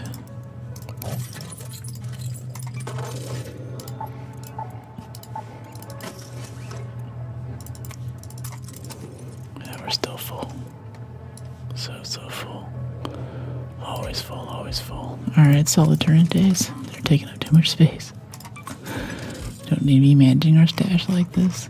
Day before wipe. Let's sell some mechanical components. How about that? I don't think we're going to use 150 however many mechanicals this is. I want to sell all of them. I wonder if it'll give us a count though if we bring it up. Like if we do this. 18 item. No, it just gives you the value. Let's cut down on some of that. My goodness. Where do they all come from? Shredder gyros, I think. Okay, that should be good. Yeah, 250k in mechanical components. That's wild. Oh, now we gotta do the simple gun birds. Too many of those, too. Yeah, I'm a bit of a hoarder. I'm always hopeful that I'll find a medium gun parts blueprint and I'll be able to make my own medium gun parts instead of having to scavenge for it like a rat, but alas, not in the cards. So I think we're out of springs. We can't repair pretty soon here. Yeah, we're completely out. We can't even buy any. 39% on the Renegade's all we have left. And both of our hull crackers are about busted too. That's funny. Hello, hey Sauron. Sauron the goat, thanks for dropping in today. How are you? Okay, night raid, no free kits. Equipped firearm is damaged. Indeed. Indeed. The blueprints make things easier. Oh, the gun part blueprints? Yeah. Yeah, I'm kind of hoping they just get rid of the gun parts blueprints. I think developers try to do this thing where they create scarcity, thinking that it'll face you to change your playstyle. But if I can't get the 1 or 2 guns that I like in this game, then I'm just going to do a free kit until I can. It's not worth risking my augment and my shield and everything else just to switch to light weapons, because that's the one that I have the gun parts blueprints for. Like, I'm not doing that. I refuse. Maybe I'm just stubborn, but you know, I don't even think I have like a blueprint for a light weapon. Like, I don't know what I would use. I have a Bobcat blueprint, but I don't like submachine guns.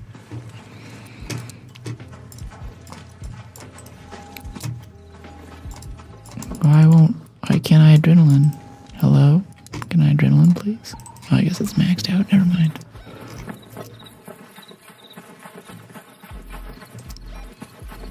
Okay, let's just head right up to Monero. Is it Monero? Marano Park. Yeah, Monero is the name of one of the dorms on campus. I rarely use white weapons. Yeah, it's not good for Arc. They're fiddly, they're finicky. It's like submachine guns and stuff. It's not my thing.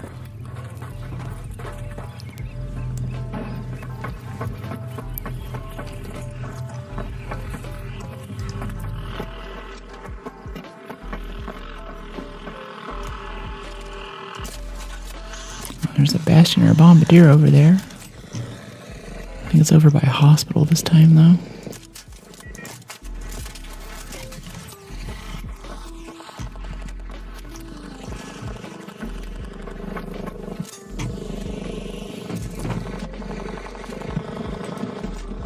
Not much for PvP, so that's partly why. Yeah, I'm there with you. It's just PvP guns, really.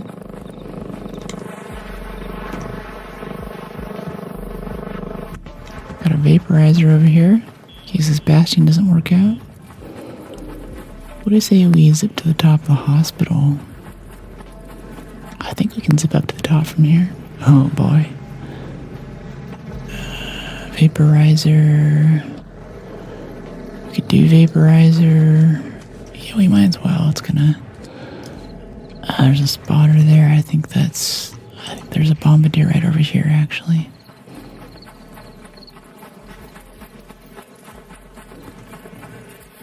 Focus, Luke. Yeah, he's right over here. Here we go.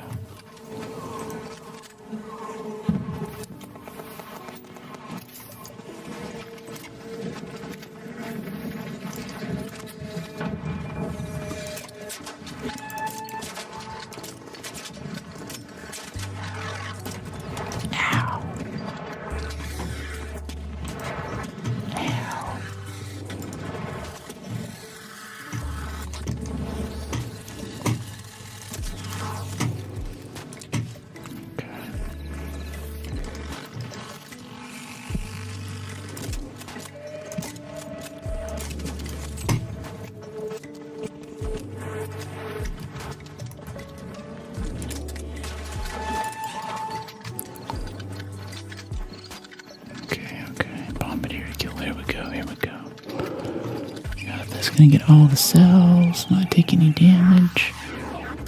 It's gonna be so good. Mom's gonna be so proud.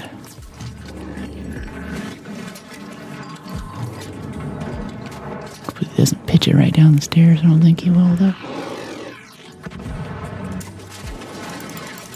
Ow, that sucks. That totally sucks. Okay, let's finish him off. Oh no, it's dead already. Never mind.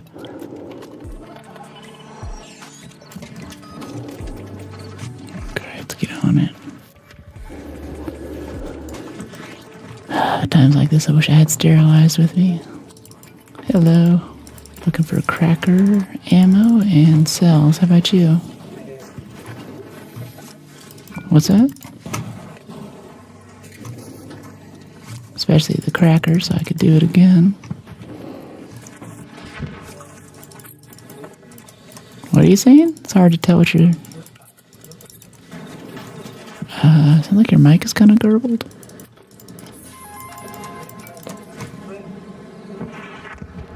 Oh, I can't tell what he's saying. So I got Think Again, The Power of Habit and Public Speaking for Success. Yeah, those are good. Power of Habit's good. Public Speaking for Success is good.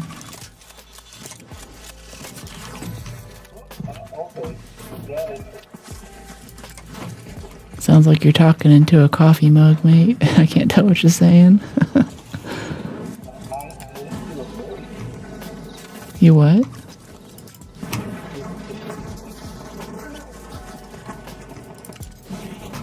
Something about a voice? Are you using the voice changer, maybe?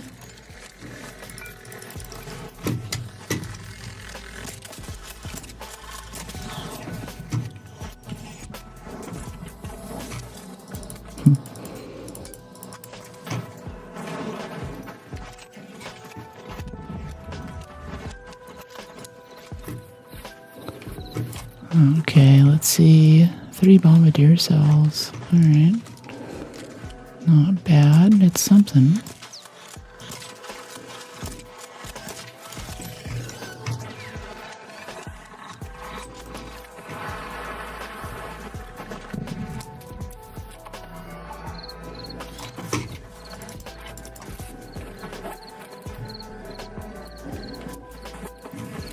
Go. A couple more fruits. See if this guy's still alive over here. I'm pretty sure he's dead, but I want to check. There's always a chance he could have killed the guy who was trying to kill it. Big old pile of free loot next to a body. In fact, maybe we can find a body that's already has all the loot ready for us. All we have to do is pick it up. You never know. Yeah, explosive thermo lining, chargers, yeah, lots and lots of shield cells. Alright, I should try to get this metro though. Someone already has it called for us. So nice of them. Ooh, we're late though, we're late. Might not make it. Wait for me. Okay, I'm here. Appreciate you. Yeah. Okay. Another successful raid.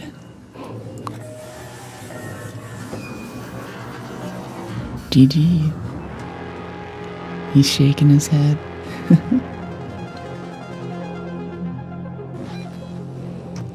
Alright. Loved it. LOL. He's like, no, this train's leaving without you. Get off. I don't want you here.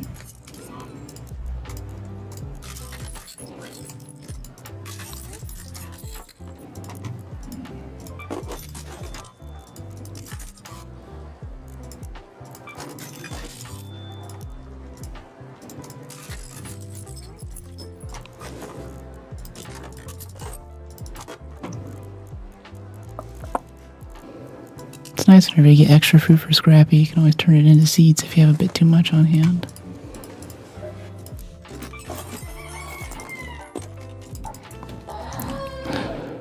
given Scrappy so much agave, not seen a single wolf pack.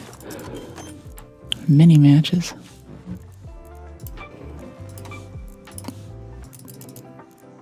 Yeah, I love the shakas in chat.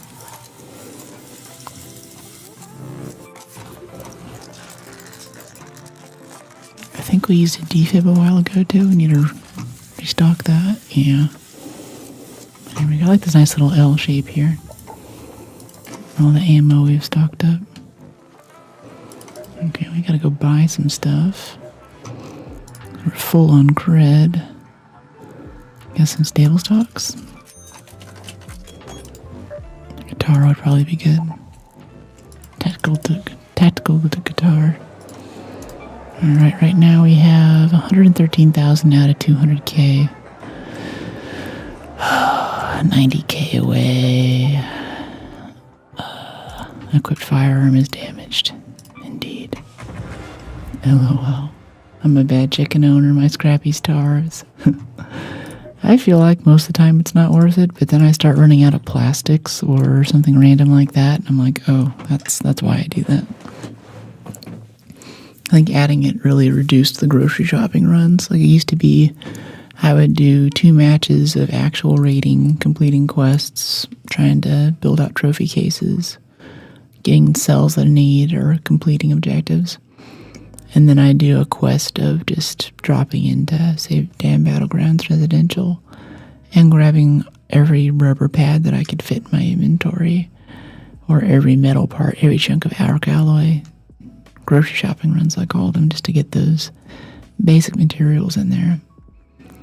We've always had the fruit in there, but now fruit and Scrappy is kind of a nice little maintenance thing to do. So there's like 3 or 4 layers of looting and maintenance that we're doing here to keep things running smoothly. But honestly, I've over-indexed on a lot of it, and that's why we have these huge surpluses that lead us to sell 250,000 in mechanical components to make room. It's goofy. Don't adopt this habit. On this episode of Arc Raiders, Hoarders, and Buried Alive.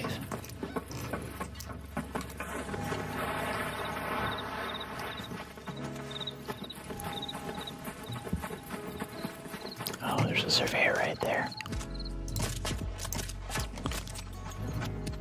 210 damage? Alright. Okay, do we have a... Nope, this is already opened. Yeah. There's no regulator for us.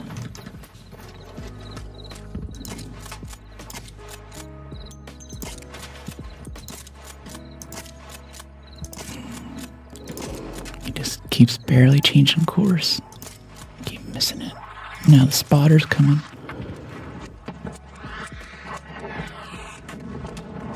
Oh no, spotter's aggroed to someone else. I heard the shots coming and I was like, oh, that's us. But no, he's going for someone else there, actually. Had nothing to do with us.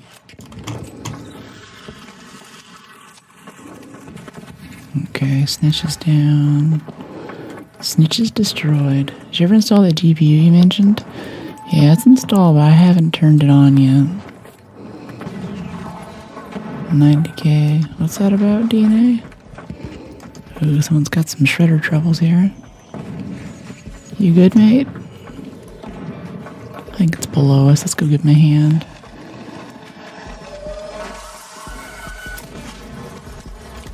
There you go, buddy. Took a hit for the team. So yeah, we'll see. I think probably in the next few days I'll turn on that streaming PC and see if all the water blocking stuff went well. Or if I just killed the brand new GPU by taking it apart. Not following instructions. Avoiding the warranty in the first 24 hours of ownership.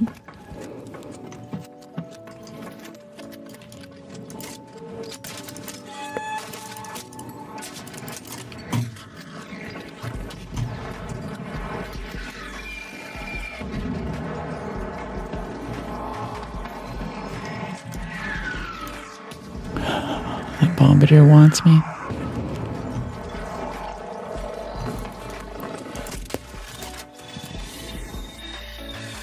Didn't get this engine on the second hit.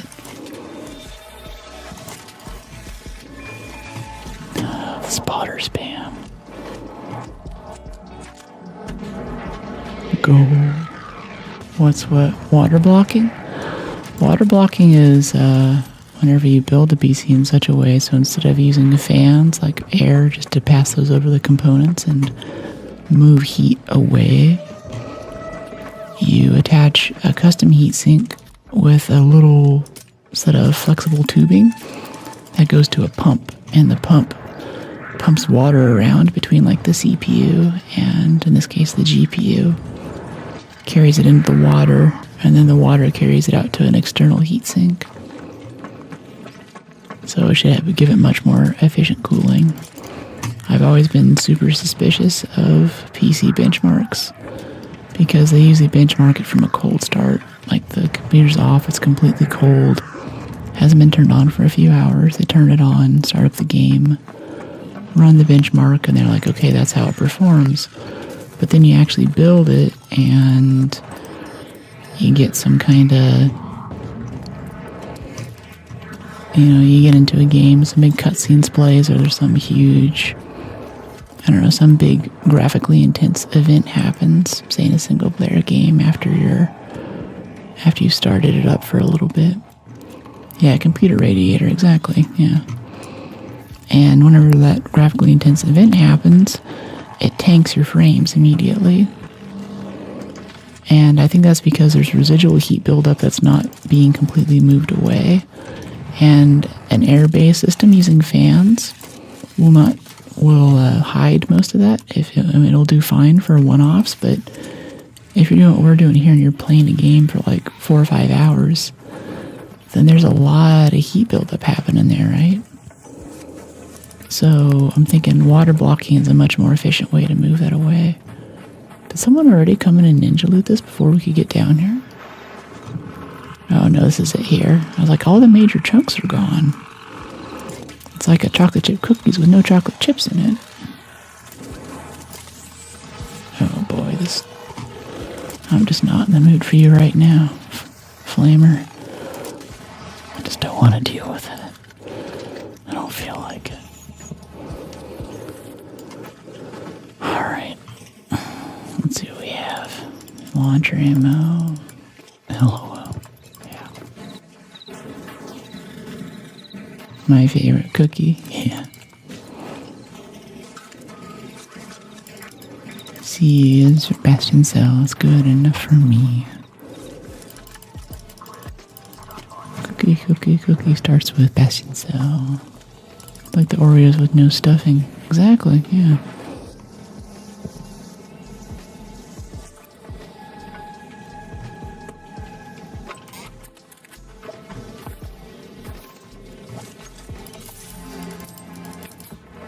What did we just pick up? Oh, more cells, yeah. Oh, a turbine just dropped in. I swear if it lands on top of us right now, you better stay away. You better not be coming over here. So far we've gotten like 1 cell. We've gotten 2 cells out of this. And we're getting first dibs loot on all of these pieces. Okay, there's another cell. Still, we're not seeing the kind of loot that I was hoping for from this kill. These last few bits might just have a cell on each one of them though. Yeah, why not? I switched to fans after my water cool builds, AIO and custom loops. Found spending money on nice fans. Ow. I'll get the rest of your message in a second. I'm gonna lock in for a second. We're getting hunted by the wasp spam. We're trying to loot. Okay, are we done? We done? Okay, there's another one. I hear it. Where is it? Come over here. Fight me. Let's get this over with. Alright. De-aggroed. Nope. Hello, yep, you get some too. Okay, alright. Back to what I was doing.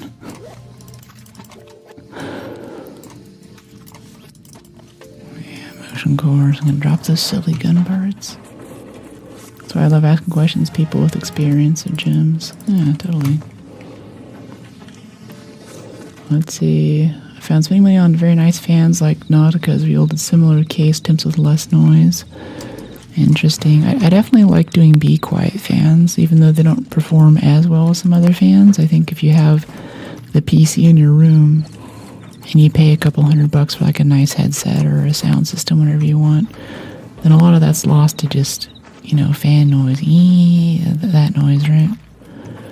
Now I've done the totally radical thing now, and I've moved my PC outside of my room, ran some fiber optic cables between floors, and this next build we're going to take it one step further since it's not my room and, you guys can't see it in the background anyway. It's all going on a server rack, so it'll be a rack-mounted thing. And then the whole server can just have water cooling and backup power supplies and nice switches to push the data around. We'll just export all of that to one area in the house and not have to deal with it in here. I'll get the stream piece set up. That'll take off a bunch of GPU load. I'll be able to run these games at another 20 or 30 FPS higher, most likely. I'll be able to play better. Your viewer experience will be better. When we get stuff like earlier where Windows decides that the sound card doesn't exist anymore, or anti-cheat kill the driver, or whatever the heck happened, then I can restart Windows without having to restart the stream. Ow, that sucked. I meant to grab the zip line there. That's cool. And then case temps with less noise, people ... The message is elided after that. So if you could type that in again. I'd like to see the rest of what you said. Another successful raid. So water cooling's kind of over the top, but it's cool. I want to try it. I've always wanted to water block a GPU. The latest issue is that the water block attachment where the fans connect is slightly too big for the case, which is too bad because the case is like this long and this wide, and it goes onto a rack like this, so there should be plenty of room in there, but as it turns out, need another little part to build the loop. So, let's see. Alright, how close are we? Are we close? 128,000. Totally destroyed our shield that time. Hilarious.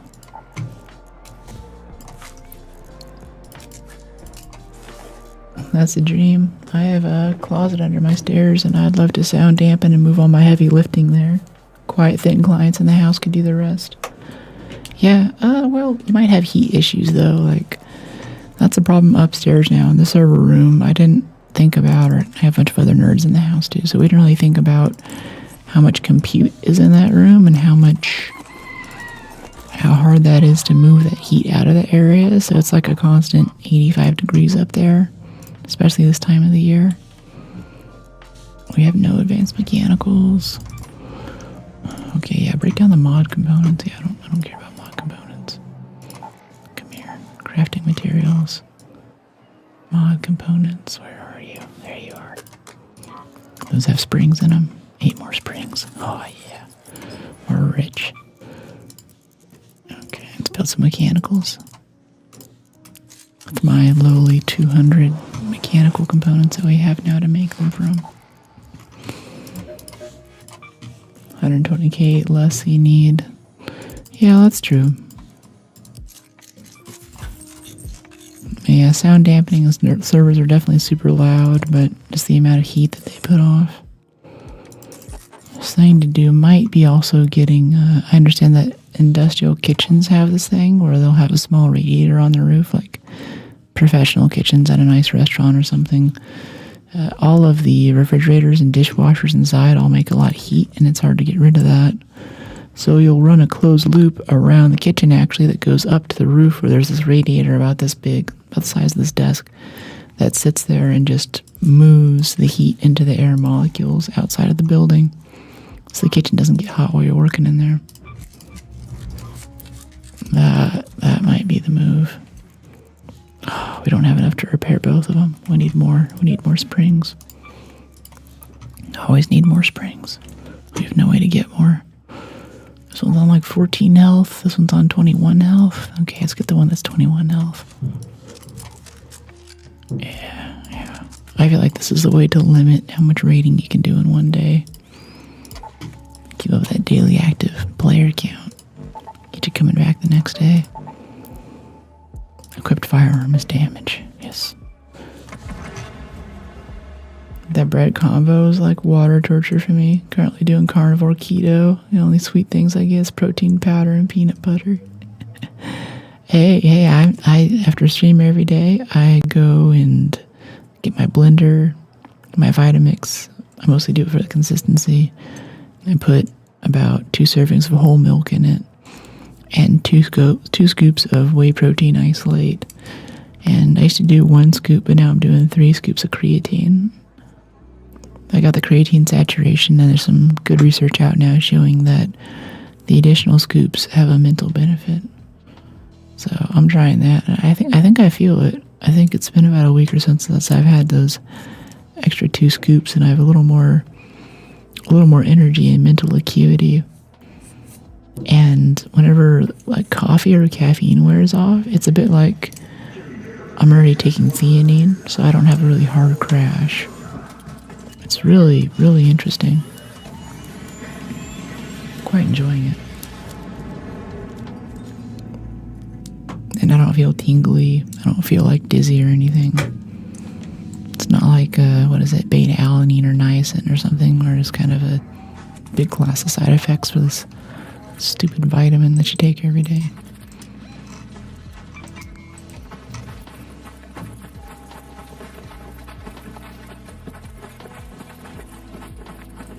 Helps with the cognitive mind. Yeah, something like that.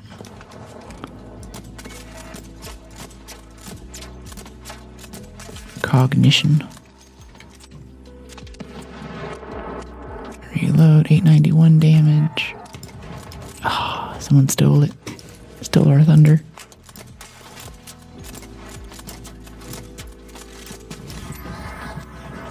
Damage dealt to snitch. Cred challenge complete. Wow, we're getting... This must be a record number of cred challenges today. This is kind of a... Now this jump here, I think I have to sprint, slide. No, I messed it up. You have to get out of the slide and do the jump, and I think you can make it to the other side. It's kind of nice. 2 scoops is too much for me. Yeah, it takes a while to build up to it, but I've been on 1 scoop for a few months now. I was just doing it for workout stuff to get like an extra rep in with my gymnast rings. But then I saw this cognition stuff, and I was like, whoa.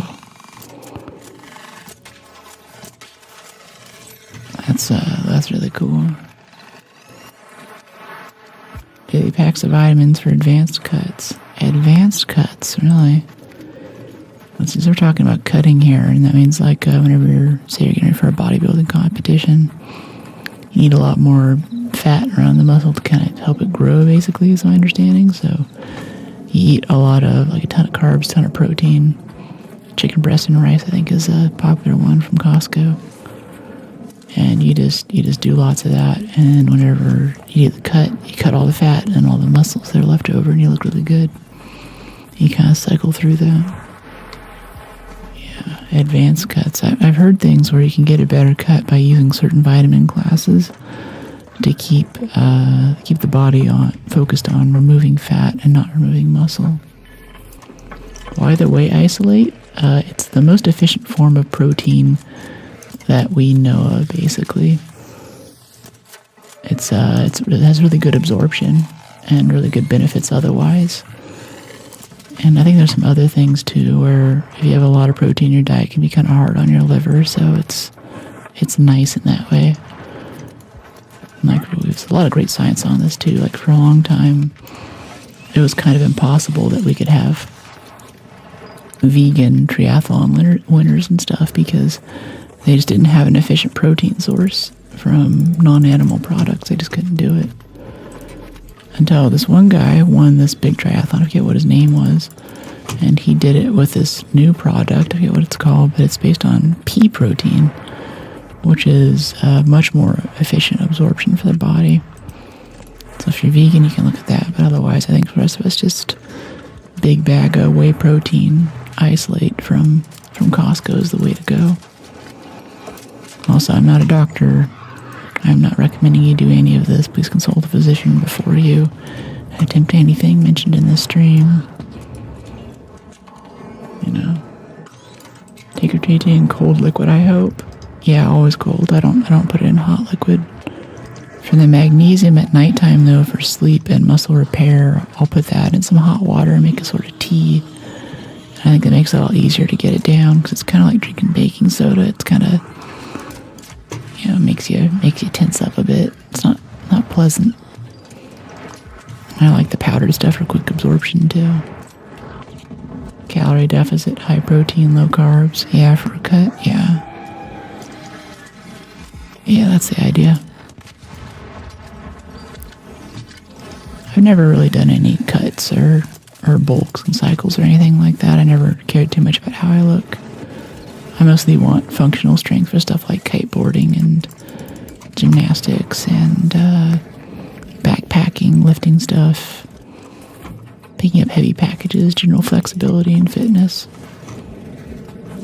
Which gymnast rings have been incredible for, by the way. Like, I tried picking up some dumbbells a few days ago after doing nothing but gymnast rings for a few weeks, and I felt stronger than I felt in a long time, because the rings force you to recruit a lot of muscle fibers, I think, because there's a lot of shaking that happens. A lot of it's just like trying to get one or two reps in without shaking like a leaf.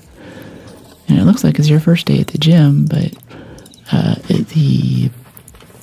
the gymnast rings force you to do that, and in doing so, I have so much control now and agility whenever I'm moving the weights.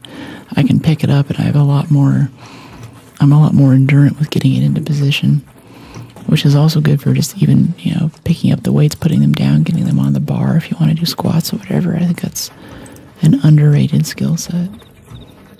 I prefer cycles, a ton of core work.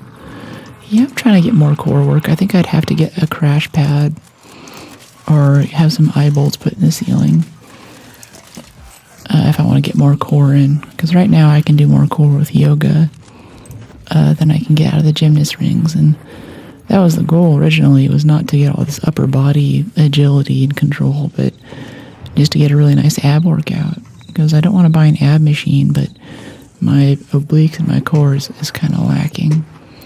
And especially for kiteboarding, you have to be able to lean over and touch your toes while you're flying the kite with one hand, and you have the board with the other, and you're trying to gauge the wind, and the waves are hitting you in the face, and you have to pull the board onto your feet with one foot, and it's like a wakeboard, so you have to like really jam your foot in there so it stays, and having flexibility and ab strength really helps with making that happen. Yeah, I prefer functional fitness over cosmetic. Strongmen will always beat the bodybuilding men. Yeah. Bodybuilding, you sacrifice so much strength and so much agility for the look, and I appreciate the look. I think it's neat, but it's not my goal. I just want to stay in shape for my sports, so I can have a good time and stay out on the water longer and stuff.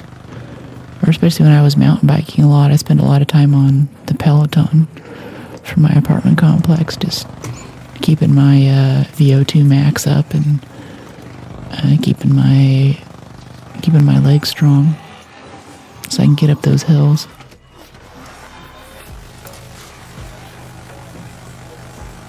Gives me stamina. Yeah.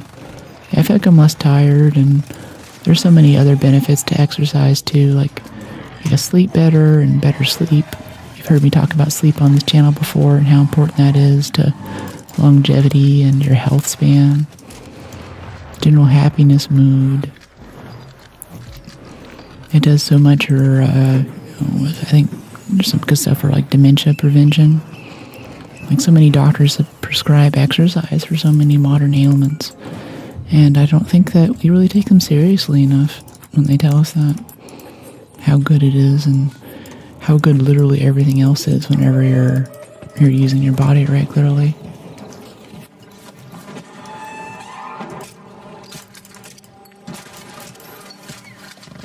Everyone's just cracking these things as soon as they spawn. This is awesome. 2 bastions right next to each other, too. This is wild. Yeah, I think this is already looted out, though. Or no, I think he left some. Maybe he's just leaving the parts to slow me down. Yeah, I think all the cells are gone. I bet there's a few in here, though. He couldn't have gotten all of them. How would he know? How would he know where the cells are? A lot of these aren't touched. He wasn't here long enough to check all the parts. Okay, there's a cell. Yeah, that's what I'm talking about. Like, there's no way he was able to perfectly... No one's that lucky. Miles. 5 miles 3 times a week. That's awesome. Running's a little too much for me. I love endurance sports, but running and I just don't get along.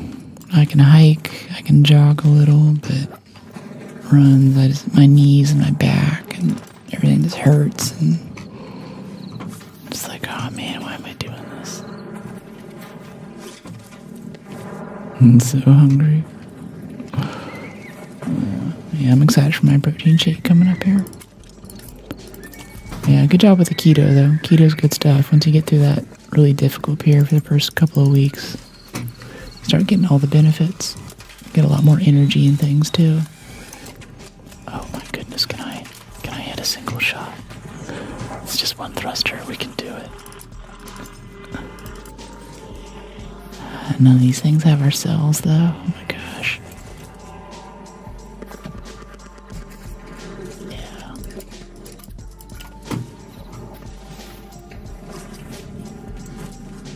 Yeah, I think that's a rip there.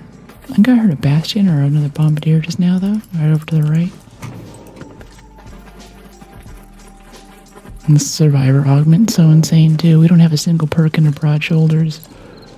We're carrying, like, the weight of the world in our backpack. Okay, motion cores. A leaper? Oh, yeah. That's right, the leapers have that little... The leaper roar, the leaper yell, the leaper meeting call. We just landed in DC, you're still streaming. Yeah, well, welcome to the District of Columbia. Thanks for dropping in. Buy the Wi-Fi next time, you could have been there the whole time. Just kidding. Yeah, we'll be hatching out and closing down here in a second, though. There's only one station left, and there's 7 minutes to get there. Okay. Oh, what is stream without a little adrenaline at the end? Poor decisions make for great stories. And all of them go on TikTok. I'm back. Hey, Tank, welcome back. Thanks for checking in. Oh yeah, slip and slide. See, you can slide in adrenaline while you're sliding down a big hill. All the kids are doing it. All the cool kids are doing it. All your friends are doing it. Trust the man in the white van.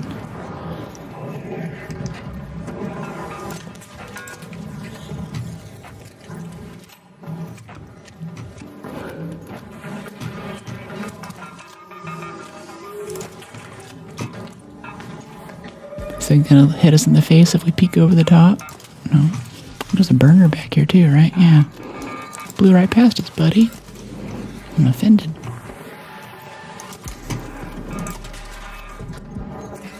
Stay still. Silly. Okay, 6.5 minutes. Yeah, we're good. We're so good.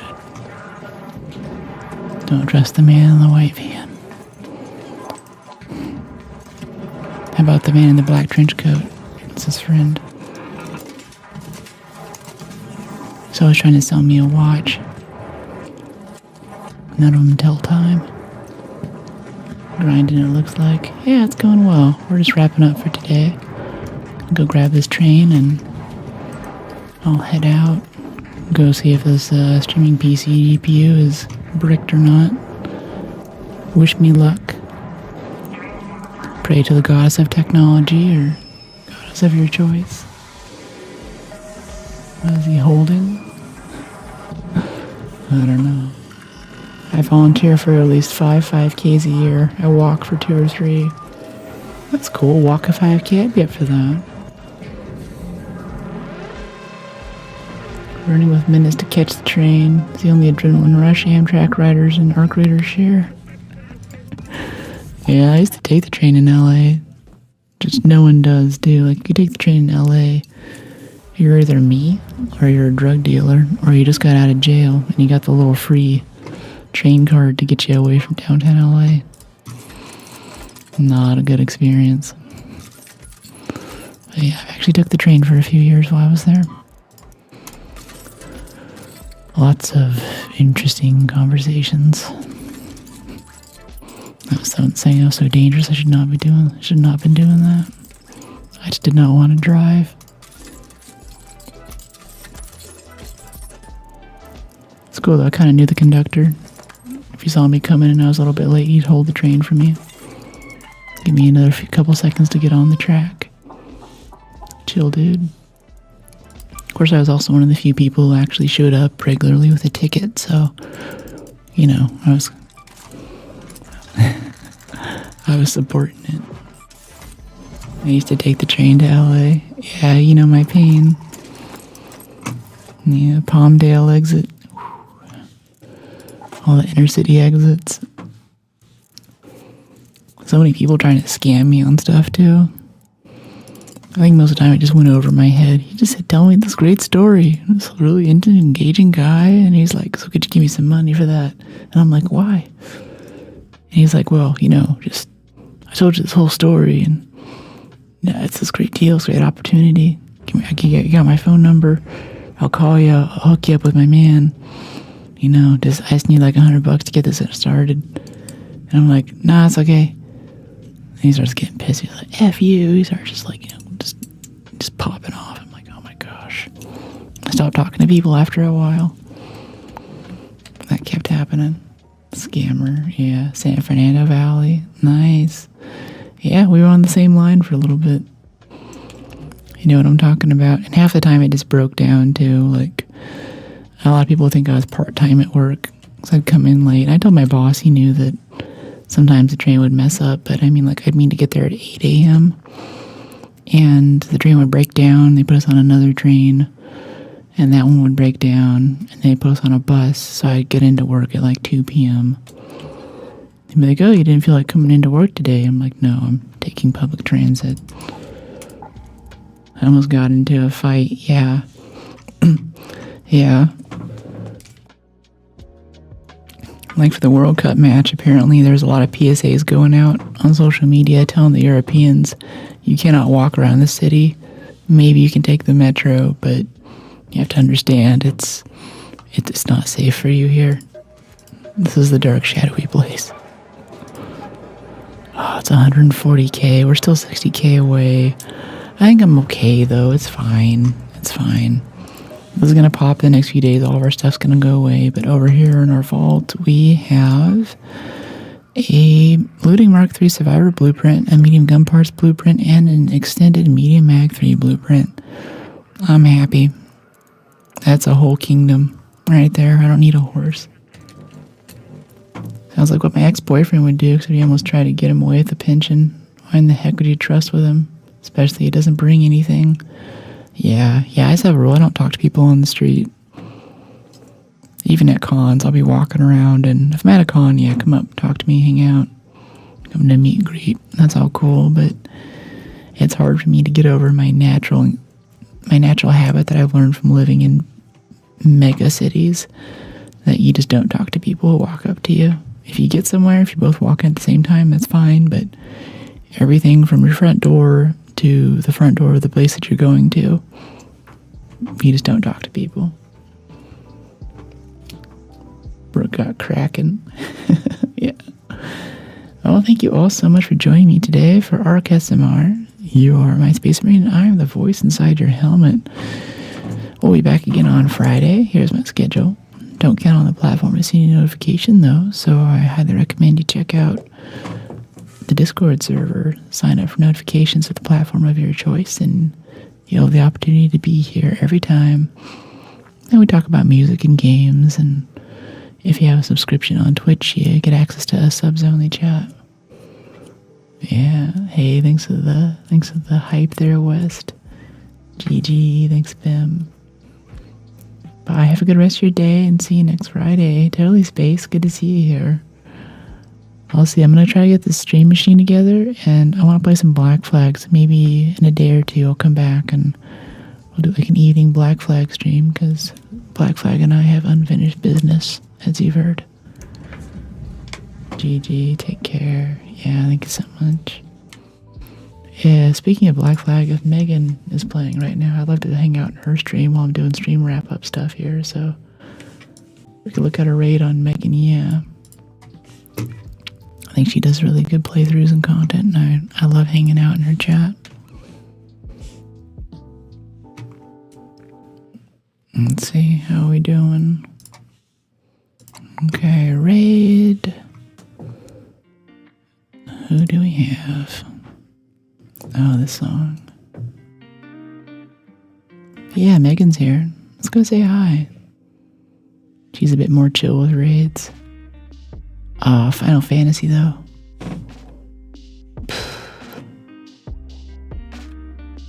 Okay, I guess she's done with Black Flag. Oh, let's go check it out. Yeah, I love Black Flag. Yeah, me too. Oh, but this is the funny Final Fantasy game. Yeah, I was actually cracking up last time I watched her play this. Yeah, let's go check it out. Megan's a chill streamer. 7 Final Fantasy X looks like it's really, there's a lot of polygons. And this guy's got some crazy hair. Wow, he's got like a mohawk, orange, I think. Anyway, see you later. Peace.